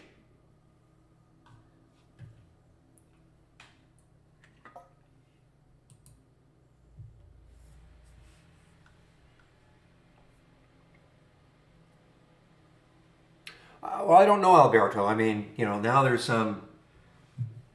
I hate to even say it, but maybe a rumor that it's not that the FDA is not going to approve it. I think all that was supposed to happen this week is that it's taken out of the sort of limbo it's been. But I read all sorts of information about it this morning that it was approved. But anyway, we'll have to see. It may also be the fact that they've bought Trillium, and Trillium. They bought Trillium. I didn't check to see how much cash it is, or is it a combination of cash and stock. So I mean that might be weighing it down a little bit too. I would say though that if it weren't approved, and again approval, we're not talking about okay now the shots aren't going to be available anymore. They're just talking about giving it the 100% approval. I don't know what the term they use now, experimental, if it's still in the experimental stage.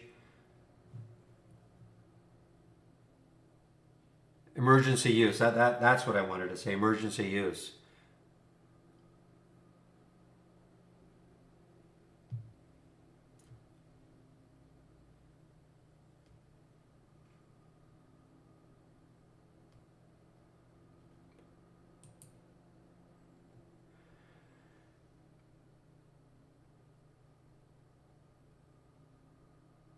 All right, so it's on the FDA website. So, as far as I'm concerned, that's a done deal. Then, if it's on the FDA website, unless the FDA website got hacked. Anyway, meanwhile, back with the dolphin. Look at the dolphin go.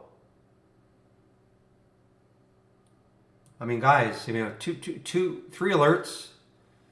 SPRT at 1268 got up to 14 something. DLPN at 1169 up to 13 something. This is the only one that hasn't moved yet. IGT. And it doesn't look like it's going to. I think this is an NFT play, but it doesn't appear that it's following suit.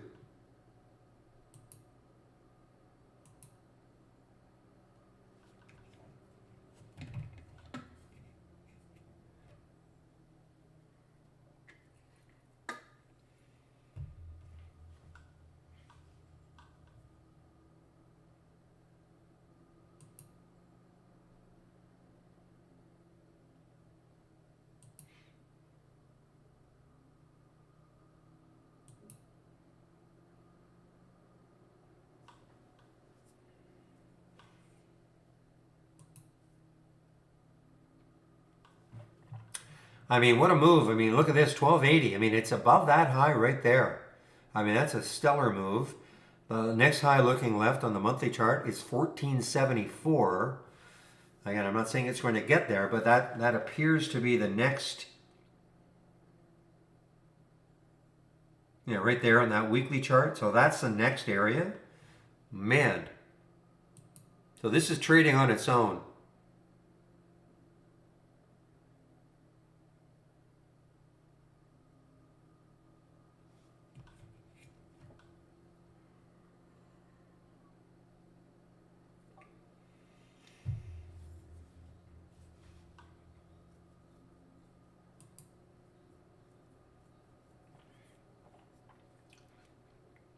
Well, yeah, I mean, look, if HOFV, I mean, it's just, but for all the reasons I cited before, I mean, it might struggle to get through here. But the volume is coming in. The volume is coming into HOFV.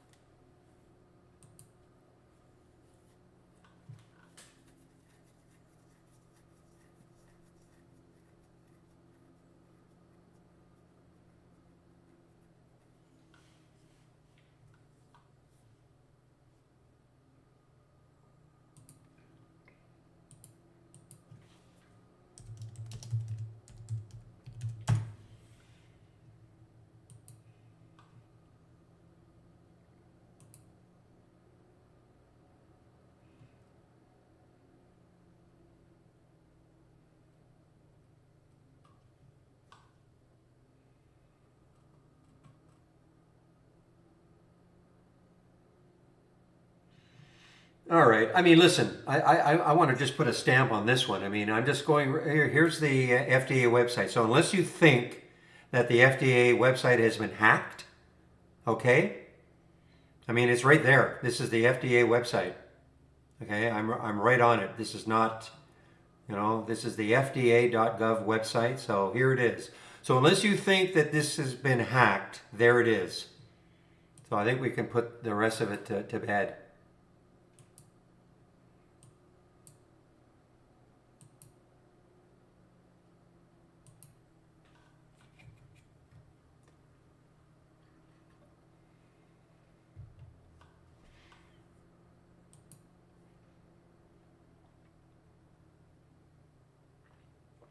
And when I say you, I'm not specifically singling you as Zorro. I'm just talking in general.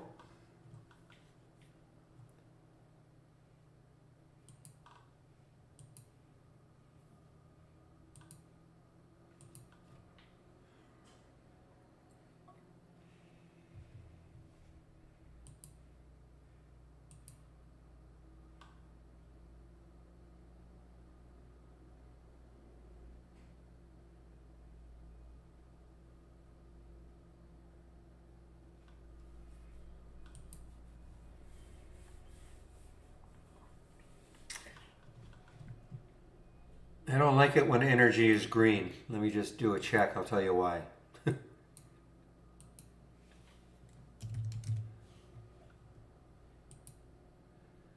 Ah, it means our dollar goes up a little bit. I don't like it.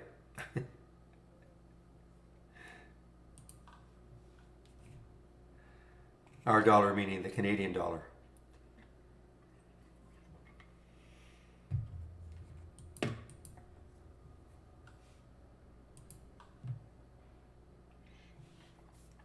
Yeah, we're a petro. We basically are a petro currency. So the higher the price, when oil stocks are high and price of oil, all that, yeah, it definitely affects the Canadian dollar for sure.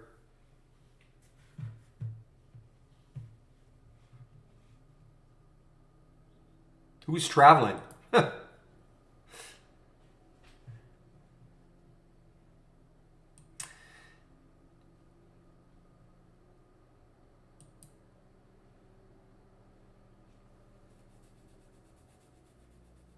Well, guys, Kara is at a really interesting. I mean, it's still hanging around this 15. Hard to believe it's going to hang here all day for the rest of the day, but anything is possible. But I'd be waiting for a volume, some volume coming in to see if it takes it higher or lower. So what I'm going to do is I'm just going to stick an alert around 1479 down here and one up here at around 1527 and see if it breaks out either way on volume.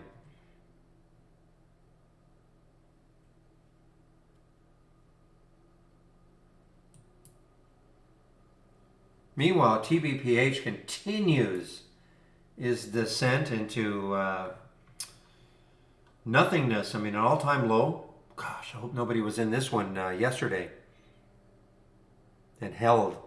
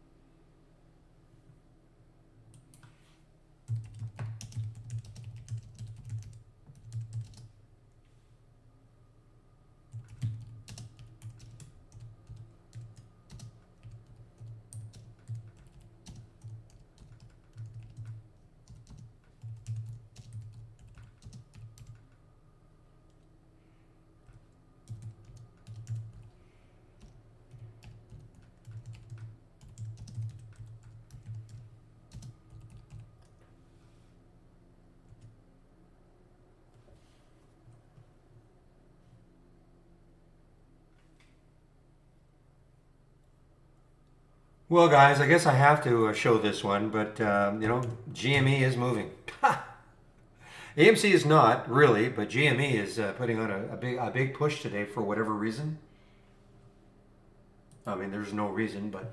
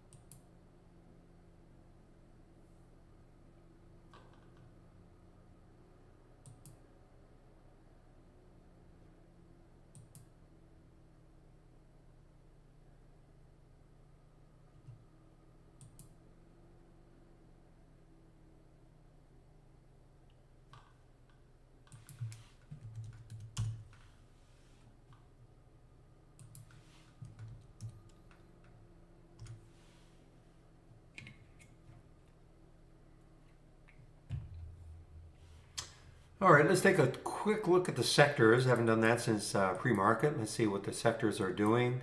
Probably not too much change. I'm noticing the like the indices really haven't changed that much.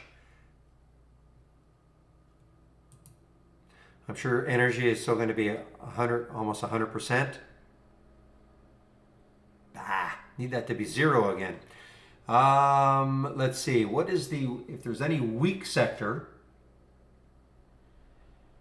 real estate. I'm just looking for things that are greater than 50% down. So consumer staples, for whatever reason, 75% of them are down.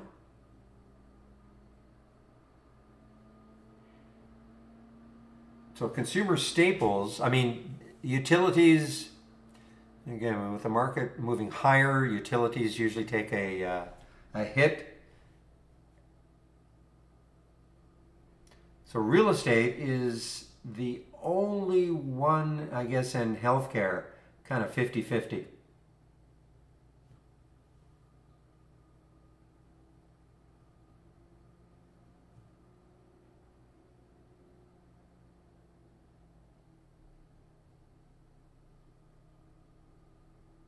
Look at the airlines. Look at these airlines. Love, ALK, American, UAL, Delta. They're all at the top here, the industrials. So my guess, I mean, jets must be just flying, haha, this morning or today. JETS, the ETF. Yeah, look at this. 2 days now. We saw this one in the pre-market, right about here. So you want to participate in the airline revival. This is an ETF for the airlines. Look at the market. Look at the market. This might be infrastructure related, of course.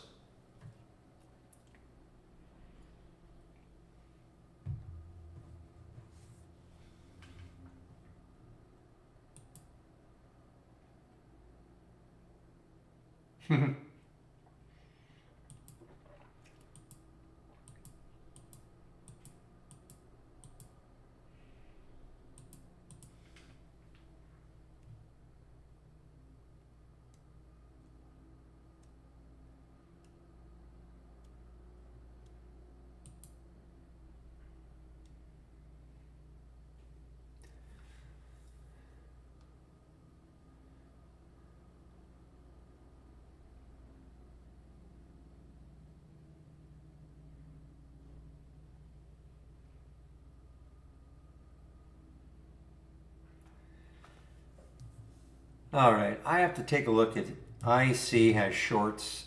I just think really have a real distaste for this one. It does have some shorts.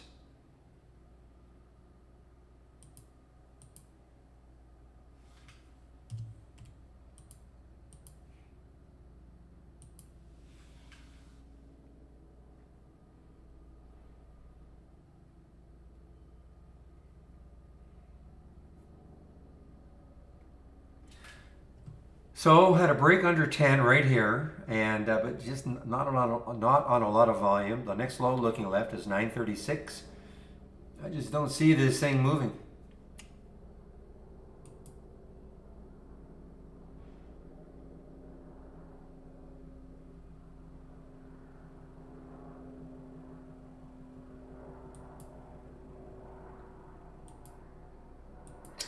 Yeah, I mean that makes sense, William. If you can believe what you read, now that it is fully approved, that may get people who are sitting on the fence not because of another reason, but because they were just a little unsure about taking it because it wasn't fully approved. You might get more people who are sitting on the fence taking it. And yeah, I mean, listen, if a lot of venues are requiring it, so just like in Canada.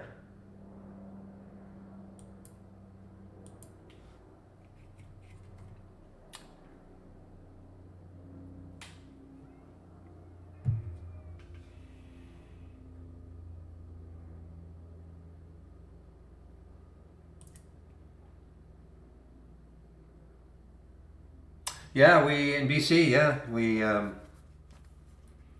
Well, I did. I'm sorry for getting. Well, not really off topic, but I saw the Blue Jays are saying that everybody has to have that. Well, it's even going to be worse. A 72-hour test to attend a game. I think in sometime in September.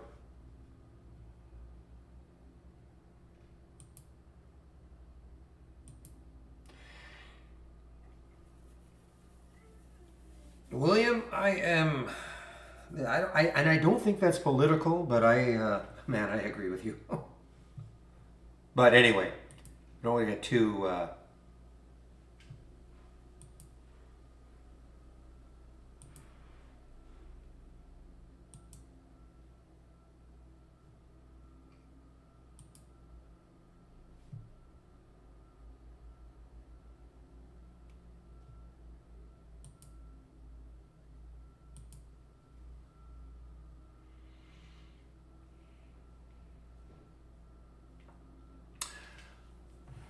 All right, guys. So today is Tuesday. So there was a marketing meeting at 2 that I will be attending.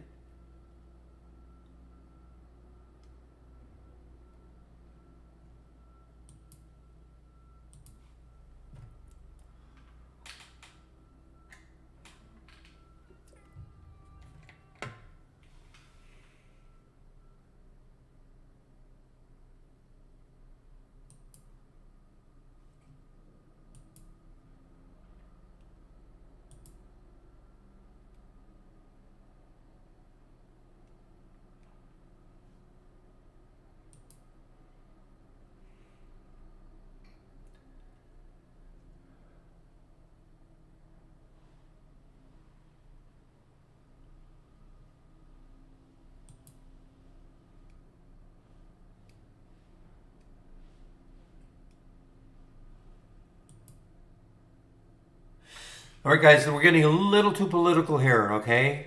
This has been a great room for non-political talk. Okay.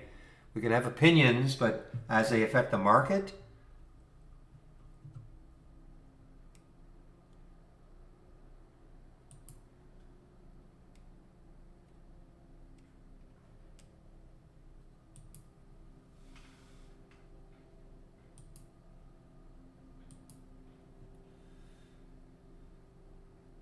Look at Givo, guys. So Givo is running now. Givo is starting to run, guys. Take a look at it. It had the only news on it really was B Riley. Yeah, B Riley, I think, put a $10 price target on it. Okay.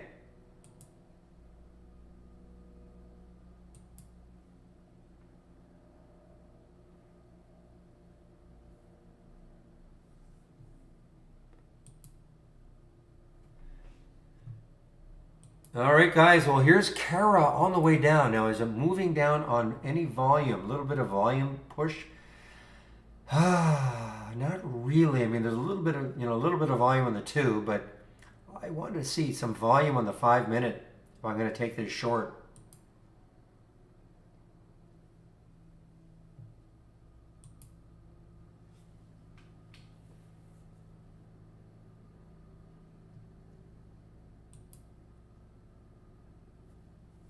Yeah, I mean, look at it, just depreciating. I mean, yeah, no volume, just putrid.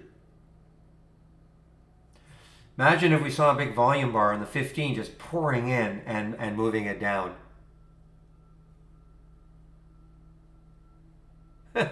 PJ.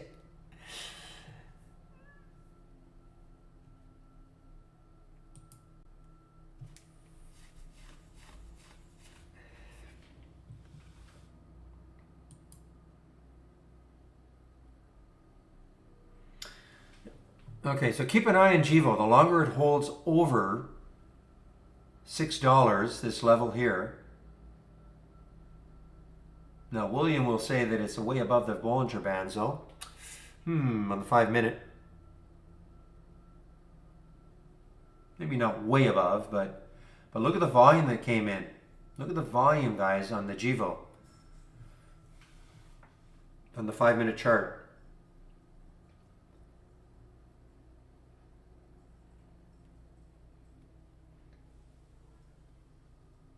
See, the next high looking left is 608. After that, then we have the 200-day moving average up here.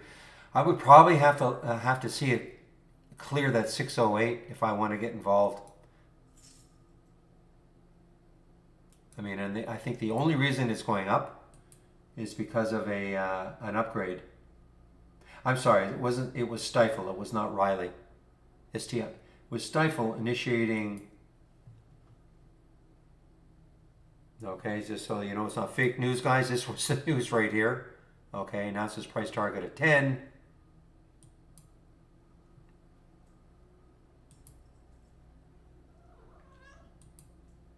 All right, Becca, hear you hear her now?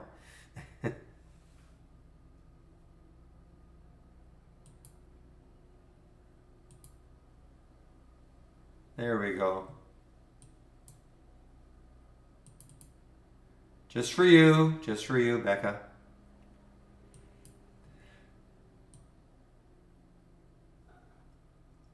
Okay, just give me a moment.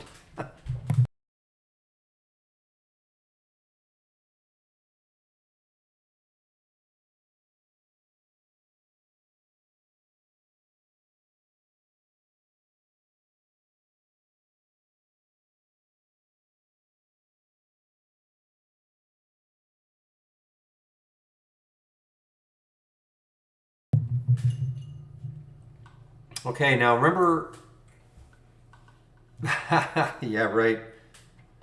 Today's Tuesday. I didn't hear too much leaf blowing action. It might be a little later though. Guys, GIVO. So if you remember, I was showing how you can take a trade on a pullback. No, I'm wrong. This was a trade in the simulator. Took a long time ago just to show people how you can do it.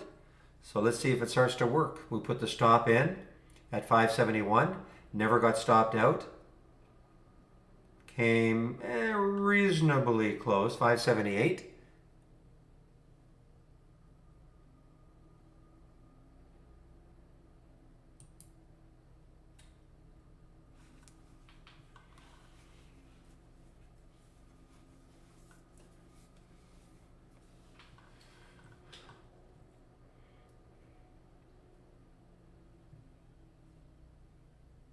True enough, GIVO is in the energy sector also, you're right.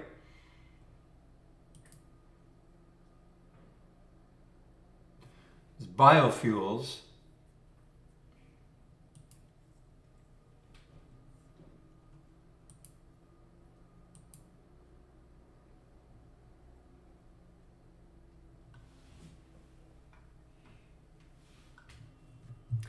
Boy, this is like an all-day short, TBPH. Broke down through 10 and it's been wending its way down. I'll have to watch this one tomorrow, see if it just keeps moving down. I mean, there's nothing. All-time low, mid-stage failure. I don't know what else they've got going. You know, do they have any other drugs?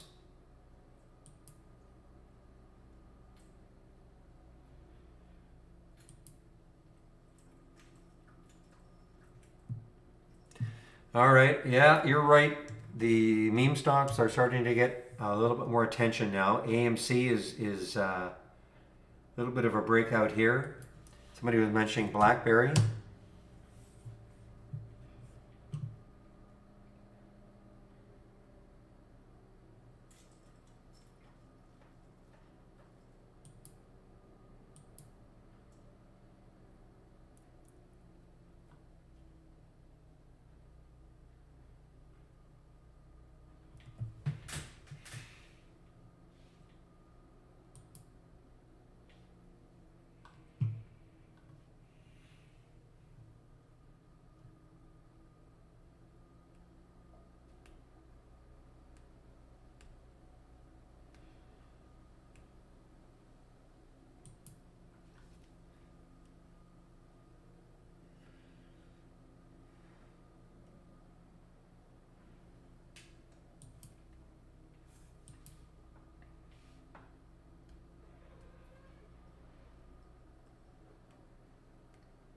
Boy, it's actually gaining steam now, TBPH. So you want to play things on the short side also on this unusually strong options. This is just the flip of this.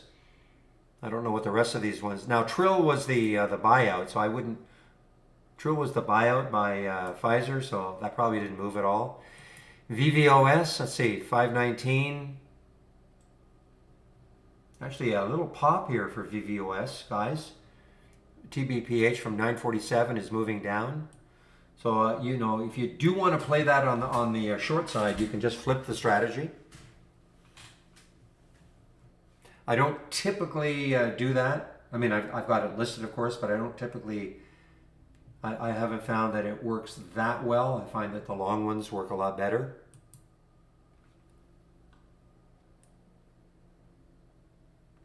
But we get so few of them that it's it's not a big deal just to click on it to see what it looks like.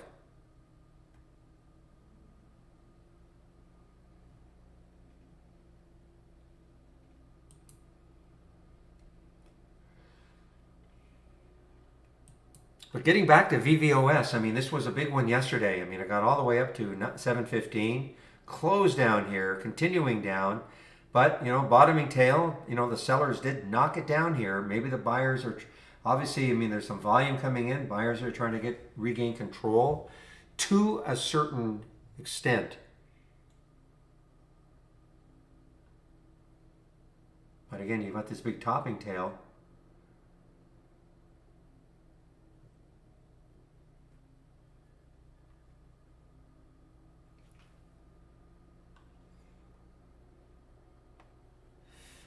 All right, well, AMC is now approaching 40.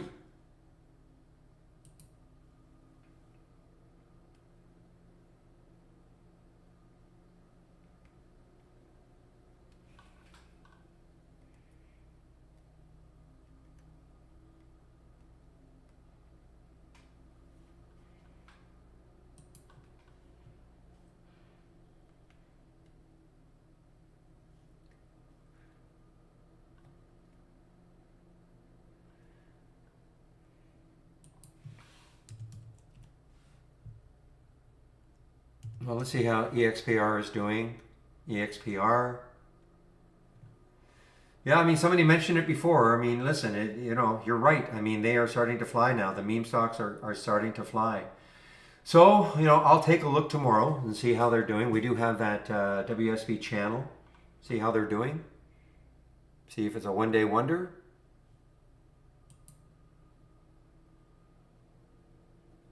All right, guys, I'm going to put myself on mute. Marketing meeting starts in less than a couple of minutes, or less than 3 minutes.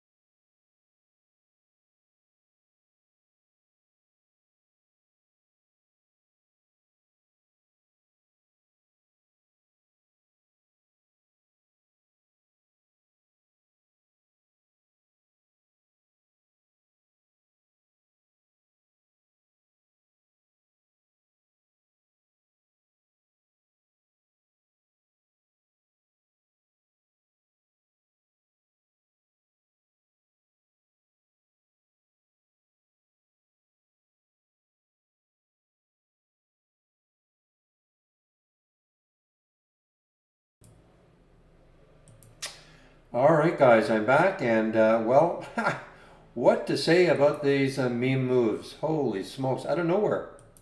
Literally out of nowhere.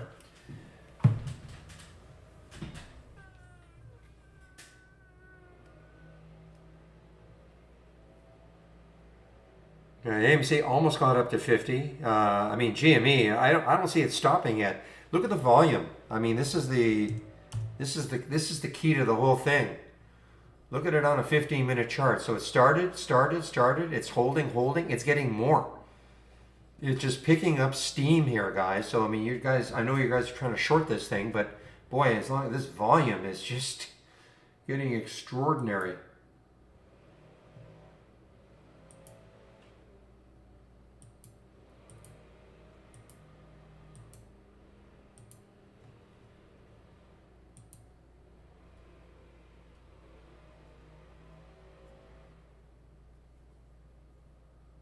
Well, you know what? It'll be interesting to see what happens with this tomorrow. Really, the AMC and the GME tomorrow, all of them tomorrow. See if they hold these gains, or do they just come crashing down again?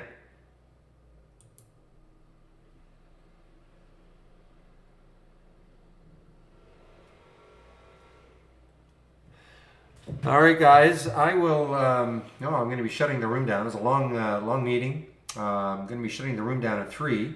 Before I go, yeah, and I just had a confirmation. So that promo code is good until the 29th. That's Sunday.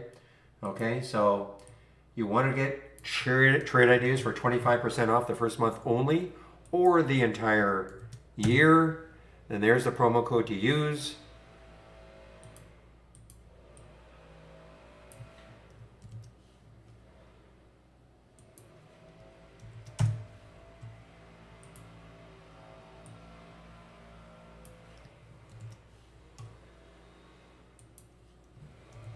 Okay, I'll just pop that in there. So there's a promo code you can use. And again, my homepage, a lot of information on my homepage. Click on my link.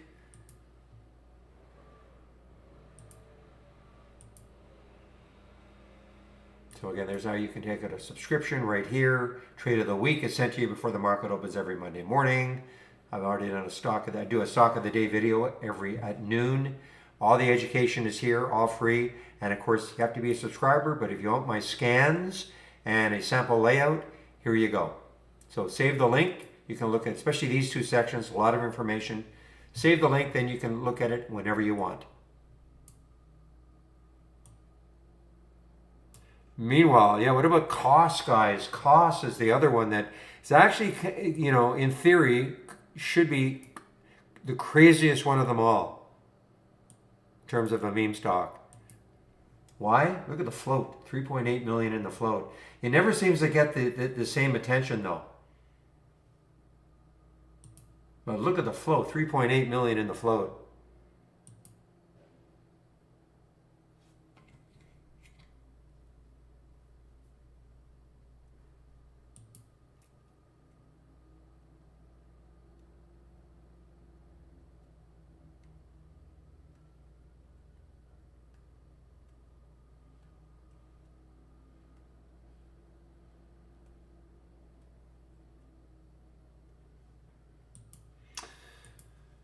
All right, guys, I'm going to get my script together and be shutting the room down.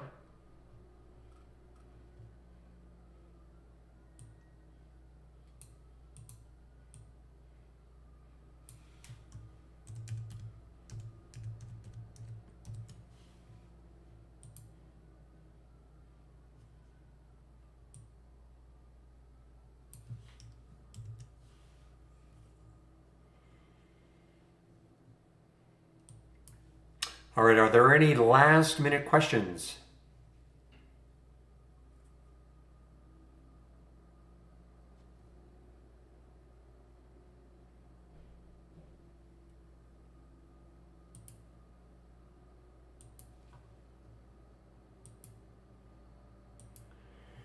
Wow. Well, that was exciting, I have to admit. I mean, I know someone, I can't remember who it was, but mentioned EXPR, I don't know, a few hours ago. Probably around right here, maybe. So probably it was at 11:30 noon or so. And I haven't looked at the meme stocks for a long, long time. And boy, not that this one did. I mean, this one's okay, but boy, the other one's just absolutely crazy. Oh, I have no idea what the best trading journal to use is, Dova. I don't use one, so I have no idea. Anybody wants to chime in quickly? Maybe do a search. I really don't know. Do a search and see what seems to get the best reviews. I just don't use one, so.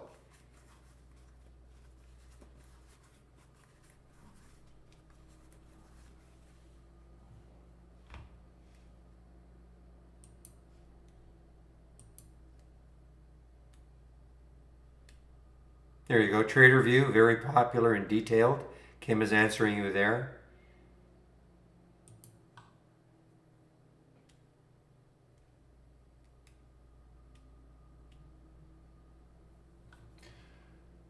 All right, guys, I am going to hop on my bike now. Beautiful day in Vancouver, so I'm going to hop on my bike now. I'll open the room tomorrow at 9 a.m. Eastern Time. Hope everybody has a great evening, and we shall see you then. Bye-bye.